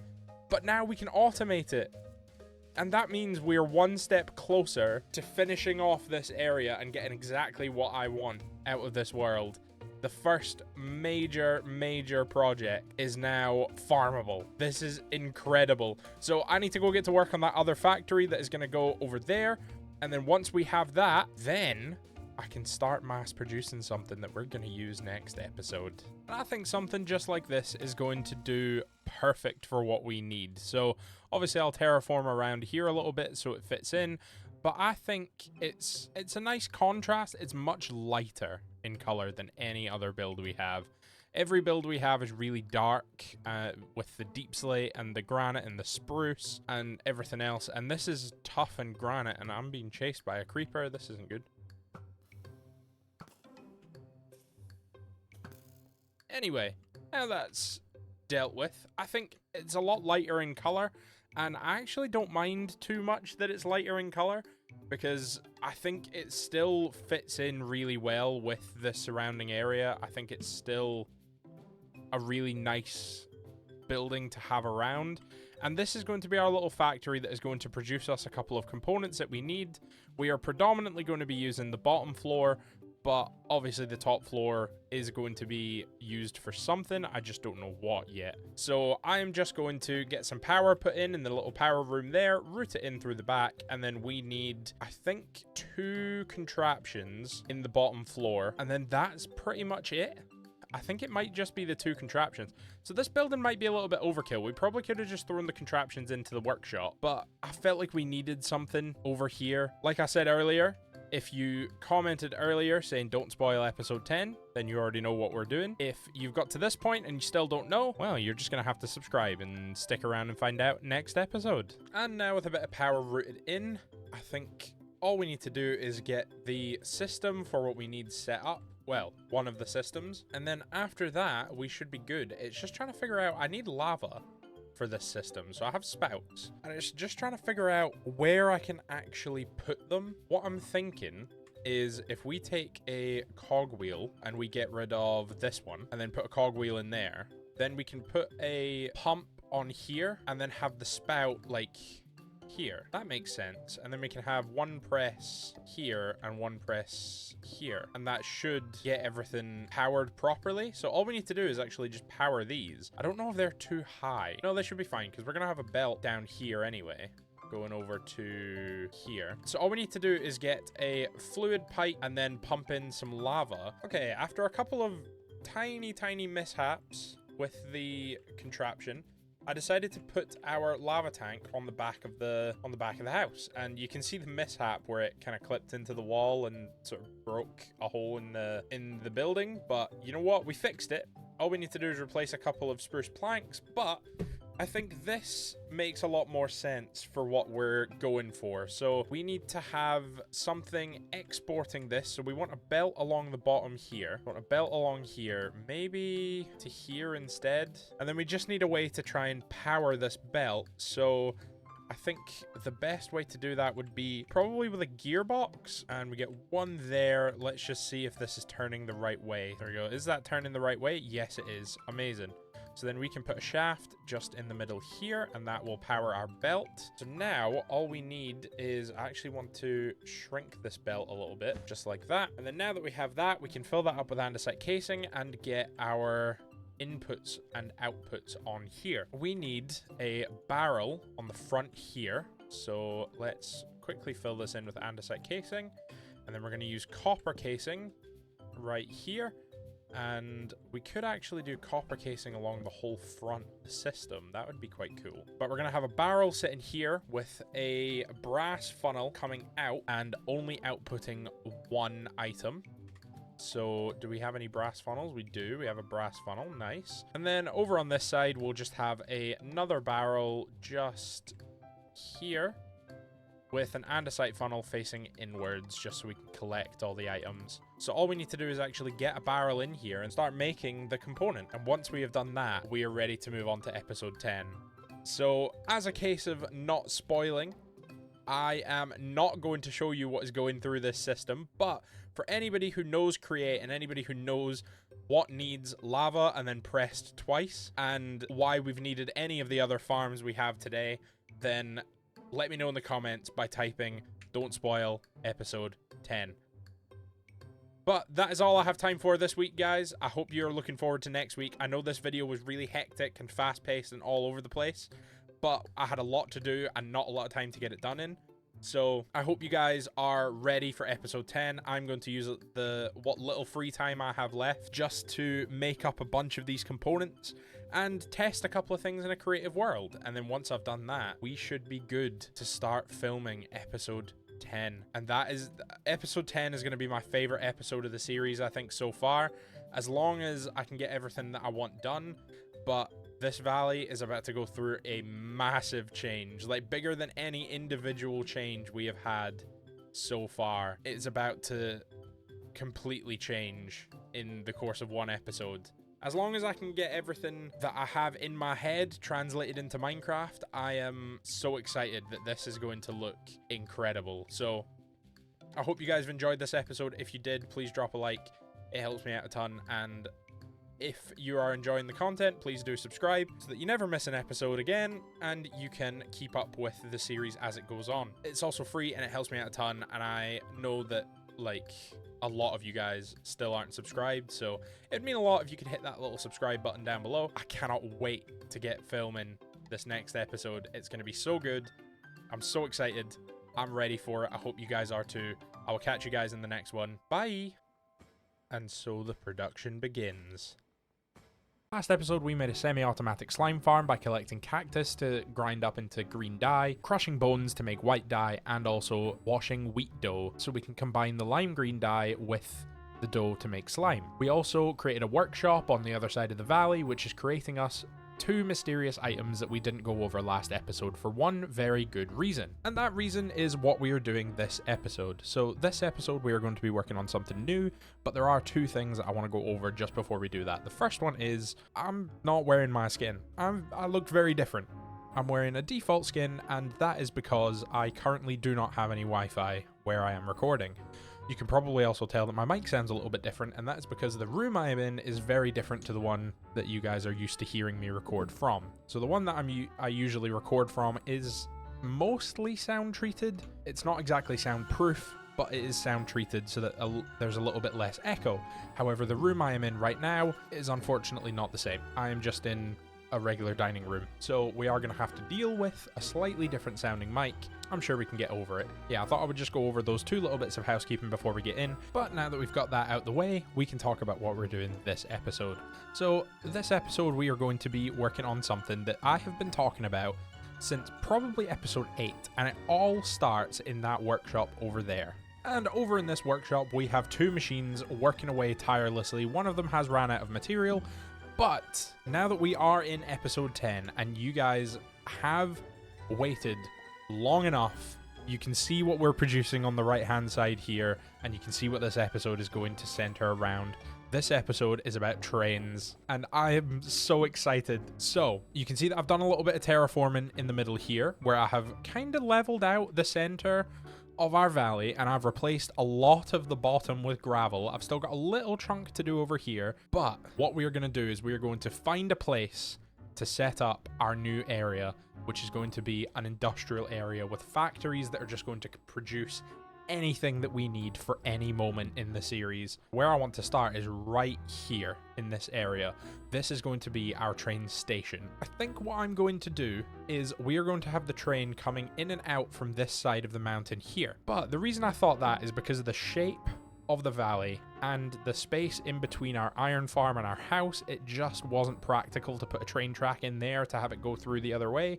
So we can't have a full through track, unfortunately. But we are going to do a little bit of exploring this episode as well. But anyway, enough talking. I think what we need to start doing is we need to start turning this little bit down the bottom into our train station or train platform. So I was thinking just a little slab platform made out of mainly framed blocks, because I do want it to be slabbed, but I want to use some of the chipped variants of the spruce planks. But for now, all I'm going to do is just fill this in with the brick bond spruce planks, which I think look really cool for this sort of era of train platform that I'm going for. Going for a sort of a mixture of rural English village meets Wild West.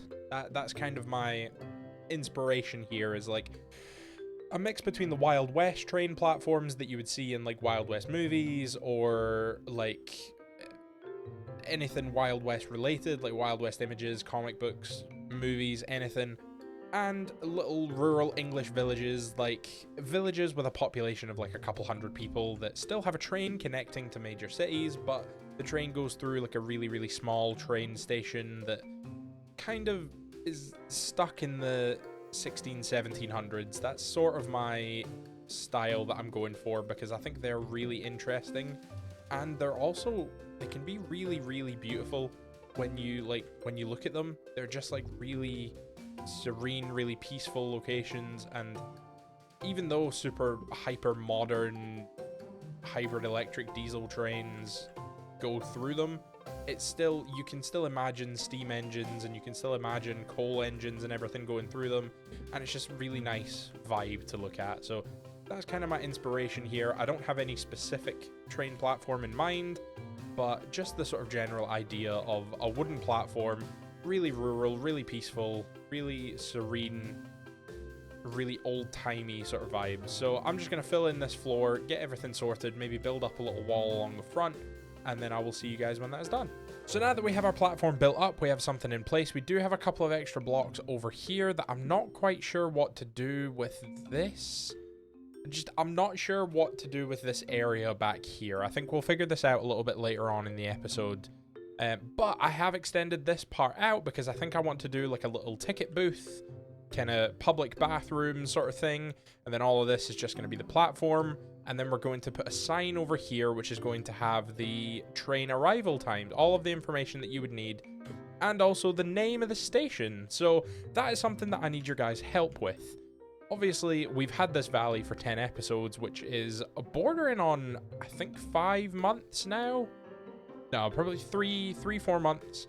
So I have never named this area. I've never named this valley.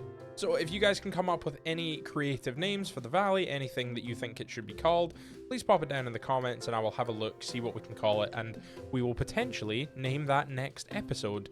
We will also need a name for the train. So once that is built, I'm going to ask you guys to give that a name, but I might as well throw it in here as well. If you can think of a name for our train, drop it down in the comments.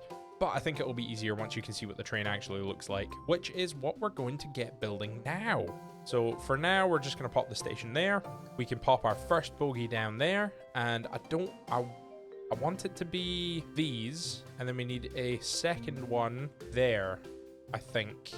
So now that we have those, all we need to do is actually build our train, and I do have a plan in mind for the train. And what I'm going to do for that is I'm going to get a schematic and then put that into our schematic table with a clipboard, and that is going to give us a list of materials that we're going to need.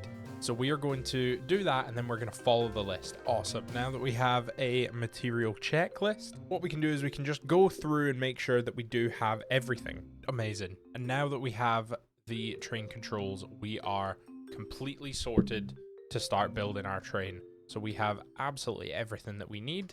So let's get cracking.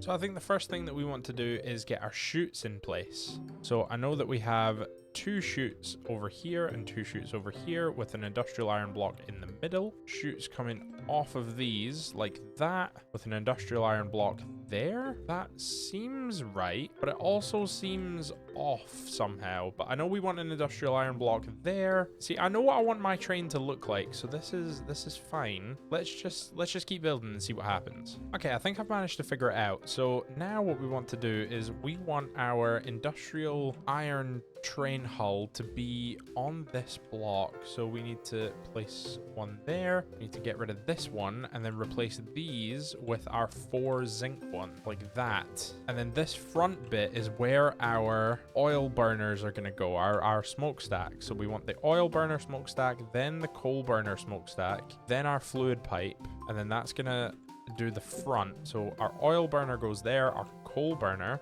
goes on top there, and then our fluid pipe goes there. Oh, this is looking incredible. And then we need to, let's do our flywheels next. So our flywheels go one here and one here, and then the exact same on the other side, one there, one there. So the first part of the carriage we are going to build up is the front part here. So that's just a little T-shaped block like that, and then we need the mangrove trap doors which go there. So that's the front of our carriage already done, and it's looking really good, although I'm very worried about the glue situation over here. We might have to get rid of some of our platform in order to glue the train together effectively. This is already starting to look like a train. I'm so excited. I love this. So now that we have these bits in, I've actually removed these because I feel like trains from this time really just didn't have much protection for the driver. Like, they didn't really have walls going around the sides and everything protecting the driver from all of this like stuff. So I feel like it's maybe better to just leave it like this.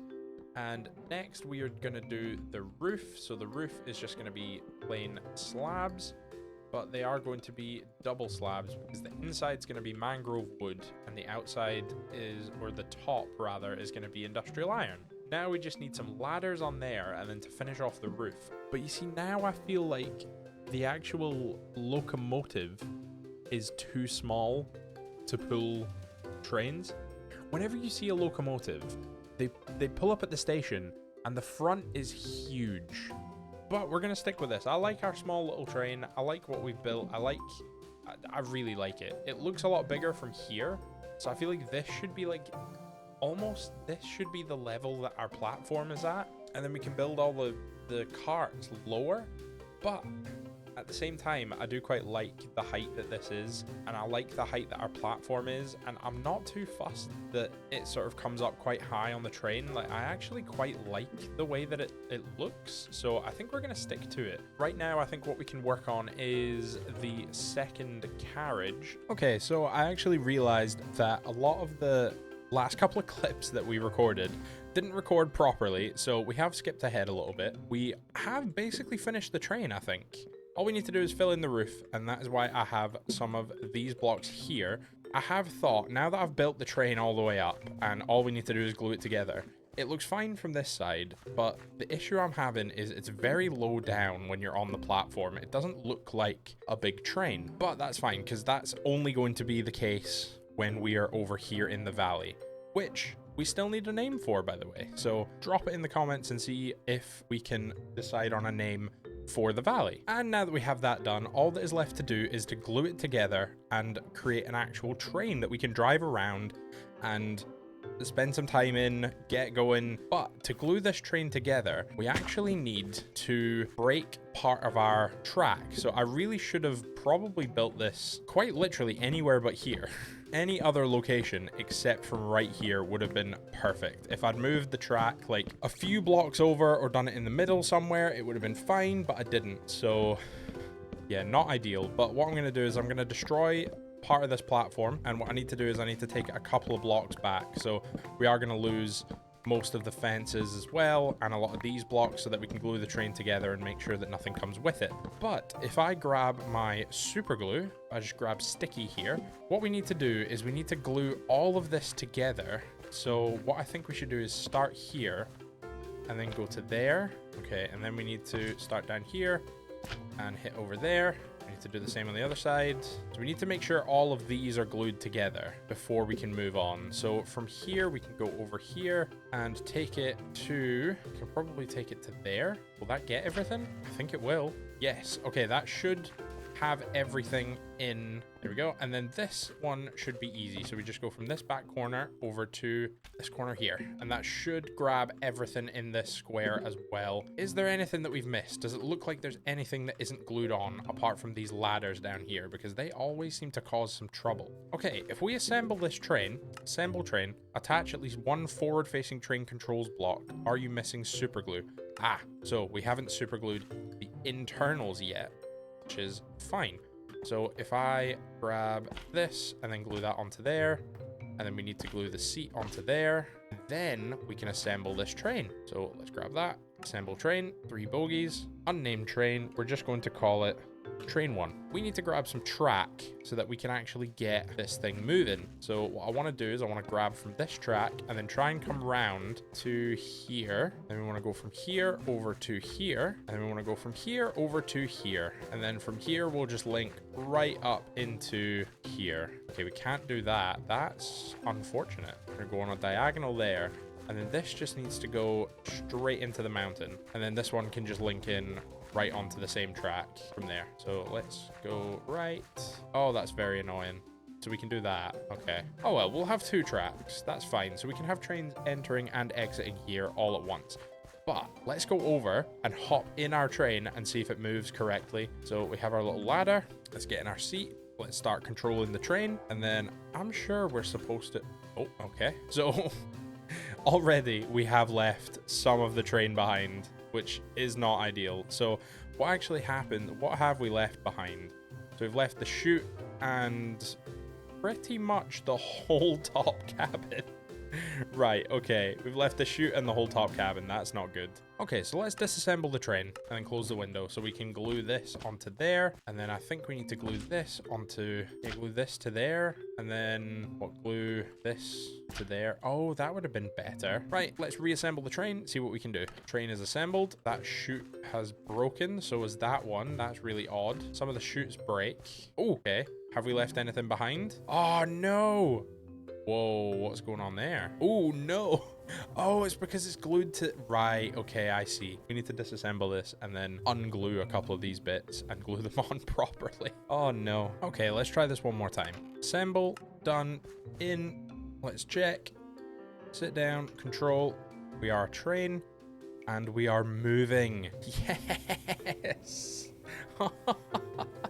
Oh, yes. This is incredible. Oh, we can limit our speed as well. Oh, that's really cool. I like that. Oh, we have so much potential now.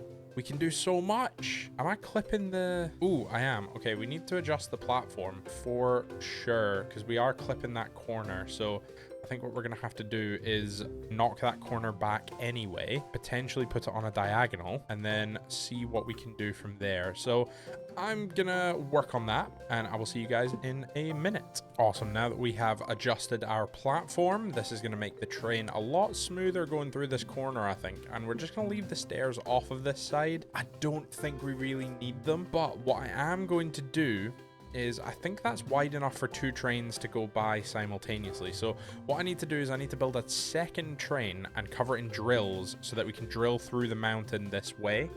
That's going to take a little bit of time. So what I'm going to do, I'm going to get started on that now. And essentially what I need is just a little platform to sit on with some controls, a few drills on the front that's big enough for this train. So I think this train is 1, 2, 3, 4, 5, 6, 7 blocks tall. We'll go 9 blocks tall by, say, how wide is this? 1, 2, 3 wide. So 6 for 2 trains with a 1 in the middle. So 7 plus a 1 on either side. So 9 again. Okay, yeah. So we'll do a 9 by 9 hole. And then that will be our tunnel. We'll maybe shape it a little bit at the top, make it a little bit rounded. But that'll be the shape of our tunnel that we're going to dig straight through this mountain. We do need to offset it a little bit because we can't go right down the middle. So we are going to have to take that into account, but that should be fine. So I just need a bunch of drills, a bunch of tracks, and then a bunch of deployers. Or actually, I only need 1 deployer, I think, to deploy some track. So yeah, we're gonna need a bunch of track, bunch of drills, and a train. So let's get to building that one as well. And I think this little contraption is going to do us really well for what we need. So what I have done here, if I just pop off and go back into first person, is we have 88 drills on the front with a deployer. So the deployer is going to deploy some rails as we are driving, and this is going to carve out space for our tunnel, which we'll go back and decorate later on. On the contraption itself, we obviously have our seat, our train controls, and 2 other buttons which control the deployer and the drills. So I have them both off at the moment so that we can make our way over here. But once we get over here, we're just going to start drilling through. And once we get to sort of about this mark, I'm actually going to add another track. We're just going to have a straight shot going through the mountain. So if we just add another piece of track there, then that is going to allow us to get to a point where we can turn everything on and make sure that it all works. So if I hop back into this train and I want to turn the speed real slow, so I don't want it to go too fast here, just so we can get into position so that I can turn everything back on. So if I turn these back on, now if I start moving, it should start deploying and also drilling. Nice. So this should carve out a really nice tunnel for us to go through the mountain. It'll collect a lot of the resources. I'm not too fussed about the resources, to be honest. Like, I don't think I need them that desperately, so I'm not bothered if we end up with some resources just falling on the floor. I mean, it's, you know, it's the worst that can happen. We are collecting some XP, though, which is quite nice, actually. I do quite like that. I don't know what we're collecting XP from. Oh, it'll be all the coal. Yeah, okay. No, that's fine. Cool. So I will see you guys when we reach the other side of this tunnel. We've reached the other side. We haven't quite gotten there all the way just yet, but we have come out of the other side. So this is going to be our tunnel. And I'm actually really excited for this because it means that we can start building everything that we want to build and we can start making our way other places. We've connected our valley to the rest of the world. We're no longer trapped in our little valley. So if we just back our train up a little bit and hop off, let's have a look at where we've got to. Okay, so we are right over a hole. So this is actually perfect timing to remove some of this rail and then have a think about where else we can go from here. Which direction do we want to go? Because this is pretty much going towards spawn, and that's not where we wanted to go. Ideally, we would go down towards the plains biome, but this was the only direction we could get out of our valley, so we might need to head somewhere else. I'm thinking about where our valley is and the way we had to come out. I think the best way to get round to the plains biome, because I think that is where I want to build. It's a lot of really easily accessible, relatively flat ground already. So I'm thinking maybe this area here. I really want to leave the spruce biome, so we could maybe go up here, actually. This place looks relatively flat. Should we go and have a look at this area and see what it's like? And then if we like it, we can possibly stick around. And after coming over to have a little look at this area, I think it's a little bit too hilly. So what I was thinking was over here, we do have a little waypoint set up, but I'm actually thinking about moving up to, I think it was up here. This area is quite nice. So what I'm going to do is grab this so that we can get back, and then I just need to head this way. Yes, this way. There is an area right around the edge of this sort of forest that looks really good.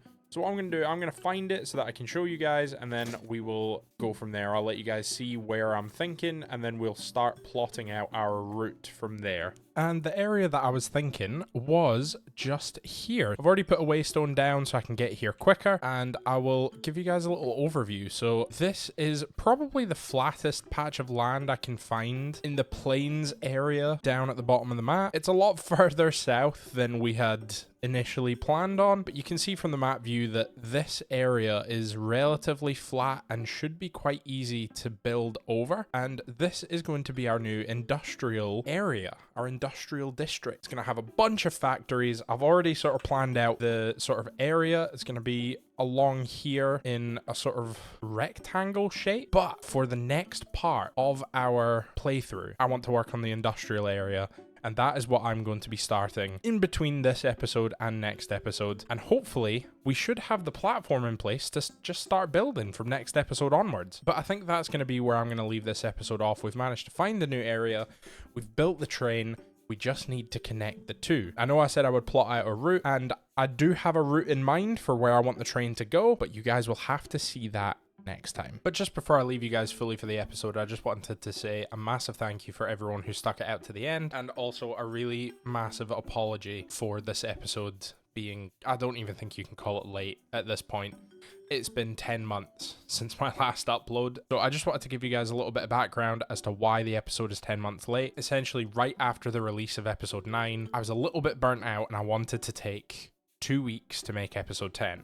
So the idea was, instead of the regular weekly upload that I had been keeping up for the whole of Create Season 1 and the first 9 episodes of Create Season 2, I wanted to take 2 weeks to make this episode so it could just be amazing. And you might be wondering, how does 2 weeks turn into 10 months? So right around the end of the first week, I decided to move in with my girlfriend, which was a great decision. I'm really happy with the fact that I did. But it did leave me without any Wi-Fi for a week and a half, and in that time I had no way to record because my PC wasn't set up. I didn't have Wi-Fi. Half of my audio equipment was still at my parents', which is where I lived before, and it was just a little bit difficult. Eventually, after a couple weeks, I did get everything back. That was around about 3 weeks, so the episode would have been about 1 week late at that point. I managed to get everything set up, all was good. I recorded a couple of clips from the dining room of our flat that we have together, and that was sort of the first few clips of this episode were recorded from there when I was sort of staying with her on weekends. And essentially what happened then is my PC just gave out. It just died. I couldn't do anything. I couldn't save any of the data. It just stopped working one day. So I switched to only using my streaming PC, which is still really good spec. You know, it's virtually the same PC. But yeah, it took at least 4 months at that point to get back all of the footage that I had for this episode. And we had made a ton of progress on a lot of things. And it just meant that in that time while I was trying to recover the files, I lost a lot of interest in Minecraft in general and just gaming as a whole. And then right around the point where I finally got my hard drive to boot back into action, managed to get it transferred into the other PC, managed to recover all of the files, I got a new job. So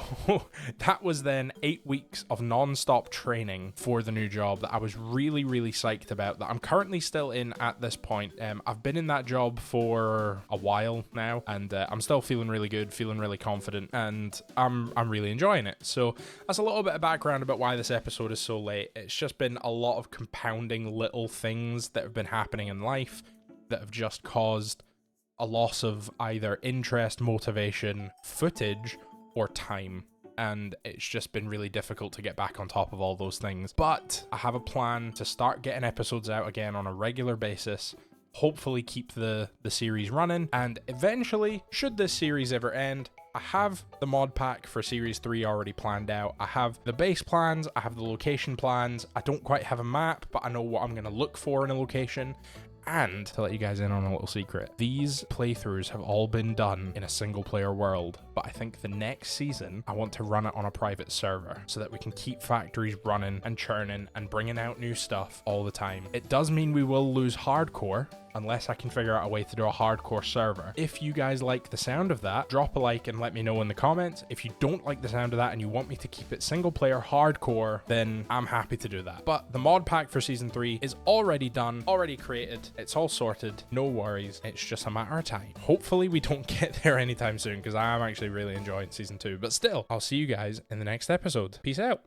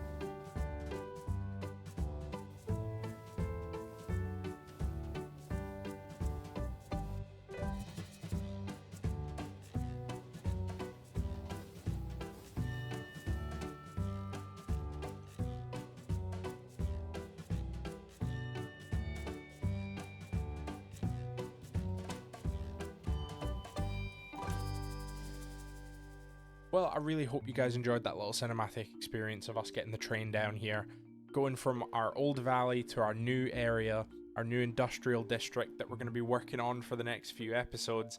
And I hope you guys enjoyed getting to see the train on its first ever journey. I'm so excited that we've managed to get it built and operational. I'm so excited we have a little carriage on the back, and our little conductor is doing his job perfectly.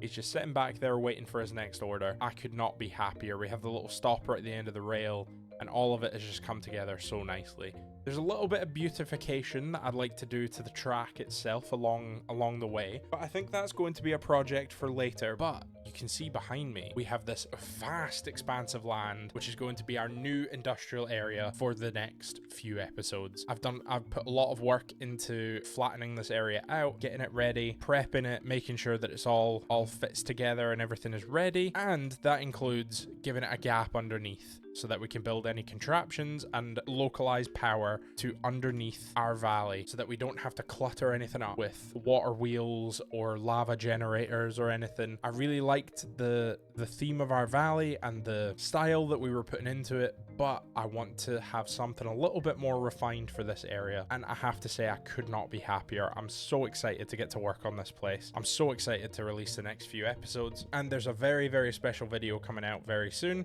Keep an eye out for that and subscribe if you want to be notified when that comes out. But I'm very excited about this area, and I think the first thing I want to work on is something up here. So we're actually going to leave the big expanse for now, but I want to work on something up here because our train looks a little bit lonely. There's nowhere for the train to pull into. There's no building. There's no nice little shop.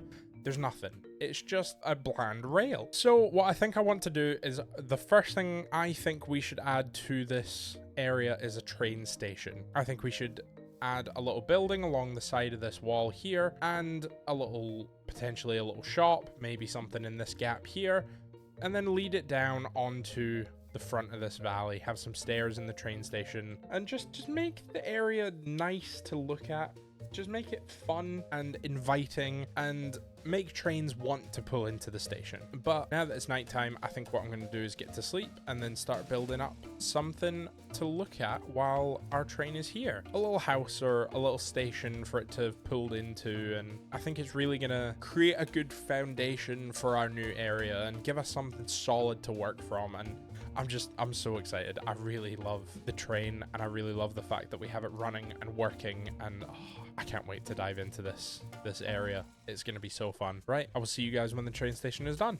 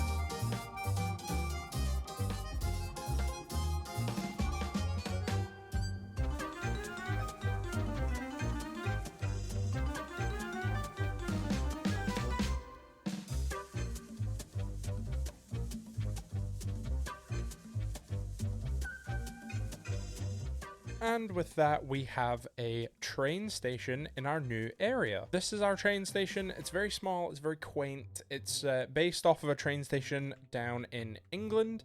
And I thought it was a really pretty train station with the old brick mixed with a sort of green color in a more modern, I say modern, it was probably the 60s or 70s that renovation was done, but they added in a lot of green plastic and I actually thought it looked really cool.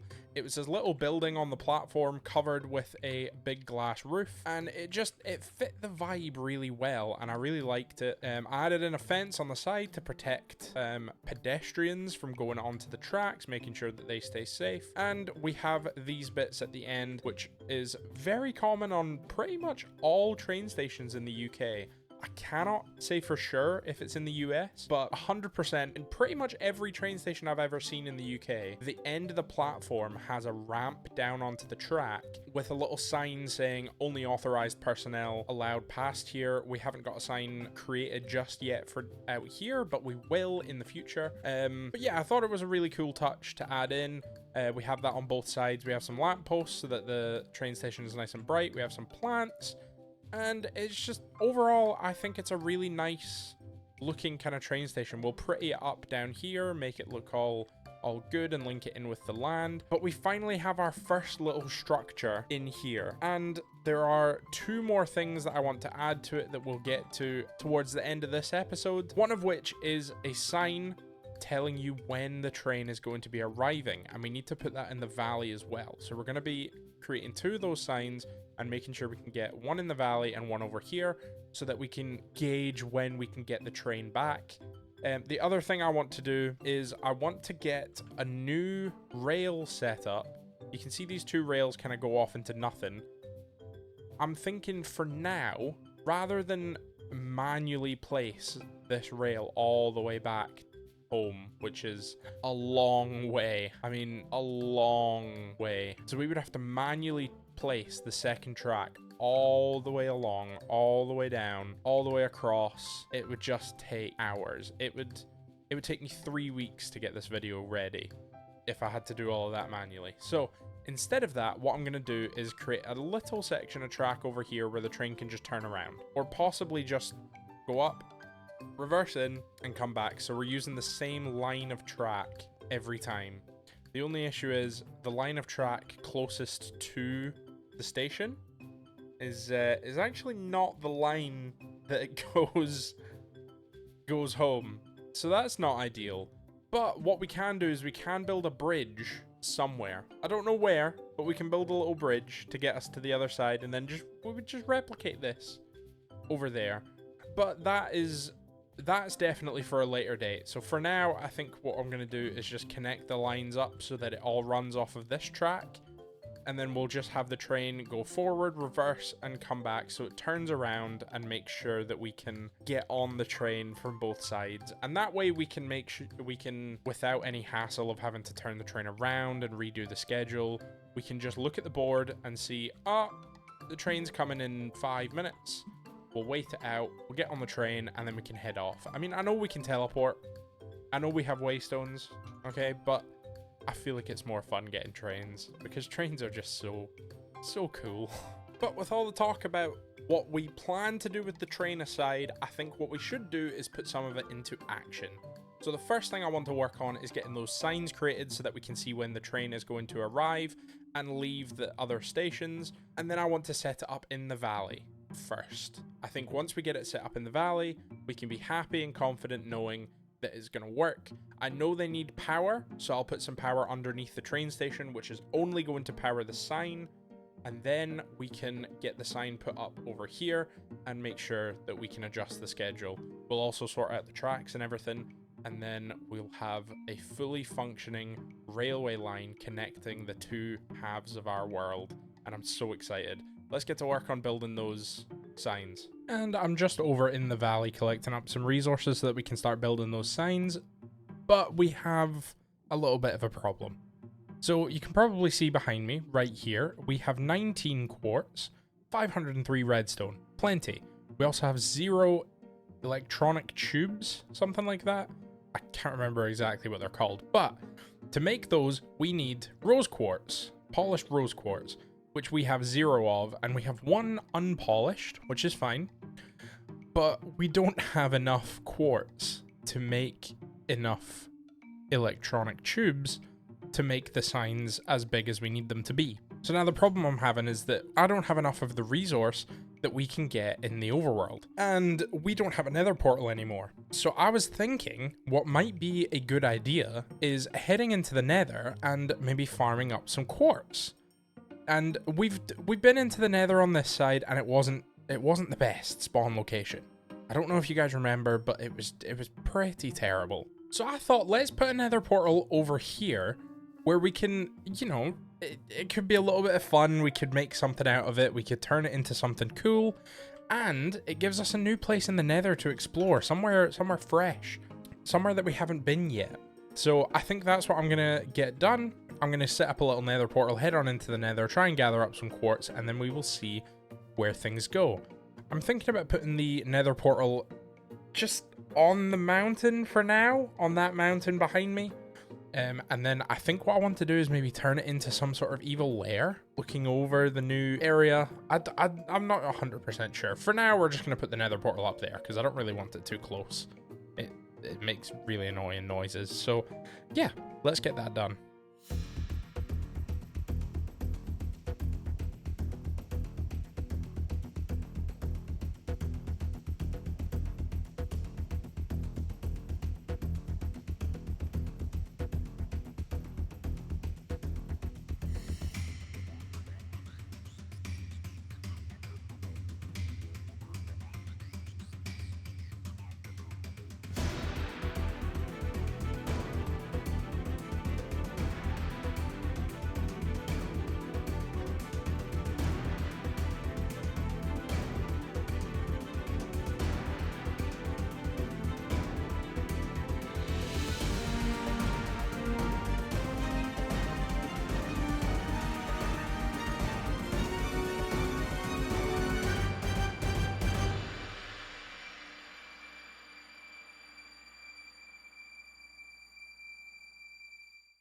Okay, after that horrific experience in the nether, I am ready. I have loads of quartz. I am prepared. Let's go and get this all crushed up and combined with redstone so we can make the electron tubes. Also, I don't think I ever want to go into the nether again. That was horrific.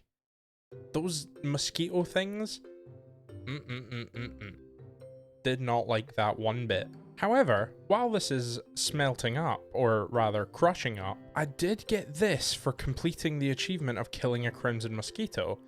And I also have 2 blood sacks, because I think I killed about 4 of them. So, with those and a little bit of nether brick, we can make quite a cool looking weapon, I think. I think it's a weapon. And that weapon is the blood sprayer. I have no idea what this does. I have no idea how it works. I don't know what this is. It's just... Oh, okay. Ooh, interesting. Right, let's go test it on the spider. Hello, spider. Okay, this is not fantastic, but we do have like a little machine gun. That's kind of cool. I do want to put unbreaking on it. What can... Ooh, I wonder what enchantments can actually go on this thing. Ah, okay, so the only enchantments we can put on it are mending and unbreaking 1 to 3.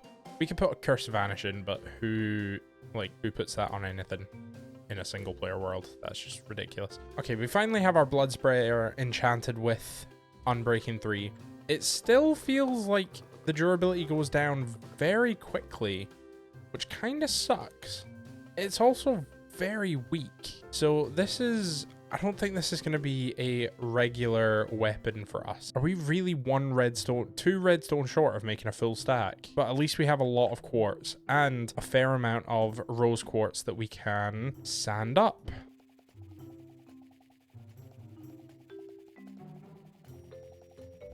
There we go. And we can put the last little bit of our sandpaper in there, and then we just need iron sheets, which we don't actually have a lot of, but we do have blocks of iron which we can turn into iron sheets. And I think we're probably going to need, we'll go with half a stack for now, because I can't imagine we're going to need much more than that.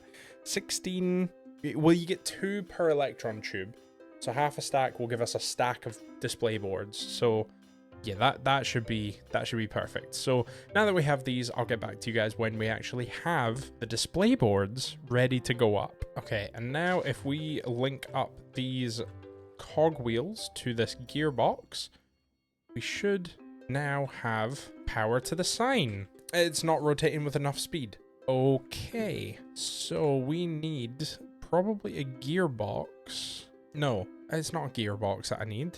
It's a speed controller. Can I even build a speed controller? Am I able to build a speed controller at the moment? I think so.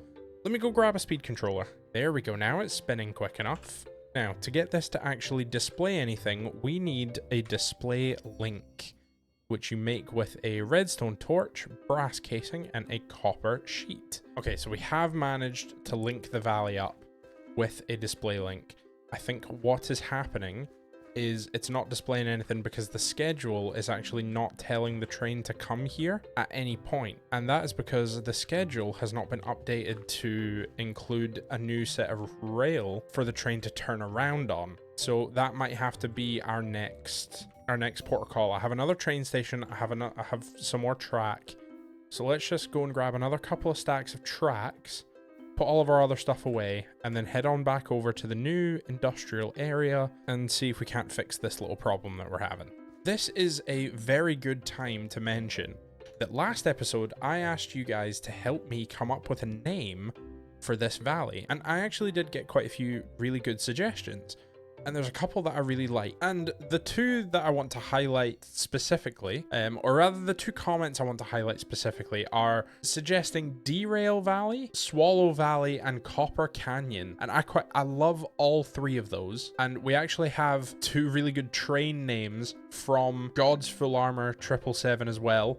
Derail Valley was suggested by Roblox Mit Jaro, and God's Full Armor suggested Swallow Valley and Copper Canyon. And for the trains, he suggested the Redstone Rider or the Bedrock Bullet, and I love both of those train names. So the train itself isn't going to be called either of those two things for this train. However, I am reserving both. I've got them in a notebook ready. The train we are going to use to transport redstone items and redstone from the factory to the storage area in the new industrial district, that is going to be the Redstone Rider. Our caving train is going to be the Bedrock Bullet, because I just think that is a sick name for a caving train. In terms of the name of the valley, Copper Canyon, I really like the name of, but it's not fitting to what we're doing in the valley. I mean, we have a lava farm, an andesite farm, mob farm, rail farm, wood farm, but no copper. So instead, I thought we could name this valley Iron Reach Valley. Now, I thought of that name because I really like the incorporation of copper into the suggestion from God's Full Armor, but because we don't produce any copper in the valley, it didn't feel very fitting for this particular location. Potentially in another location we can incorporate copper into the name. However, we do have an iron farm, and it was probably my favorite build in the whole valley. It's my favorite looking building personally. It's the most effective farm in the valley at the moment, excluding wood. That's just, I had to turn it off because we were actually getting too much wood. But the iron farm is potentially my favorite place to be in the valley. It's my favorite looking building. It's my favorite working farm. It's the first big building that I built, and to me it perfectly encapsulates the valley. It's what sort of, I think it's the most viewed video of the series as well, the iron farm video. It's the first blueprint or schematic that I put up. So Iron Reach Valley just sort of felt right. So yeah, I would like to welcome you all to Iron Reach Valley. So now that we have the train station renamed to Iron Reach Valley, we can come down here, and instead of station 1, this can be for Iron Reach Valley. So what I'm going to do is head on back and pop the schedule back on the little guy, make sure that everything lines up correctly, make sure that he actually heads to the right place, and then I will see you guys on the train. Oh, I didn't have time to get on the train, but he is on his way. So let's head on over to the new area and have a look, see if he pulls in. And we'll actually get to see if our schedule board is working, because this now should tell us schedule information about the train, which it doesn't seem to be doing, which isn't ideal. But let's see, can we reconfigure it? Train schedule status online 2. Yeah, it doesn't seem to be working. So I'm sure a bunch of you guys were screaming at your screen telling me that I was selecting the wrong option in the display link, but I did manage to get it to display what is going on with the train, and it says it should be here in 1 minute, and there it is. There's our train. That's so cool. Oh my god, 30 seconds. Yep, that seems about right. Yep. Now, oh, that's so good. Horse! Oh my god. Jeez. So this horse, man. Right, let's get you out of here. Okay. Oh my goodness. And it is here now. I don't know if it... Oh, we have not... Okay, that's not good. We're gonna have to rethink our train platform on this end. But let's quickly sleep before this train leaves, and then we can hop back on it and head back over to our industrial district. So the train is working. Let's see. I just want to follow it through and make sure that it actually gets everything right. So once the train leaves, we can be sure that we're displaying all the right info on the board and that the train is working. So look at that. The train is about to leave for the industrial district. Iron Reach Valley Station. Let's see. Is it going to head off? Oh, it is, but this is a problem. It's going backwards. This is not good. We don't want that. Okay, and now that we have the train sorted, it is properly turning around in the right locations. We had to utilize the second station and also make sure that we had a signal in place. But now that that's done, the train is finished. And with the train being finished, one thing we can work on is getting this station sorted. So, sorry, not station, getting this display board sorted. So we need a little bit of power, and I think the power is going to come through this block here. So we just need to pop down here and make sure there's nothing, no evil little creatures. No, we seem good. So we're going to grab a few cog wheels, get them attached. So I want them there, and then we do want a speed controller, which I don't actually have. This is going to be a problem. And the reason this is going to be a problem is because if you have a look up there, we have no gold sheets. And over in our crushing building, we have no gold dust or pulverized gold or crushed gold. And in our workshop, no raw gold, no gold ingots, and no gold sheets. But we do have... Oh, I actually didn't know this. I was expecting to do a mining trip, but we do have gold nugget. How many ores is that going to get us? 4, 3. That's not bad. Okay, so we can make 3 precision mechanisms, which is good. But I think we still need to do a mining trip very soon. I think that would probably be a useful idea, because this is all the gold we have left, apart from 6 nuggets. So yeah, we're not doing good in the whole gold front. We definitely need to find a way to either automatically make this in our new industrial area and work on that, or we need to go mining. So, do you know what? Let's have a look. How would we automate gold? So, to get gold ingots, you can either craft down a gold block or craft up 9 golden nuggets. You can blast raw gold, nether gold ore, or other types of gold ore or crushed raw gold. You can smelt, you can pack nuggets, you can craft the 2 crafting recipes, you can crush golden apples, boots or totems, clocks and horse armor. You can blast raw gold, gold ores, gold coins, gold ores, crushed raw gold. You can do quests, dungeon quests. Okay, how would we create a gold nugget? We can craft down a gold ingot. We can blast up tools, smelt armors and tools. We can crush ochrum, which, yeah, okay, that's fine. But it's a, you know, that's a limited resource. There is a finite amount. We can crush down tough. That's an interesting one. Or we can wash red sand. Also an interesting one. Yeah. So it seems that our best bet is most likely going to be crushing tough or washing red sand. And those are both important. So how do we make red sand? We can crush granite to make red sand. And how do we make granite? Granite is diorite and quartz. And diorite is cobblestone and quartz. Interesting. Okay. That's one way to do it. The other way was crushing tough. So let's see, how do we make tough? Tough is created by mixing diorite and andesite, and we already have an andesite farm. So all we would need to do is create diorite. So how do we make quartz? To make quartz, we can crush diorite, obviously. We can crush anything that's made with or out of quartz. Prismarine crystals, that's an interesting one. We can wash soul sand. That would also net us a little bit of gold. And how do we make soul sand? We can haunt sand. And sand can be gotten from crushing gravel. Okay, I think this is what we're going to do. We are going to go to the industrial district and we are going to make a gravel farm. And then from the gravel farm, we're going to crush that down into sand, haunt the sand into soul sand, and then wash the soul sand into golden nuggets. That is going to be our gold farm. I know that we get less gold from washing soul sand, but the benefit is we do get nether quartz. And if we do this on a big enough scale, we can use the nether quartz to create diorite to let us make granite to make red sand. Actually, there's a much easier way. We can use the quartz to make diorite, mix it with andesite and get tuff. And then we can crush tuff for gold. Okay, we have our gold farm. That is what we are going to start work on in the industrial district. Our first farm is going to be gold, which is going to consist of gravel farm, which means we need a cobblestone generator. Right.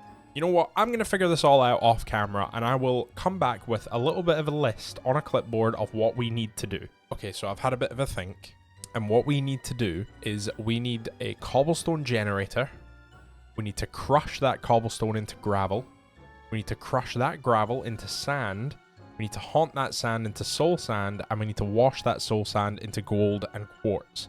And then from there, we'll take the quartz and we'll start a diorite factory. But for now, this is good. So this is what we are going to work on. So first things first is we are going to make a precision mechanism just so that we can get that display board up and running. Okay, unfortunately from that, we only managed to get 2 precision mechanisms because there is a chance for it to give back random salvage.